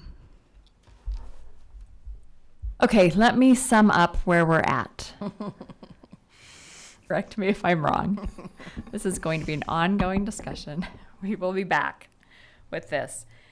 But for our next meeting, let's get information from staff on the cost of pouches and other options, lockers, and any other options. So find out what our options are for locking up the phone, brown paper bags, whatever staff thinks are viable options. Bring us back what those are and what the costs are for doing that. Bring us back information on what an education piece might look like, how we can do that effectively for students, parents, and teachers. Did we all want that? Oh, okay. Well, let me ask. Who wants an education piece? I thought there was enough nod yeses on that one. I don't think there's any harm in educating, ever. I just remember when teachers came in and shared with the board what's happening in their classrooms, I saw the look on your faces and you were shocked. Well, wouldn't parents like to know what's happening? Wouldn't parents like to hear from teachers? Not so much, you know your child's distracted, but can I tell you what's happening in our classrooms? Can we tell you what it looks like from the perspective of teachers? That's what I mean by an education piece. Let's share with teachers, let's share with parents the full picture of cell phones in schools. I think parents are making assumptions and would very much be benefited in knowing here's what it looks like when your child brings a cell phone to school. I appreciate that clarification. I'm in agreement with parents understanding that. And the data was clear that the parents understand that the phones are a distraction. Yeah. Do you remember that teacher that came and said, as an experiment, I wanted to know how many times their cell phones would go off during that 1 hour of instruction? 90 minutes. I thought it was 90 minutes. Or whatever it was, a certain time period. And here's how many times their cell phones went off. Over 300. And then I just think that level of information, if we educated parents, here's what's going on in the classroom. And you need to know that. And then if we could hold up a mirror to the students that said, let me show you your classroom behavior with your cell phone. Now, are you okay with that? Are you okay with you being distracted in an educational setting that we're trying to prepare you for the future? That's what I mean by educating. I'm not meaning, hey, let's go gather all the statistics. I mean, let's tell parents what's happening with cell phones in the classroom. Let's hold up a mirror and show students. Are you aware what you're doing in class right now? That they're trying to teach you this subject? And then let's write a policy that works. That's a starting point. I'm not saying that's a destination. I think there's a whole lot of steps to this process. But for me, that's the starting point. Okay, so is everyone okay asking staff to bring back some information on what an education piece might look like? Okay. So it's, again, no decisions on anything. We're just asking for information to come back to us. So costs of different options to hold phones, what an education piece might look like,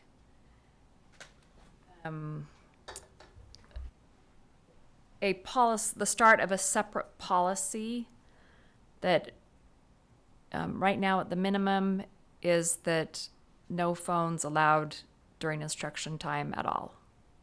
That's very different than classroom. You said classroom before, and now you said instruction time. Okay, so we change it to classroom. Would you change it to classroom? Yes. Okay. I would change it to instruction. Because that goes back to the issue of when you're done with instruction and the teacher says, okay, you can have your phone for 10 minutes. Is that okay with us or not? No. Find a new way to motivate. I think it makes the teachers that don't, it pits teachers against teachers. That's right. I think we need consistency. And I've heard so many students say after the instruction time, while they're on their phone, well, I'm just going to do my homework at home. And so, so is time to work on your assignment, is that considered instruction time? Anyway, so. Let's change it to classroom. No phone in the classroom.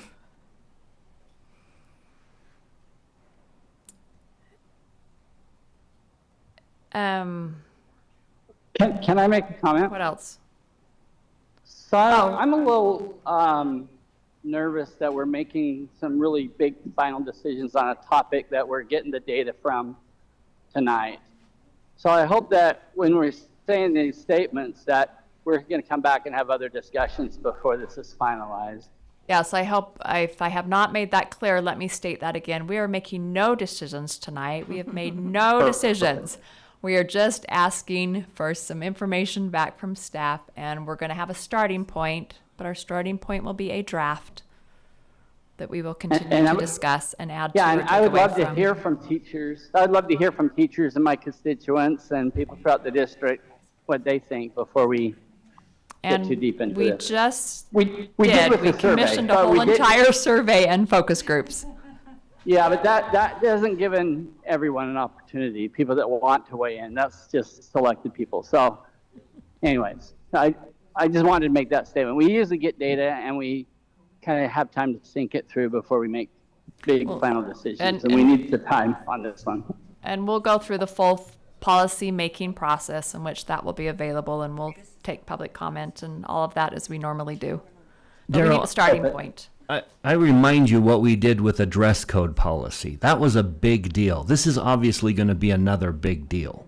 There were numerous opportunities for everyone to weigh in. It was not done in a corner. It was a collective effort. That's how I envision the creation of this policy. But I think we need a separate cell phone policy. And if we go down that road and we create it like we did our dress code, then I'm all for this. This is perfect. Okay, so this is our instruction for what we want to have brought back to us at the next meeting and what the starting point of a separate policy will look like. Dr. Godfrey, questions? That sounded like a question. I'm just looking at his face like, yeah, we ask questions. So we're going to bring back the costs of equipment, lockers or pouches.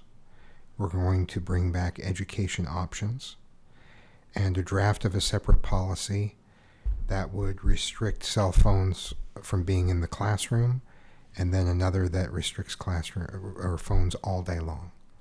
for the board to take a look at. Has any of that been eliminated from consideration?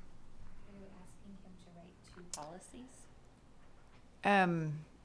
Yeah, I mean, I am in favor of having also a draft of one restricting in the classroom and one restricting all day long at elementary and middle school. I don't know if the rest of the board agrees with that. I agree. I don't think it needs to be a policy. I think just ideas toward making We'll a start decision. on policy Yeah. language. Yeah. We won't have a full education program either, but we'll start to see what that looks like and flesh that out a bit. Is there anything there that we shouldn't be exploring, and is there anything I've left out?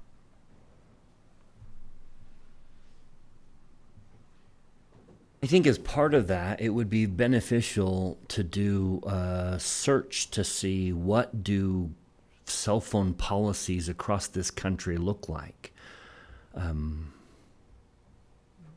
It would be beneficial to say we found a cell phone policy and we thought this was excellent. What do you think?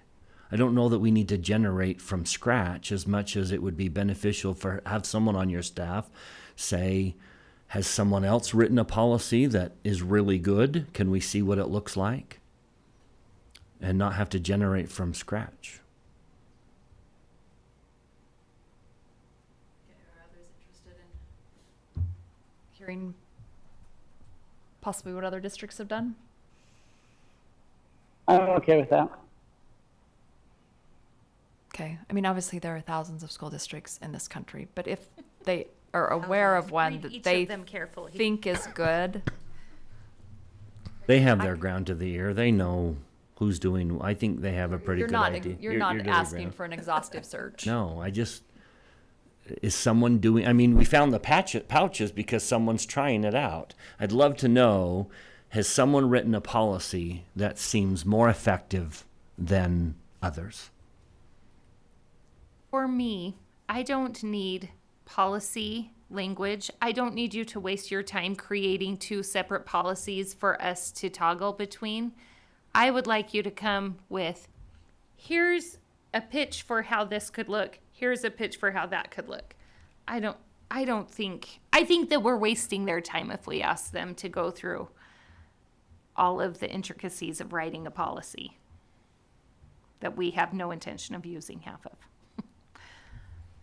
And I don't think that's what we're asking. I think just what you stated, just the bare bones. We'll Had in mind, but Yeah.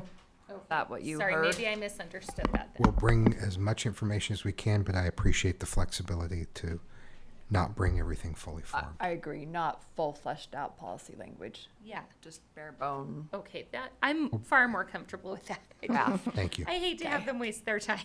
Yeah. Whoever you started the dress code policy, that's how I would envision you start this. That was a masterpiece.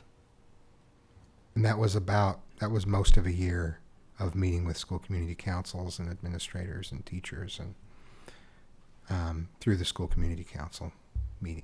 So we have a model for doing it that way.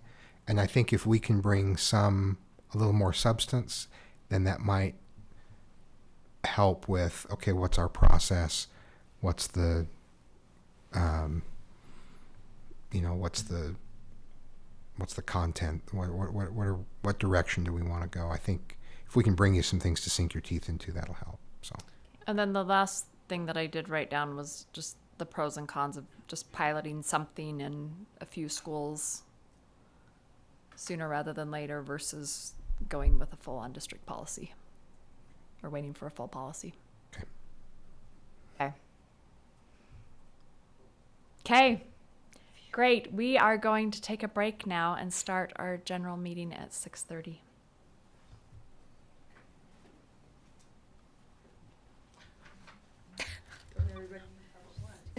There's not many check marks on that paper, Marilyn. No, that was a long one.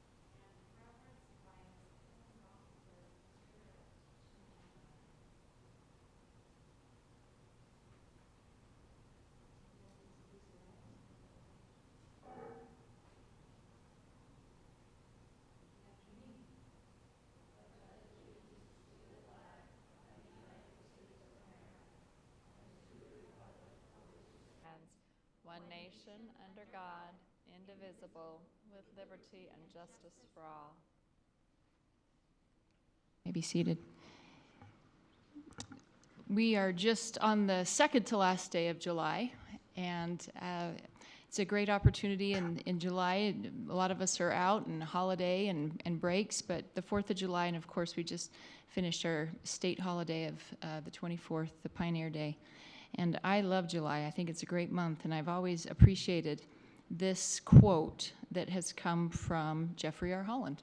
And he has said, "With the complex issues facing our families and our friends, our citizens, our state, our neighbors, our nation, the world, may we remember pioneers of an earlier day who persevered against injustice, misunderstanding, some intolerance, occasional bigotry, occasional racism, against differences of custom and traditions and faith, who labored against all of that to carve out for us, their descendants, the wonderful day and the marvelous, miraculous time in which we live. We owe the same pioneering, persevering legacy to our children and our children's children." And I think that's what we do here. And so I appreciate all of your efforts and the support that you provide for us. Thank you. Resolutions of appreciation, Ms. Richards. Okay, I'm sorry I didn't have that up yet. I was waiting for a reference. Whereas dedicated service to Jordan School District was faithfully and effectively performed, whereas they consistently and conscientiously executed their responsibilities with integrity, honesty, and loyalty, be it therefore resolved that the Jordan School District Board of Education and District Administration declare appreciation for the outstanding service that was performed in the cause of public education, and hereby express our sorrow at the death of these valued friends: Joan Osler Christensen, Margaret Marnie Armstrong Craig, Rebecca Ann Hutchings, and Judith Ann Richards Jones. Thank you. Okay, next is board recognitions. Do we have any board recognitions? It's summer.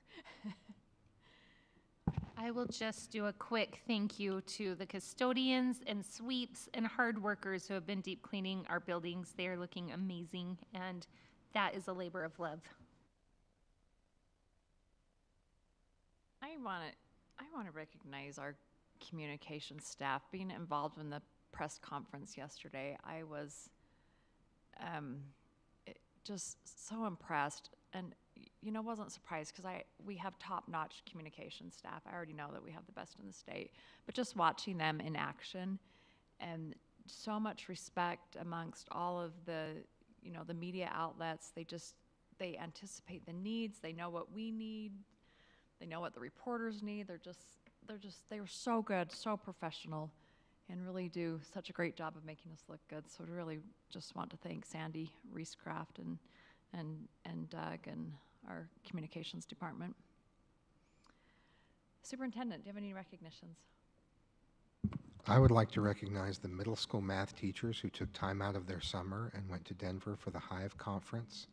I've heard great things about their experiences there and the chance they had to interact with colleagues from their school and from other schools and from across the country. And I heard from multiple teachers who were eager to put into place the things that they had learned at that conference. So I was thrilled that they put aside the time to be part of that, and there's just a lot of momentum around middle school math right now, and I just wanted to thank them for that. And there are lots of people who say, "Hey, so what do you do all summer?" Well, there's a lot, there's time to relax and do things for yourself, but there's a lot of time dedicated to preparing buildings, getting construction underway, and preparing for instruction. So I hope everyone gets some time away, and there's a lot of work going on as well. So thanks to everyone who invested time in attending the Hive Conference. Okay, next is our patron comment section, and we always welcome people who want to comment about anything going on in our district. We will just remind people that we do not take any comments on the professional competence or physical or mental health of an individual. And we will give each speaker 3 minutes to speak. And when you come to the podium, please state your name. And we have one person that signed up. Do we have any online comments today? No online comments. Okay. Mayor Dirk Burton, welcome. We are happy to have you here. Thank you. I'm thrilled to be here. Do you want me to introduce myself? Please. I'm Dirk Burton, the mayor of West Jordan. Thank you for being part of our community and helping us out.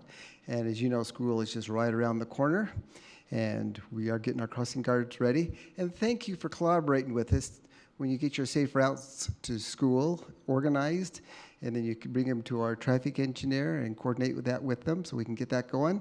And then we know how many crossing guards we need. And we are in need of crossing guards. So if you know anybody who wants to have a great time a couple of times a day helping kids cross the street, we have people we have places where we can put them. We'd be love to have them come. And their reward is so great. Those kids just love them. But on top of that, they get a couple of dollars too. So, but it's fantastic. One of the changes that we're hoping to see have happen, as we've talked to you before, is over at Heartland Elementary. You were kind enough to provide us some property for a bridge to land on the south side of the street. West Jordan already had the bridge on the north side, and we were working on getting the remainder funds we needed in order to create that bridge. Well, we're there. We're able to get some grants, and we're at that position now. So what our plan is to finish the design work, which we're already in, and is getting close to being done. But when school gets out, we want to start the construction, so that by the time school is finished, back in session 1 year from today, that bridge will be complete, and the kids will have a safer route to school, which will not require crossing guards. So we're so excited about that. Thank you for helping us with that. Thank you for working with that, because it's our responsibility, along with you, to help make sure our students make it there safely. Also, you may be aware that West Jordan was remodeling their city hall, and it took a few years due to supply chain issues and things like that. I'm happy to announce that we are back in our city hall again now. And we're having a little open house Friday at 4 o'clock. You're welcome to come join us. It'll be a family event. Bring your family, and you can see what City Hall looks like and how we can be of service to our community. And, have a bite to eat, and we'll have a climbing wall so you can reach new heights while you're at City Hall there. And now I have a question for you. I see your flags here. I think that's great. At the school, you fly the flags. That is so cool. Did you guys know that there is a West Jordan flag? Good. I would, with your permission, like to donate a West Jordan flag to each of your schools within West Jordan. Is that something that you would permit them to fly? Either way. We'll take that under advisement. Okay. Either way, I'd still like to do that. And if they can't fly it, they could probably put it someplace else. But I would like to visit each of the schools and donate a West Jordan City flag to them. Because we work together on so many different things, I think it would be appropriate to do that. Just like we're part of the United States, and we're part of the state of Utah, and many of your schools You can finish. are a part of West Jordan City. Thank you very much. Thank you for what you do for our community. Have a wonderful day. Thank you so much.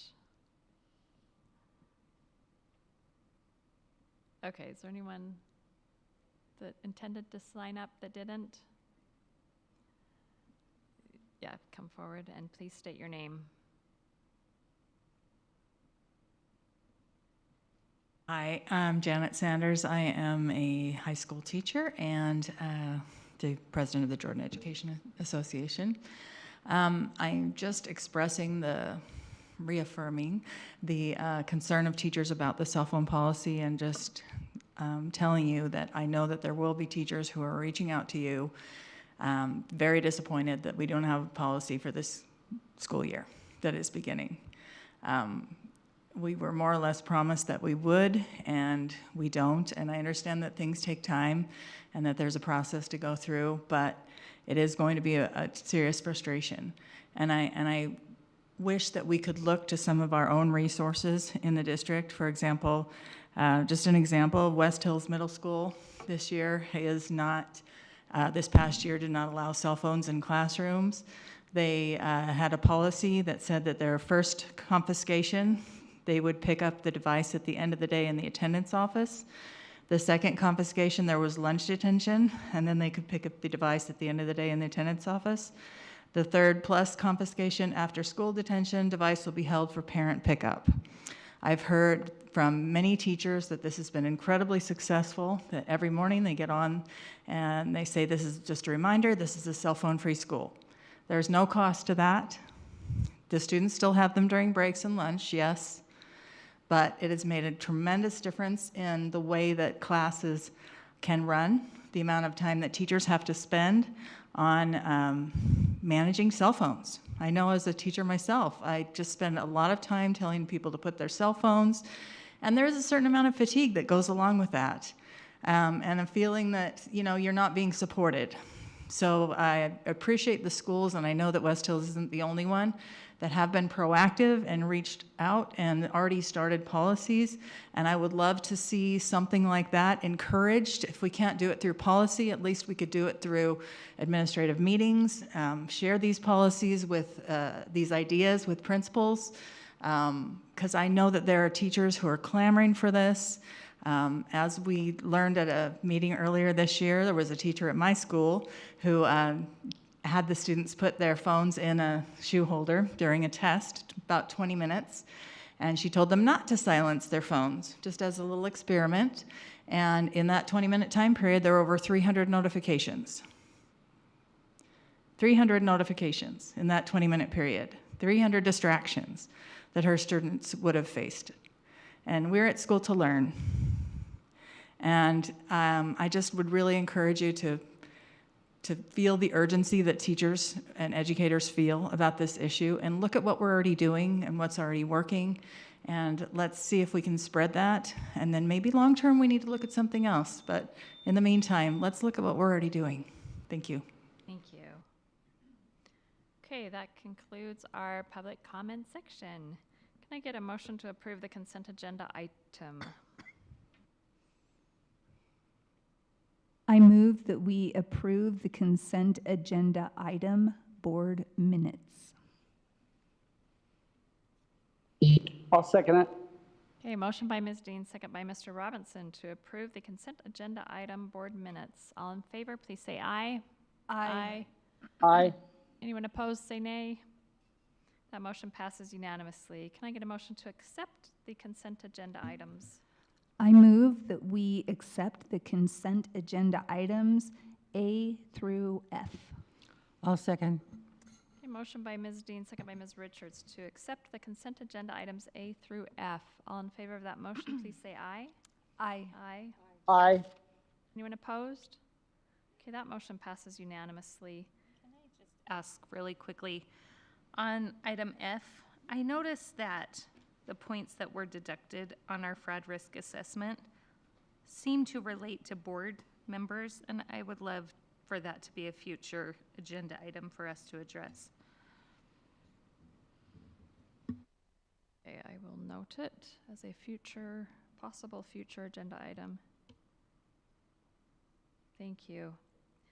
We are now on to our bids. Can I get a motion for our first bid? I move that we accept the bid for Riverton High School uniform and athletic apparel. I'll second. Motion by Ms. Dean, second by Ms. Richards to accept the bid for Riverton High School uniform and athletic apparel. Is there discussion to that motion? Okay, seeing none. All in favor, please say aye. Aye. Aye. Anyone opposed, say nay. That motion passes unanimously. Can I get a motion for the bid B? I'll make the motion to accept the bid for special education nursing services. I'll second. Okay, motion by Ms. Richards, second by Ms. Dean to accept the bid for nursing, whoops, I just lost it. Special education nursing services. Is there discussion to that motion? I do have one question. We have nurses that work for Jordan School District. So are these, do they do any of this same work, or do we just contract out the special education nurses? Thank you for being here. Our nurses that we do contract service is a one-on-one type of a nursing situation. Our school nurses do general for classrooms, for schools, for many other things, but the contracting is generally a one-on-one nurse. Once in a while, 2 students if they're in the same school and it's been approved by doctor's orders. So these are the students that need just the one nurse with them all day long. Yeah, intensive services. Okay, thank you. Welcome. Any other discussions or questions? Okay, we all in favor of approving the bid for the special education nursing services, please say aye. Aye. Aye. Aye. Anyone opposed, say nay. Okay, that motion passes unanimously. Next, we're on to our special business items, and we have a recommendation to approve proposed revisions to Administrative Policy DP 374, employment background checks. Is there someone that wants to give us a summary of this one? Mr. Burge, welcome.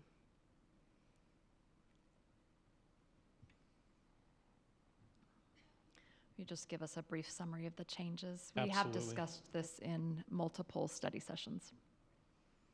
It's good to be here with you. We have discussed this many times in the study session.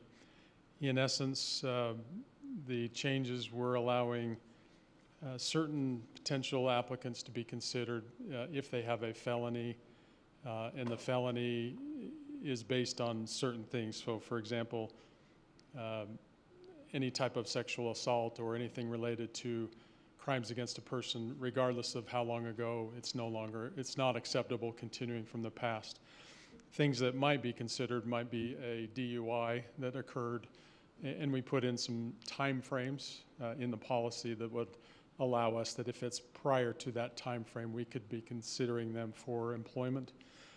However, we still go through an extensive process reviewing it with the administrator of schools and the principal or director to make sure we're still willing to take that risk on, as it always, there's risk to doing that. So those are the main changes. Thank you to Mr. Van Komen for providing those. Any specific questions about? Thank you.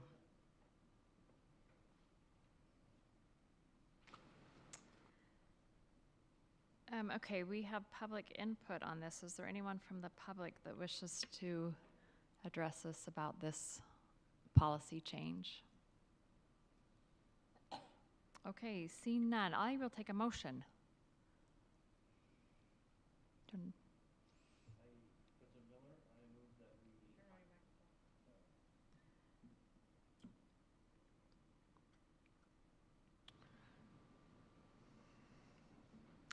President Miller, I move that we approve the proposed revisions to Administrative Policy DP 374, employment background checks.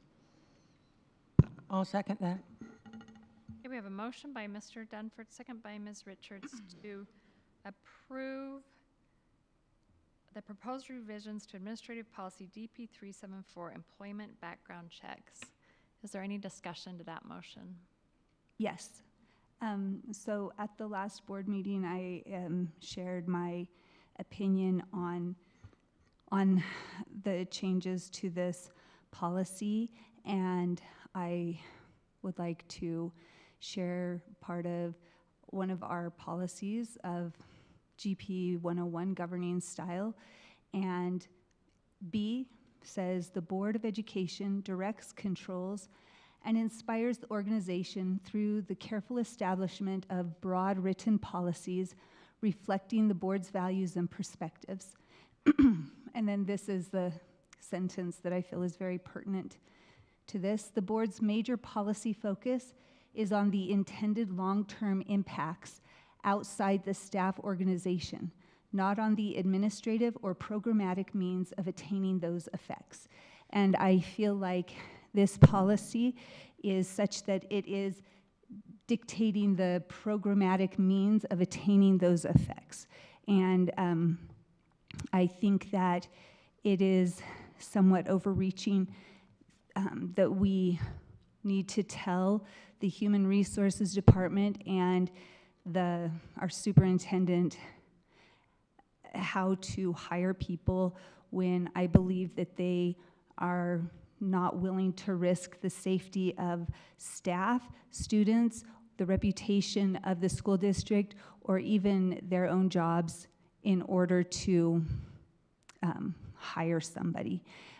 So I'm explaining why I will be voting against approving these changes, because I still feel like we do not need to get so specific about what, how the HR department hires people.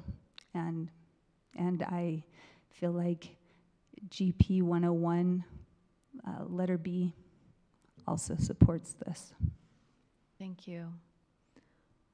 Is there any other discussion?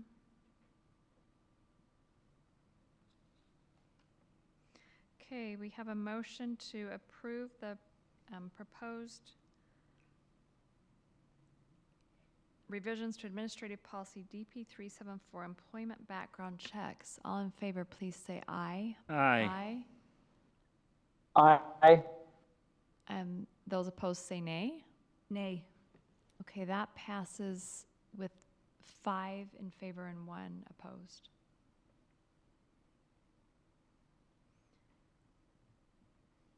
Okay, thank you. We are on to the superintendent's report. Dr. Godfrey.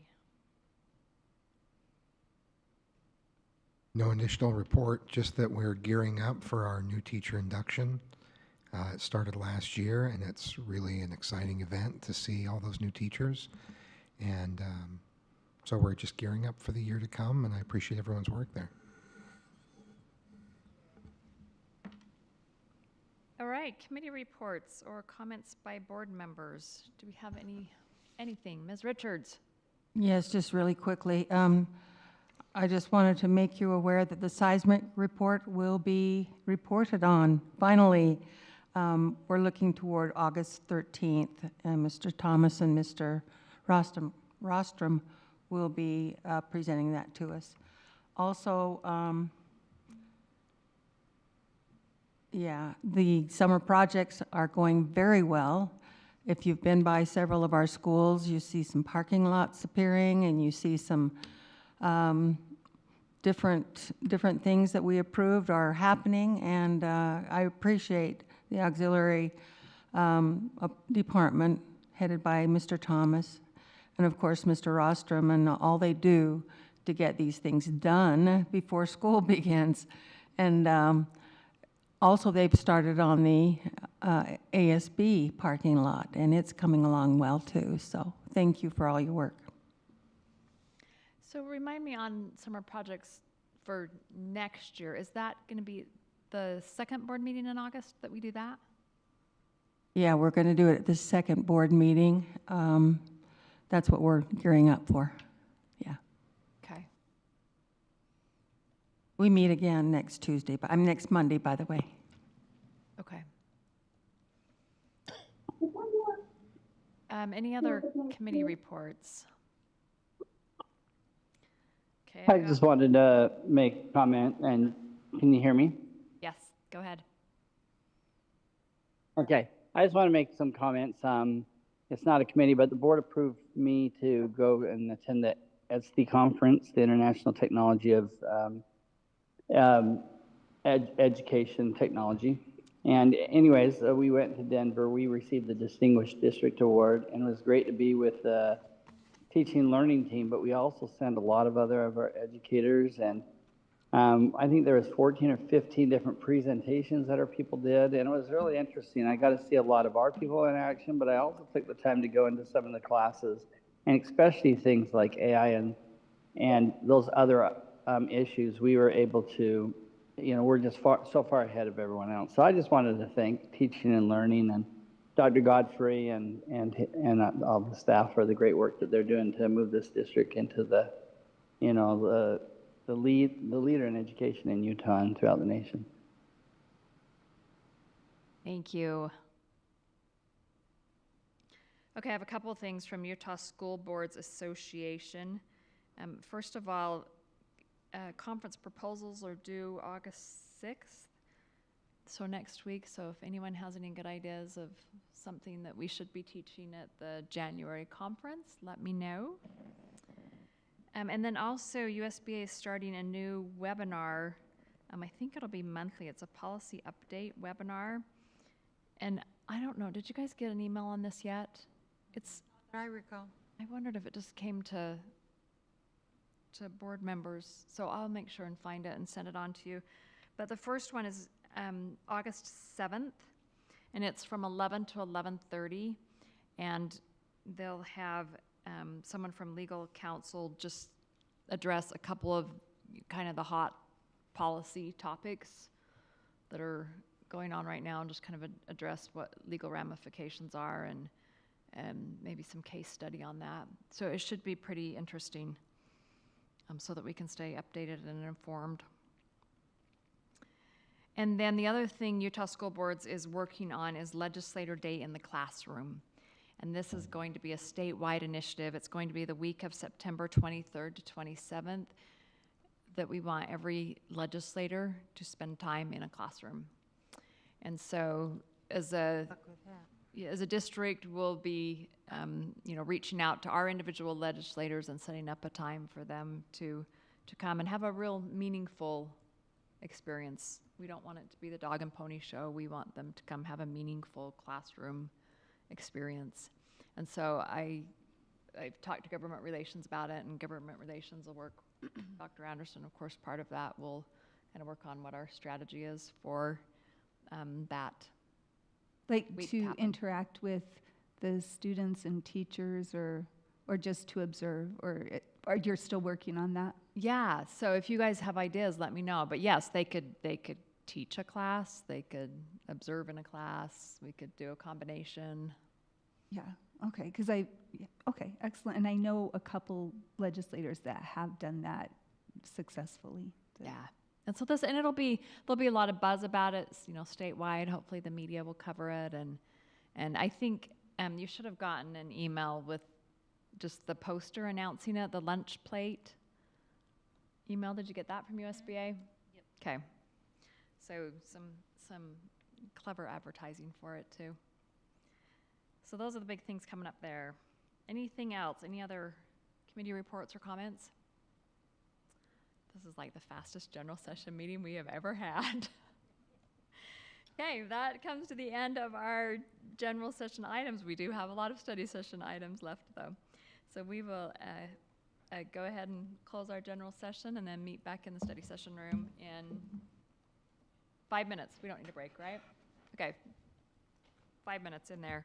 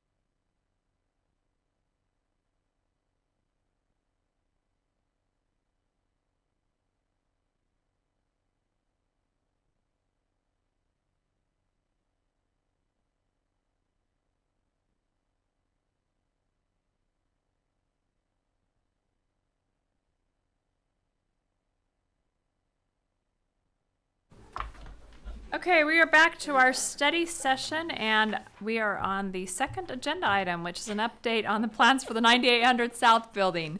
Dr. Godfrey. Yes. I just wanted to give you a brief update. Bids will be coming back on the building renovations toward the end of August, and work will begin as early as October, hopefully with a bid awarded in September. And I just wanted to update you on where that stands. There have been quite a number of meetings since the board decided to purchase the Walmart building on Everyone's 9800 salivating over it, aren't across they? from Elk Ridge. What this is really going to do is it will provide a home for programs that have been nomadic for a long time and have had to use spaces that were not necessarily constructed around their needs. And they've kind of been tucked in places where we had space for the time being. And I think knowing that these programs that I'll talk about momentarily, knowing that these programs will be at the 98th South building will help us make better decisions about the long-term use of the buildings where they have been and just long-term use of our buildings in general.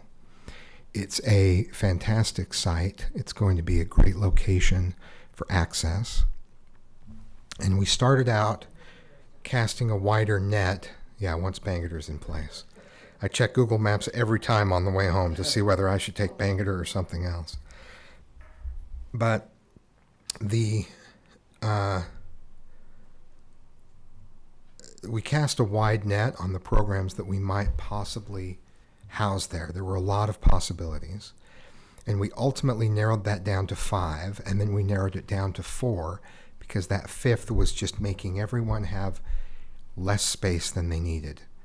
And we have designs that we've looked at for the layout. And so these are the 4 programs that will be housed there, along with a multi-purpose room in the middle. So there will be a small reception area and a large room in the middle that can be effectively divided into 4 spaces. Now, have you ever gone in to a room, either in Jordan School District or in another place where you have been asked to present, and you don't have the right dongle or the right device or the right connection, or the projector or the audio is off and people start playing their YouTube video and it doesn't quite, there's no sound. It happens over and over. And we're really looking at this space to be very functional, where we have the latest technology, and in order to say we can host the state PTA, we can host the JLC, we can host large groups within and outside of the district because we have the equipment that's compatible, but also so that that large room can be 2 rooms or 4 rooms with the electronics needed in each of those rooms. What's the capacity on that room? It's about the same as the capacity at the ASB auditorium. Oh, great, thanks. A little bit smaller. And we want to be able to have a meeting where some folks are participating remotely, and it's very smooth. The other thing is that, especially when you divide the room into 2 separate rooms, that you genuinely have a sound barrier in between those rooms. That there's a wall that blocks the sound, and you can hold full volume meetings in both rooms and with very little bleed. So we really want to make it a very versatile space because we think it will be in very high demand.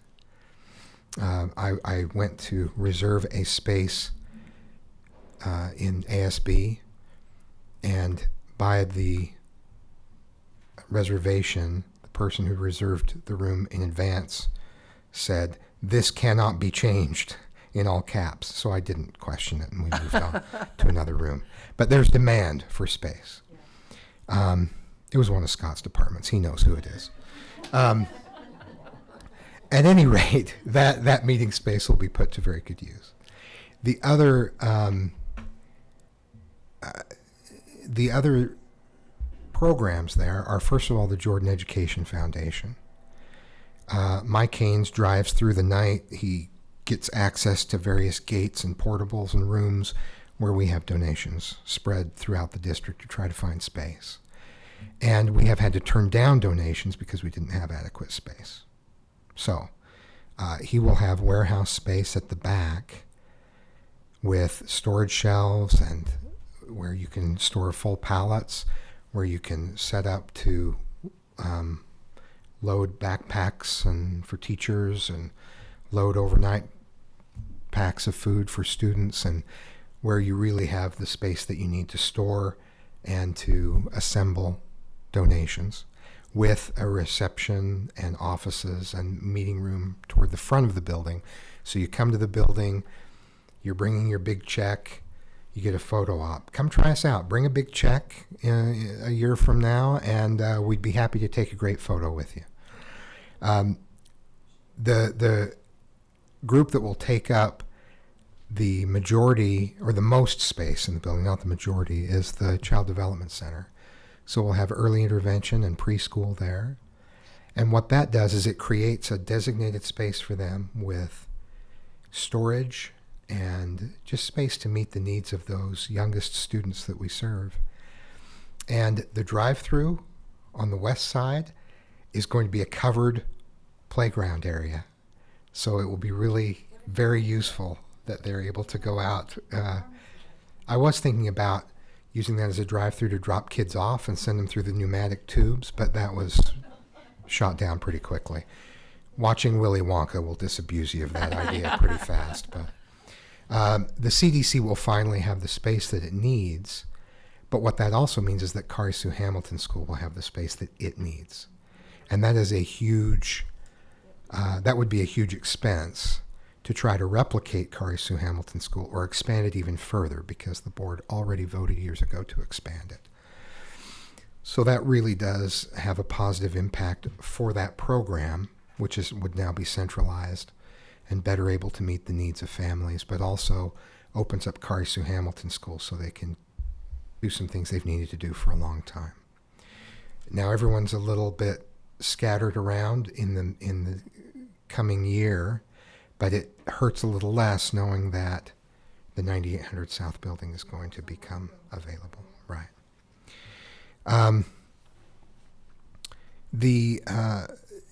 The other group that will be there is our Virtual Learning Academy. So our elementary, middle, and high school will be housed there. And individual teachers will have their own workspace. We'll also have areas where they can work together, where students can gather, a full science classroom where they can do labs and the sorts of learning that needs to happen in person. So there really will be some nice features there. We'll also have the testing center, and the testing center is a new addition to what we offer as a district. The testing center is probably not the best term for it, but it's a place where students can come for demonstrated competency, where you're able to show that you've mastered the material from a particular class, and as a result get credit for that. We previously worked through Granite School District, most districts did, but rules changed at the state level. They made their materials available, and each district is responsible to provide their own services. But this is also going to be more of a credit center. So you'll have the Virtual Learning Academy, but through this credit center, we'll also be able to offer credit through demonstrated competency. The old CLEP test, if you're from the 1900s like I am, but much more sophisticated than that. And then just offering online courses that are different from being actually enrolled in a class. Instead, it would be an online way of earning credit as opposed to being involved in a class. So we're really going to have lots of different options for earning credit that are housed at this very central location right across from a middle school. It's going to be great. So those are the main programs and the features right now. You're going to max it out? Oh, we will. There's still room. It'll be maxed out. It will be maxed out. Like I said, we had to tell some other programs we'll find some other spaces over time. But this is a really good combination of programs. I think it makes good use of the warehouse doors at the back where we can take deliveries for the foundation. Yeah. Like I said, the pharmacy drive-through that can now be a covered outdoor play area for students in the CDC. And a centralized virtual learning space that really was influenced by the visits that we had to Google and to Apple, where we saw the workspaces and how those were set up, Google in particular. And so there will be booths where teachers can record and teach remotely. It's going to be a very attractive place to learn. There will be some additional entrances so that you can enter directly into a certain area. And the way they have it set up, we won't necessarily need reception in the front area because you'll walk in the first door and be able to get right to where you need to be. We'll be set up for that if we decide we want it ultimately, but it's a nice design. And like I said, that middle space will be in high demand and will be a great place to hold internal meetings and to host folks who come to visit. So, who will oversee that testing center? Does that come through teaching and learning, or? That comes through teaching and learning. Yep. Credit. I should have called it a credit center. That's why I did this. But credit center sounds like it's a payday loan or something, you know. Stop by and bring us your car title and we'll get you some high school U.S. government credit, you know. So will the virtual academies move out of Hidden Valley and Majestic? That's a great question. They will probably keep a foothold there, maybe one portable or a classroom, so that you can still meet with students on the north or south end of the district, but the offices and that will be centrally located. So the plan is to still keep a foothold in those two spots, but it will. It's been a long time that faculty and staff have talked with me about, hey, is there ever going to be a chance for us to have a more permanent location? So what's nice is that the timing is such that, I mean, I don't know what we would have done with the CDC without this building coming when it does. We're kind of stretching ourselves to the max to find space throughout the district for them. So it's really nice to bring all these groups together and have them in a centralized location. Okay, any questions? So we expect to see that bid in September. Bid in August, I believe. Oh, no, it goes out to bid in August. The bid will come back for your approval in September. Yeah, that's right. And then we'll start October 1 and yeah. Wow. And no word on the car wash. They just sold it. Dang it. There's a new owner. I don't know if we'll get it. So we'll get it. as it I sits want to now, offer teachers in Jordan School District free car washes. Unlimited car washes. we have like Just one. buildings that they just cut in half and left wide open. I would imagine it's not a super safe environment, not our building, but the buildings that share a parking lot. Do we know like an estimate of when that is going to be dealt with? Sorry. Have you, when you're driving on Bangerter, it's like you look over and you're like, oh, there's the whole The east inside buildings. of The buildings east of Ones us. that UDOT owns. passing these. Oh, yes. Where's this? I have asked Scott Thomas no less than 12 times. What about those buildings? Do we have any chance at those buildings? Those people that we couldn't fit in the main It building? cannot possibly be safe. Is there any? It's like wide open. I'm like, are people living in this now? Oh, What that is- wide open building. Yeah. Yeah. No. The old dollar store. It was Yeah. the dollar store. Yeah. Yeah. The Dollar Tree or whatever they. But I'm just wondering if that's. they're deciding whether to tear it down or close it off. Yep. There is a solid wall in between the torn up one and the rest of the building that they could just shave off that outer edge. Yeah. Yeah. I just wondered if that was a concern with construction or.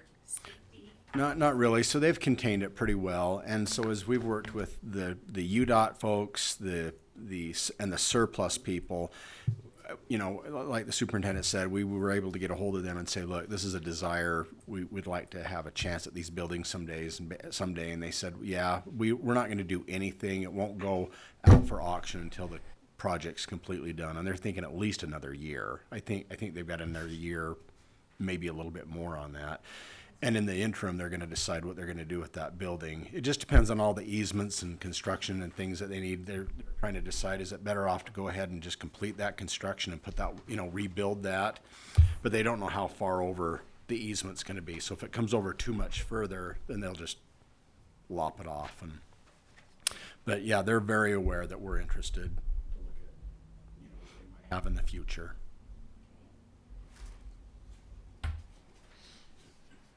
Scott and his team have done a great job of looking into the options there. And anyway, any other questions about I the think we should 9800 just South parade, building? you know, our students around that car wash and say, donate to Jordan. You know, that's true. You could have teams reserve it and use it as a fundraiser. Right. Is a fun idea.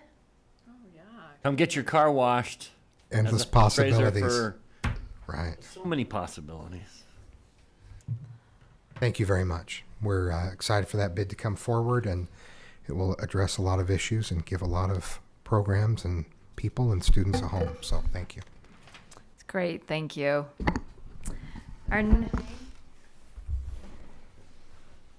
Sorry? Have a name. Oh, we're working on that. I'm open to suggestions. There was an underground effort to call it J-Mart, but I really can't support that. As funny as it was, H-Mart, J-Mart. there was even a graphic with the J and the shield with the Walmart asterisk behind it. Neighborhood Jordan. Lower prices every day, you know. The neighborhood Jordan. The See, there are neighborhood lots of opportunities here. It's a big moment. We have to make the most of it for sure. Awesome. Thank you. Thank you. All right, our next agenda item is an initial review of Title IX policy. So we'll start with Dr. Anderson, and then we have Flores, our general counsel, with us also.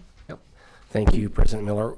We're just here to begin the discussion. I think we want to do three things in the next couple of minutes, and that's one, if you've been following the news, you know that the landscape of Title IX has been shifting a little bit, and Ms. Flores is here to give you a brief update on where we stand with that, what's the current status of Title IX in the state of Utah, and then you received the draft of the policy in board docs. This is just a toe dip into the water of initially looking at that and getting some of your feedback. And then the third part will just be any questions or any discussion points you want to cover with that. So feel free to ask at any point, but we'll begin with an update by Ms. Flores. And I'm going to make this short. I can talk about Title IX for hours, so I'll just keep it really short. I've put together this little flow chart so that you can see really the evolution of Title IX. Years, about 49 years, it was a sleeping giant, right? There was a lot of stuff that hadn't really been considered. The law was passed in 1972. It wasn't until 75 that they actually focused on like policies and trying to address harassment and things like that. But legal landscape right now, so we do have an injunction that comes out of Kansas that has enjoined the 2024 rules from going into effect. So we are I don't want to say left with, but we have to now continue complying with the Trump era rules, the 2020 Trump era rules. And I just wanted to show you what they look like. This is the Title IX regulation. This is what we have to do. It's pretty big. I love this because it's so developed. So essentially what we have to do is we have been operating as a district, have been operating under the 2020 rules since they were published, since they went into effect August 19th of 2020. We were waiting before we had a real policy evolution until the new regulations came out. But now that we know that the new regulations are enjoined, we need to bring our policy up to what the regulations, up to the regulatory expectation. So you'll see in the policy, and I have my trusted advisor, Paul, here to help me out here, but you'll see with the policy, it's a very long policy. It's about 15, 16 pages. This is because these are the regs, and the regs are prescriptive. What the 2024 regs did, outside of the things that people found difficult to swallow, what it did was it bifurcated the process, and it said, here's what K-12 can do, here's what post-secondary can do. But 2020 didn't do that. So 2020 makes no distinction between kindergartners engaging in conduct that might fall under the regs and post-secondary. And so that's why it's so protracted. So in that policy is actually the regulatory outline of what our process needs to be. So this is one of those policies where it's going to be very difficult to mess with the words or very difficult to cut things down because it is precisely what the regulations say. Paul? Yeah, from a timing standpoint, the regulations, it was the first time formal regulations had really been adopted in 2020, so that they became administrative rules. Immediately when the Biden administration came in 2021, they basically announced, we're going to develop new rules, and they said they would be out initially in 2022. So while we followed the regulations, we didn't adopt formally the regulations that we need to have in place. This is one of those instances where the regulations say you have to adopt policy, and this is what your policy is. So while we've been following or trying to deal with Title IX complaints, Title IX investigations, we really were not following district policies because they weren't current with what the 2020 rules were. What happened was that those new rules went through the comment period, et cetera, and it got pushed off, and then they said, oh, it's going to be 2023, and then it got pushed off, and they just went into effect in 2024. We were ready to say, okay, great, we'll move forward, we'll adopt policy, and now it's in the courts, and we've been enjoined. And so we need to put in place rules, depending upon the court outcome. They may be changed at that time, but that's why we're here.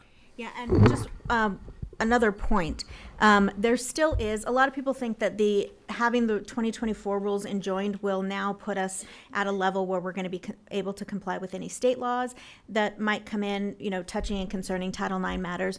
But there still is tension because there was a administrative document that came out in 2021 from the Department of Education after the Bostock decision that said our enforcement mechanism will be this. And the enforcement mechanism is to enforce these rules to protect students based on their gender identity and sexual orientation. So there still is tension. Complying with the 2020 rules still leaves us open potentially to OCR enforcement if we don't provide that protection for those two categories of students. And so just going back to 2020 doesn't put us at a level set because we do have that document. The only court that has enjoined that document is Texas. And so that 2021 guidance document is enjoined in Texas along with the 2020 rules or 2024 rules. But in the state of Utah, there still is enforcement of the 2021 document, and it's on here. So there still is enforcement of that document from the OCR's perspective. So there still is going to be tension, but obviously our position is that we will do what we can to comply with state law and also stay within the bounds of Title IX. So how does the legal process work? Because there's an injunction right now on the new 2024 regulations.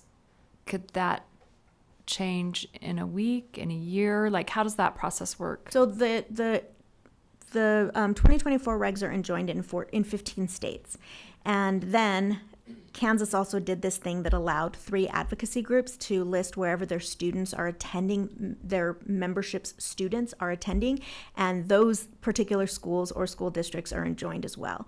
So yes, there could be a shift. The rest of the country, August 1st is the enforcement date for the new regulations, but we probably won't see anything for a number of months because it has to go through the Court of Appeals.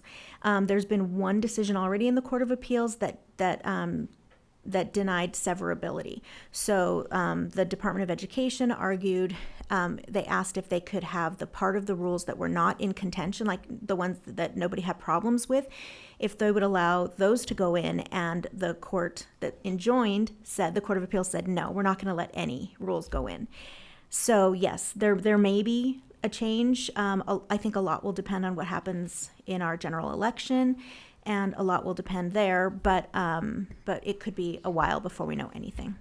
But starting August 1st, some states will go into effect. By the 2024 regulations. Okay, and then yes. other states will be the 2020. Yeah, and there's a lot of reasons. I mean, again, love Title IX. It's one of my favorite things. We could talk a lot about the reasons why the court did what they did, the reasons why the law, the Biden administration said they were going to go and propose new rules. One of the biggest reasons why is because they thought the 2020 rules were too protracted. They were too prescriptive, and they thought that they caused too much delay. And again, this is what it is. So every case starts about here and goes all the way down there. So the 2024 rules did that. It separated it. It gave a lot more flexibility for K-12 districts, but we're just not there yet with those. Yeah, and part of the difficulty is even interpreting the 2020 rules as they existed. That's where some of the people will say, well, this means this, and some courts will say, well, no, that means this. So there's still some ambiguity there. It depends on who's advocating for what. So it's not as clear cut as just, oh, well, the 2024, which would have made further clarification or adopted some specific definitions. Those are not implemented by rule, but it doesn't necessarily mean that that's not what the law already is in place. Yeah, in fact, there's been 4 years of litigation already. We're coming up on the 4th year of litigation specifically about that guidance document and whether we can extend protection for sexual orientation and gender identity. Some circuit courts say yes, absolutely, it's protected. Others say it's not. The majority say it is. Others say it's not, and the 10th Circuit hasn't ruled on it yet. So our circuit hasn't said anything about it. And given the Supreme Court's recent ruling about federal agencies not necessarily Chevron being- deference? Yeah. Mhm. Is that also going to throw a whole new wrench on it? It shouldn't. Well, that one is very specific because longstanding, like anything over 6 years old, is kind of sound, right? okay. And so, yes, it could for some, but I think the reversal on Chevron is going to have less of an impact here than it will on 504s and IEPs. There's a huge fight coming with that. So ultimately, is the Supreme Court going to decide this? Ultimately, it's probably going to have to go to the U.S. Supreme Court. Or Congress will have to enact new legislation, which they always could do, but they just don't. Doesn't seem likely.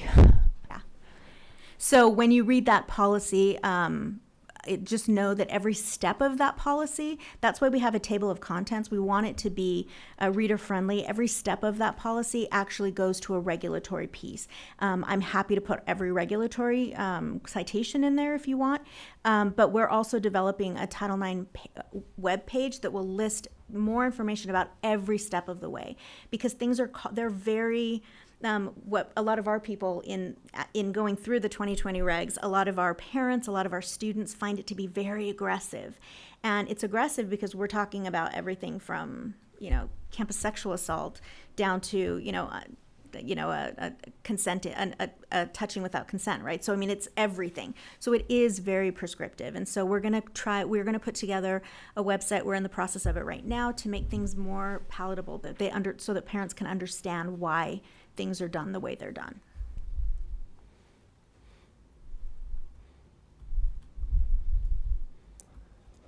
We really appreciate the work that Ms. Flores has done on this and Mr. Van Komen. We're happy to answer any questions. If you, as you're sifting through this and reading it, please feel free to reach out to Ms. Flores or myself. We can answer any questions you have. Mike has said that I gave him a copy of this and he's putting it next to his Constitution. If any of you want a copy of this, I'm happy to give it to you. It is hanging on my wall.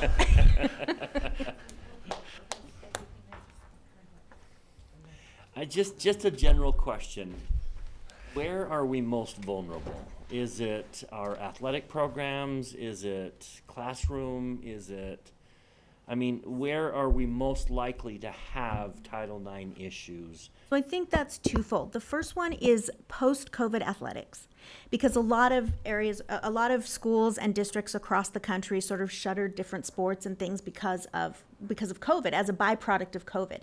Well, in doing that, they didn't do a Title IX equity assessment.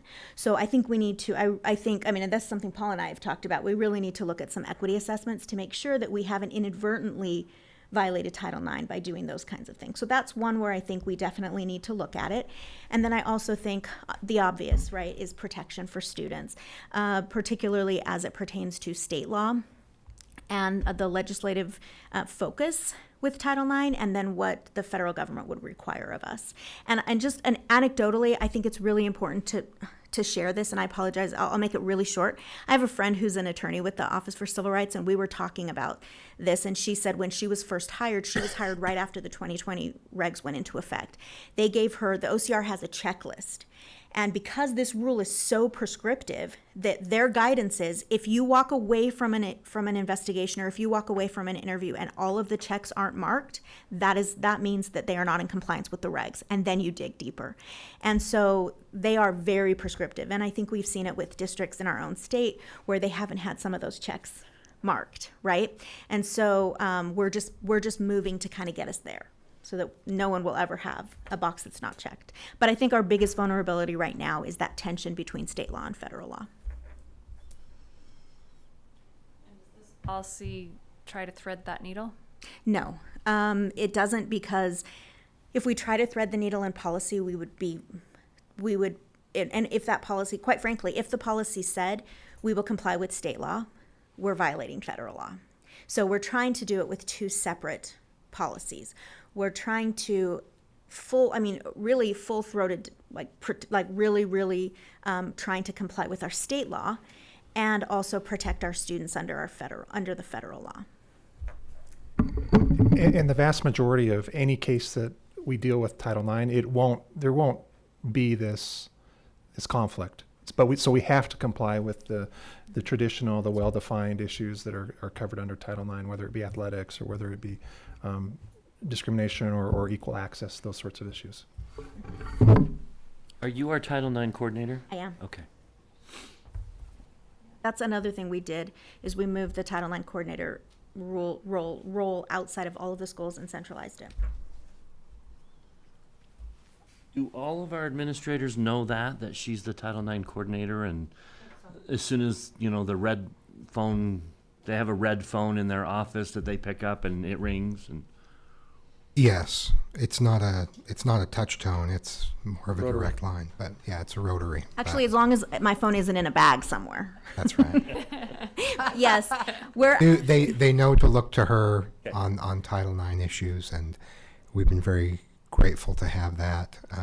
I think that was a brilliant move we made to do that. I just want to make sure everyone understands that they have that resource available to them. And that's actually one of the things that's top on this list here, is we're actually now going to be putting the Title IX coordinator's name and phone number on the Jordan School District proper website, and then on the school's website, so that people know exactly where to go.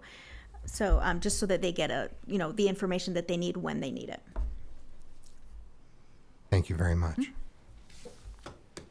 So what's next with this policy? We need to review it as board members, and then we'll have this on a future agenda item? You're certainly welcome. This is one where there's not a lot of leeway. Certainly if you have issues or you want to understand issues, you can talk to any of us, Mike, Melissa, or me. But this is not really one where we have a lot of discretion. So again, we would have been bringing something forward, whether it was this or the 2024, but because the 2024 is enjoined, we need to get something in place sooner rather than later. And I have done a little bit of your homework for you. I do go to the other school districts to see what they're doing. And because I'm a practitioner and I've practiced a lot with colleges, and so I wanted to make sure I wasn't putting my own college slant on things. And so I pulled the Title IX policy from the other school districts around our area. Some of them break it apart and have it in different pieces of their policy, but a majority, Canyons, Granite, Salt Lake, they have it in one policy, and it is consistent in terms of length and inconsistent in terms of the depths of the policy, as this one is. Thank you. That's a really important point. So They read federal code, so you don't have to. right?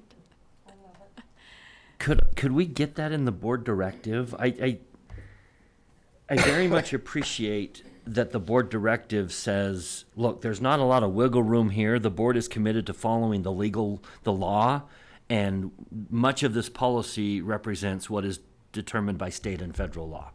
Rather than sending the message that this is our policy, which it really isn't, our policy is to follow the federal and state laws.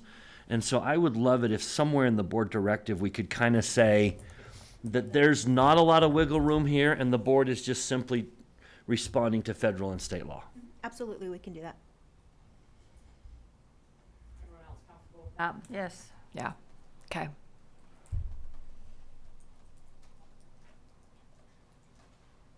Okay, and so let's, In that sense, I don't know that I need to approve anything Right. else in the policy. we would just need to vote on it at our August business meeting. We can bring it back at the next study session in case there are questions or clarifications. As soon as the Melissa adds the language that has been requested, we'll put it on board docs and let you know. And we're happy to do it whenever. Okay, let's initially plan on having it be study session next time also, and then vote on it in August. Great. Thank you. They're both in August, but you know what I mean. Okay. Thank you very much. It's a lot of work. We appreciate it. Our next agenda item is proposed changes to the overnight travel policy. So we will have Mr. Dunford and then Mr. Sorensen, if you want to join us at the table.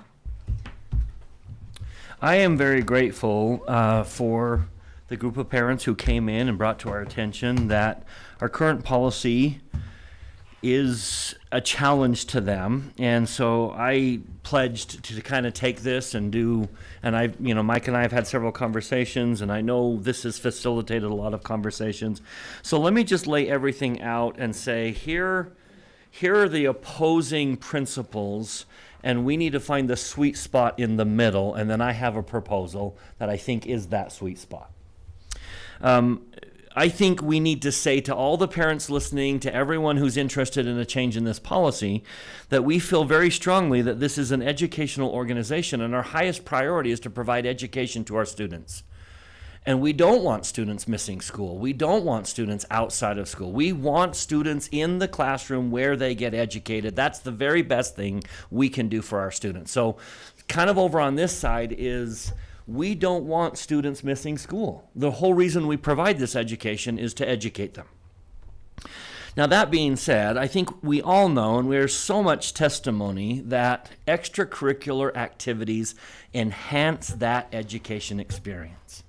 I remember the extracurricular activities from my high school. My children remember them.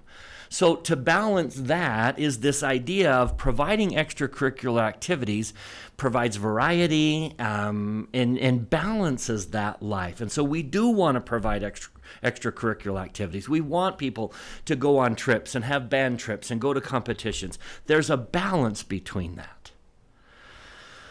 Another thing to consider is every time there is a school trip, what parents don't realize is that the school district pays a good portion of that trip.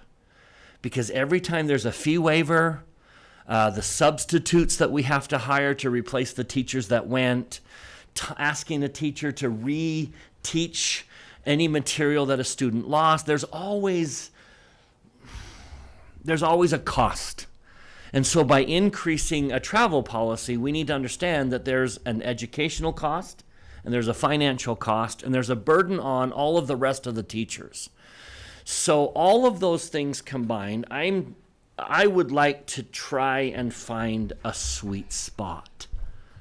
I think the request that was made was a very reasonable request, and I'd like to find a way to see if we can. Is there room in our current? Is there room? Can we adjust the current policy to make some small changes that I think would be really beneficial and yet stay within that sweet spot? So here is my proposal. Our current policy says every group gets one overnight trip. An overnight trip is defined as you cannot miss more than 2 days of school. If you're going to miss more than 2, you have to appeal for special permission to get that third night. And that no group can travel more than once. Now that has nothing to do, that doesn't distinguish a trip that goes to Florida and a trip that goes to St. George. And I think we need to acknowledge that it's very different to travel to New York than to travel to Boise. So my proposal is that groups are allowed one trip. I'm going to call it a quick trip, however you want to word it in the policy. But for my purposes, I'm going to say groups are allowed a quick trip, which is within 300 miles of the district office. That'll get you to St. George. That'll get you to Boise. But it won't get you to Las Vegas. It won't get you to Wendover. Or will it? Yes. Which is the city I was trying? Mesquite. Reno. Reno. Mesquite. Mesquite. So 300 miles from the district office. If you only miss it, how do I want to say that? Groups are allowed a quick trip that does not count as their overnight trip if they travel within 300 miles of the district office and do not miss more than one day of school. But I would propose that they are allowed to petition for a second day, just like the current policy allows them to petition for a third day. And on top of that, so that's kind of a quick trip. We will allow quick trips that don't count against your overnight travel. One of the reasons I want to do that is Allow I one? personally know one. Okay, I sorry. would propose one. I know the ask was 2, but I would propose 1. And maybe we can reevaluate it, but I would propose 1. And one of the reasons I do that is I personally know that bands wake up at 4 o'clock in the morning and they go to a competition and they get on a bus and they get home at 1 o'clock in the morning to avoid the overnight travel because they still want to go to a competition. I've had them get home at 3 in the morning. And sometimes and they're doing that to kind of do what I think is a legitimate thing. That's just a quick trip. We don't want our quick trip to rob us of the long trip we've planned. And so that's why I'm proposing that a quick trip does not count against your overnight as long as it's within 300 miles, and you don't miss more than one day of school. Now, I am concerned that I don't want every single group in the school to think, great, now we can go on 2 trips. So I would propose we cap each school at 30 total trips. Therefore, the school is going to have to decide, okay, everyone gets their 1, and if you look at the report that was sent to each one of you, no school traveled more than 30 times. One school came close, but most schools were in the mid-20s. So there's a little bit of wiggle room to say, okay, not everyone can take a quick trip. So you're going to have to evaluate what are the circumstances and which group really should, in this year, be able to take that quick trip. We're not opening the door for every group to take a quick trip. But we are opening the door for some deserving situations at the discretion of either the principal or the AOS to decide, okay, that's going to be one of the trips that we authorize. Now, I know there's some challenges with that, and I know we're still going to have all of the issues, it's expensive and we've got fee waivers, but I just think that might be the sweet spot to allow some very worthwhile but less costly trips than when you go long distance. So, let me repeat it, just so everyone's clear. Groups are allowed a quick trip. Groups are allowed 1 quick trip within 300 miles that doesn't take them away from school more than 1 day, and that each school is capped at 30 total trips. Okay, my question is 30 the right number? I don't know. I looked at the numbers and took that as a random starting point. The very fact that there were only that many from each of the high schools perhaps is because some of the groups said, well, we can't do 2 trips. They would want 2 trips if they could get it. So I'm wondering if 30 is the right number. and I just present to the board, I would like to put a cap on the total number, whatever whatever number this decides. I am not married to the 30. But I think we need to be careful to not send the message that everyone gets 2 trips. That's a little bit more than I'm comfortable opening that door. But I do think there are circumstances where a principal or an AOS could say, boy, this is yes, we're going to authorize that. So whatever the number is, that's my proposal. Will you remind me when that was sent to us? I was trying to pull it up again and Yeah. can't. Trying to find Sorry. I bet I can find it here. I think I sent it out. it. It was from Mike, right? Yeah. I just pulled up mine. Yeah, June 18th Yes, June 18th. at 4:46. Got it. Found it. Okay, thank you. I have a few questions, if we're ready for questions. So when you said 1 day or less of school for a quick trip, unless they could appeal, is that appeal to the administrator at their school? Is that to the board? Who would they appeal to? It's just in harmony with the current policy. The current policy says to the AOS, doesn't I it? think so. Yeah, it's the administrator of schools. Okay. And that was to appeal for a second day, Okay. not for more trips. Right, a second day. A third day. Third day. A third night.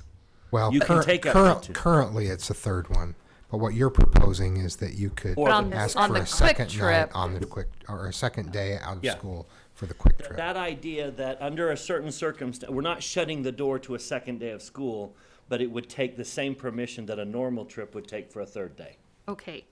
And then I'm learning a lot that I'm showing my ignorance in the process, but I kept hearing things about like teams will take certain players and so it's not a full team, so it doesn't count as a trip. Are we closing that loophole with this or is that addressed? If you look at the list, there's no group that took 2 trips. I don't know how they did that. That's what But worries it's me. Is girls it felt like it basketball, was a loophole. dance They went company, outside cross of the country. rules. There are groups that organize outside of the team and say, we're aware of this competition, and as parents, a parent may coach and pull kids together who are on the high school team, but it's not a high school trip. The coaches are not going? Because I understood They coaches should not. were going. They should not. And if you're aware of a trip where that happened, we should talk about that.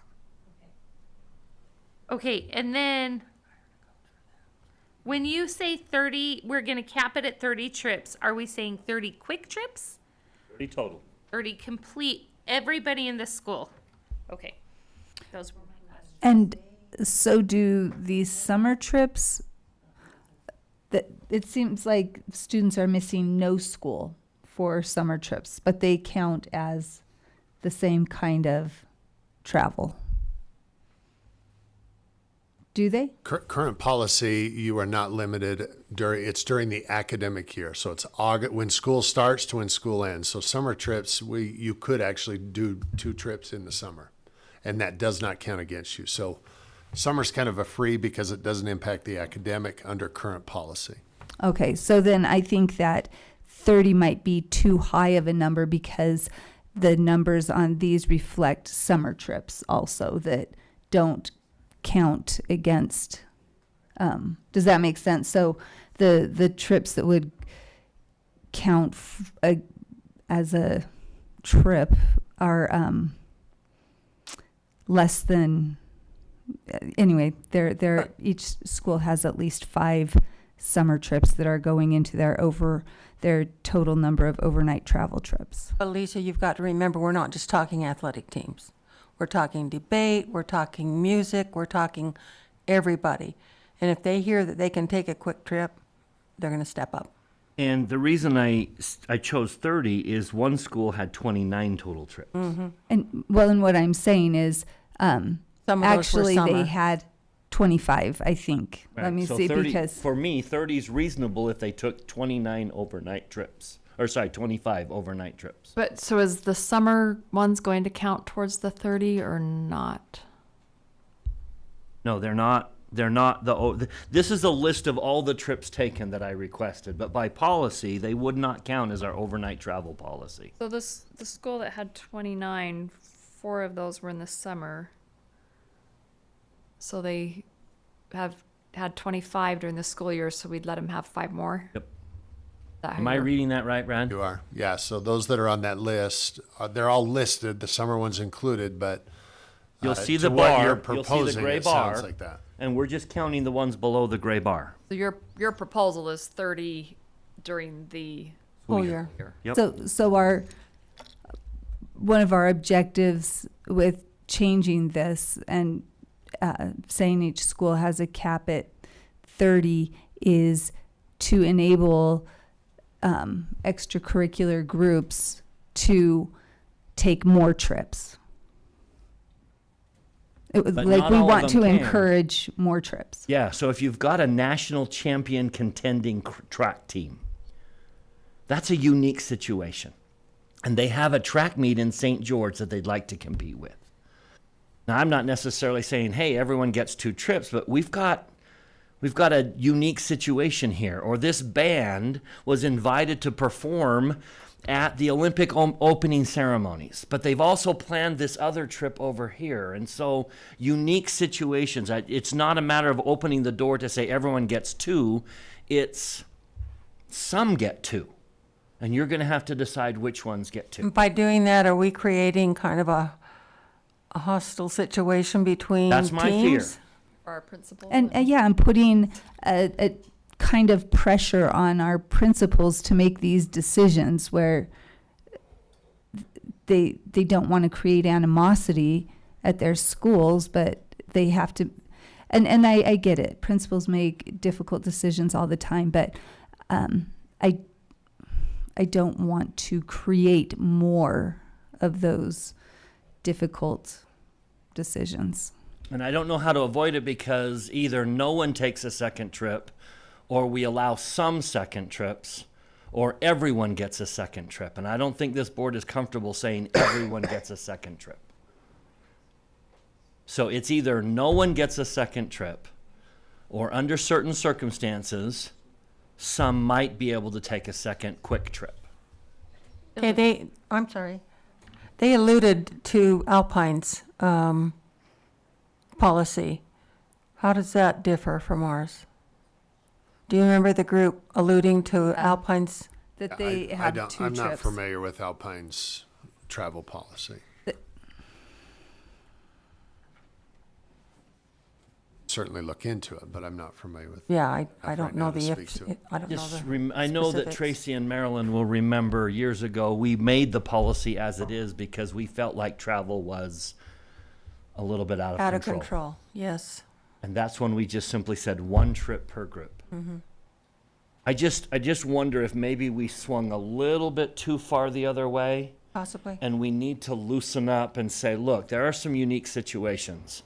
And I don't want bands leaving at 4 o'clock in the morning and coming back at 3 o'clock in the morning so it doesn't count as an overnight trip.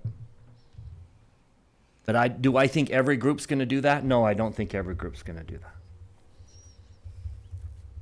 So that's the risk. I am freely admitting that we're putting principals in an awkward position if we put a cap. But I don't think this board is ready to open up to every group gets a second quick trip. Yeah, I mean, I like the 300-mile thing because that is more of a safety issue because they could go down and back in the same day. Do we want them to? No. Can you, because I didn't have the benefit of being here when it was out of control or whatever, what would be the concerns if we said everyone gets a trip? If you want a second trip, it has to be approved by the administrator of schools. What was happening that Oh, gives no, you? we limited it to 1 trip. That was not Right. our policy. But she's saying, well, I'm saying, why what did you? happened? I don't. Yeah. I wasn't here Too when many it was. trips and they were costing too much money. There's a lot, yeah. I mean, But complaints they even. still have to fit in our fee schedule, right? Our cap. We didn't have that then.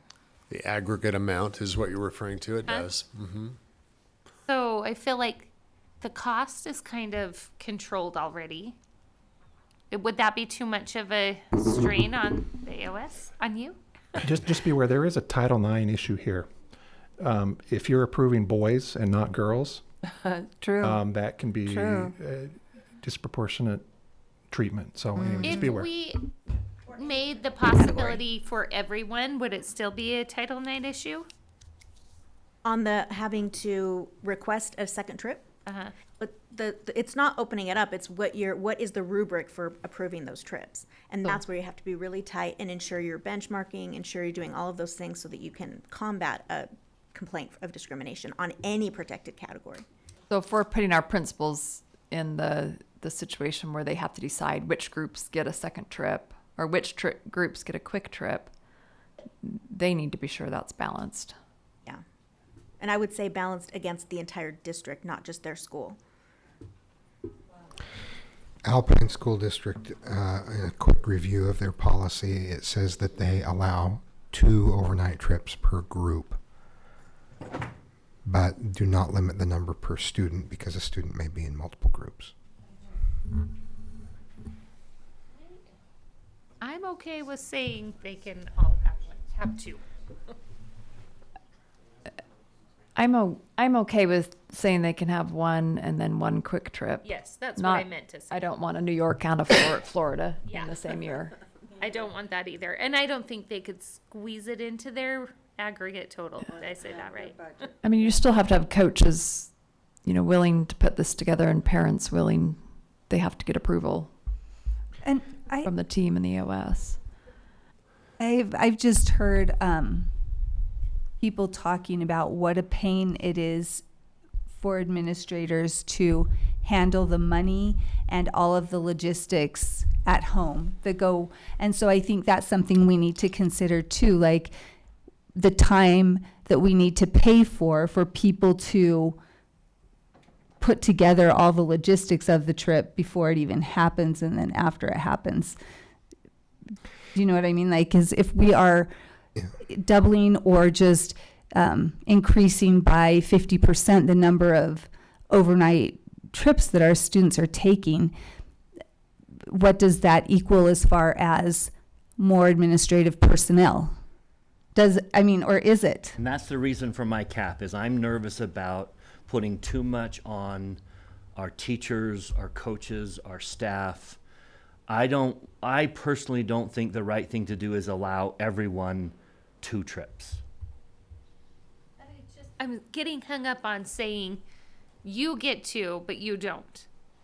Like, how do we lay that out? How do we justify that? Harriman qualified for national competition. Not everyone has. And while I appreciate that and I am proud of that and I love that, I still don't think that athletic achievement is the goal of our school district. And so I love that and I think it's wonderful, but I don't think that, and I think it's special, but I don't think that necessarily means that they automatically get the second trip or the quick trip. I think we can't, if we're going to do that, we can't just make assumptions. Oh, because you're elite athletes, you automatically for the next 5 years, this group is the group that always gets the second trip because they placed second in this and took a national title. I don't think that is a given if we change the policy. The way that the policy is currently written, if you qualify for next level competition, then that does not count against your overnight travel. So if the policy were changed and allowed for the quick trip, I like that terminology. If there was a quick trip and then there was a competition and it qualified you for national competition, conceivably there could be 3 different trips for the same group. And if you want, in the same spirit of the cell phone policy, we could bring forward a policy.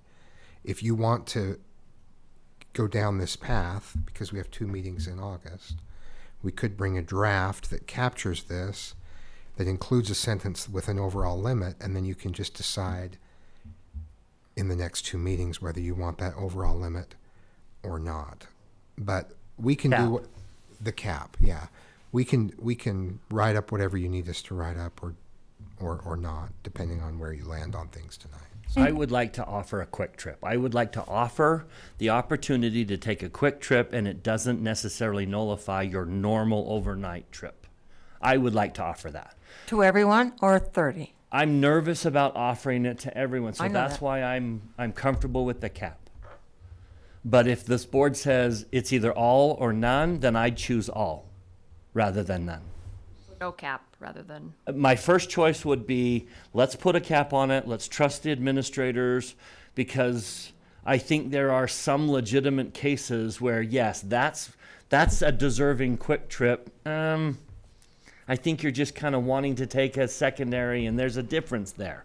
So my preference would be cap at whatever number. My second preference would be everyone gets a quick trip and an overnight. And then my last preference would be to leave the policy as it is. And I just love how Tracy said, no cap. Yeah, I was thinking that too. Like for the teenagers listening, cap and no cap isn't what you think it means. That's Skippy Riz. So I'm supportive of that proposal. My question is 30 the right number? But I think it's a good starting place, and maybe we adjust it. But I like the idea of having staff bring something back.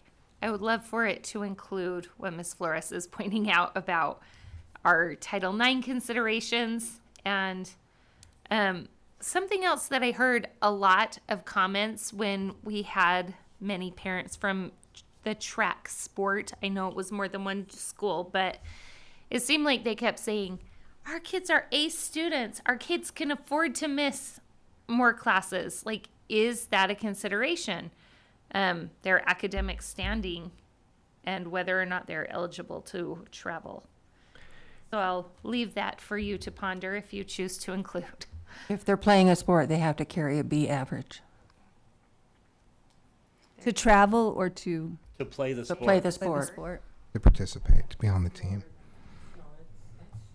It's a 2.0. It's a 2.0. Yeah, it's a 2.0, which is So a it's C. a C. Oh, I'm C, excuse me. Yes. Yeah, I was like, forgive me, it's a Like, oh no, we're in trouble. 2.0. We're in trouble. It's a 2.0, you're right, we were in trouble. Okay. Marilyn inflated her grades as a teacher, so. I did, always. That's where. well, I'm noticing, like, I'm just reading over Alpine's policy, and they have things like votes among the group. It has to be 80% or more of the group in order to take the trip. And we have that in ours We do too. that. Yep. I'm just saying, with this quick trip, I don't know if we want. I guess all the same rules would apply. Yeah, and then that's we a- would add more. That's good clarification. So all the same rules to get an overnight travel would still apply. 45 days in advance. I think Right. all of those same Right. requirements Okay. would still be So I in feel a place. lot better about it if those things are in place. With a cap or not? I'm still.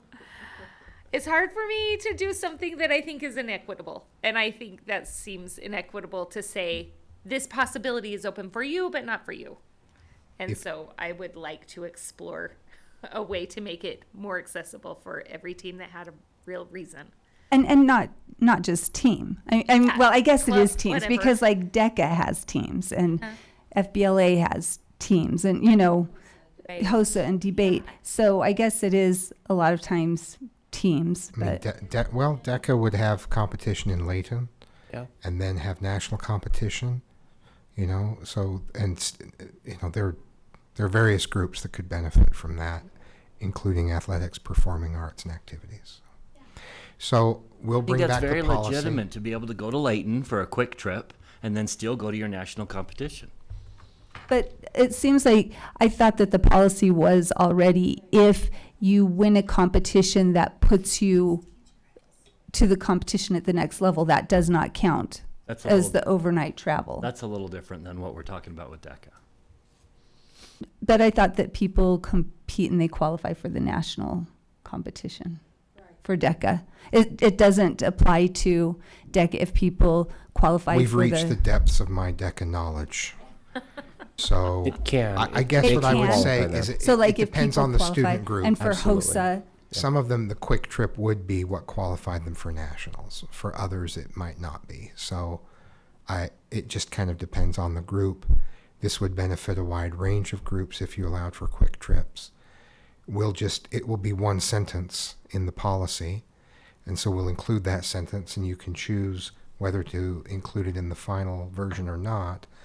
But correct me if I'm wrong, but I think the Title IX issues come in if you limit the number of trips, because now the school needs to choose, okay, who's getting this second trip and have I balanced that properly? Why, yeah. But if you open it up, then each group has the prerogative to choose whether they want to be a part of that or not. But I'll consult with our attorneys between now and then and make sure that the policy, that we're prepared to speak to that next time. And Lisa, in my recollection, as far as DECA and some of those clubs go, it's not always the whole team that qualifies for nationals, it's just individuals. And so that, you know, But they that's all theirs. go to one central, they Correct. usually all go to a longer, Correct. faraway trip. Correct, And that's not necessarily nationals. right. CTE is unique. They have leadership ones, and it actually is in our policy specific to CTE. Right. Where it says that they, have different leadership type ones that exist. So you could see a group of typically those that are in the leadership of those organizations or groups going to Layton, which is where that typically is held, and that not necessarily count against their trip. Right.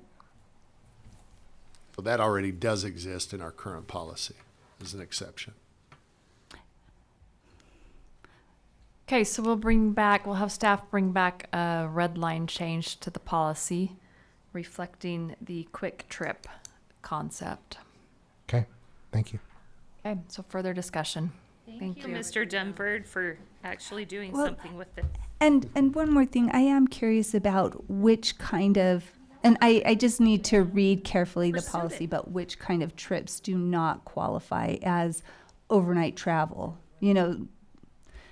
Like if they qualify for a national competition, that national competition does not count as overnight travel, right? But Correct. Yeah. So And so- any of those that compete and then a national opportunity exists because of how they did in that competition, that would not count against that group as their overnight and oftentimes what happens is those are not within our parameter of the 45 days, for example. So Yeah. they may qualify and then in 3 weeks they're turning around and going somewhere else for the national competition. So then we work with them. We work with them within, because that doesn't meet our regular requirements of 45 days, but because they're qualifying to go to a national competition, it doesn't count against them. We're always going to allow them to go and compete in that national competition.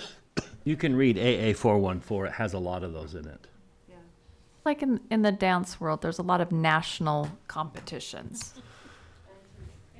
I mean, but you don't necessarily, work up to a specific national competition. So how do we deal with those? There's language about qualifying. If you have to Okay. win at a certain level to qualify instead of just pay to go, Okay. then Or to it's be in a different invited. category. Yes. Yes. But we'll bring Mr. Sorensen back to talk about the ins and Yeah. outs. Hey. And the Can I ask a question? This is Daryl. Yeah, go ahead, Daryl.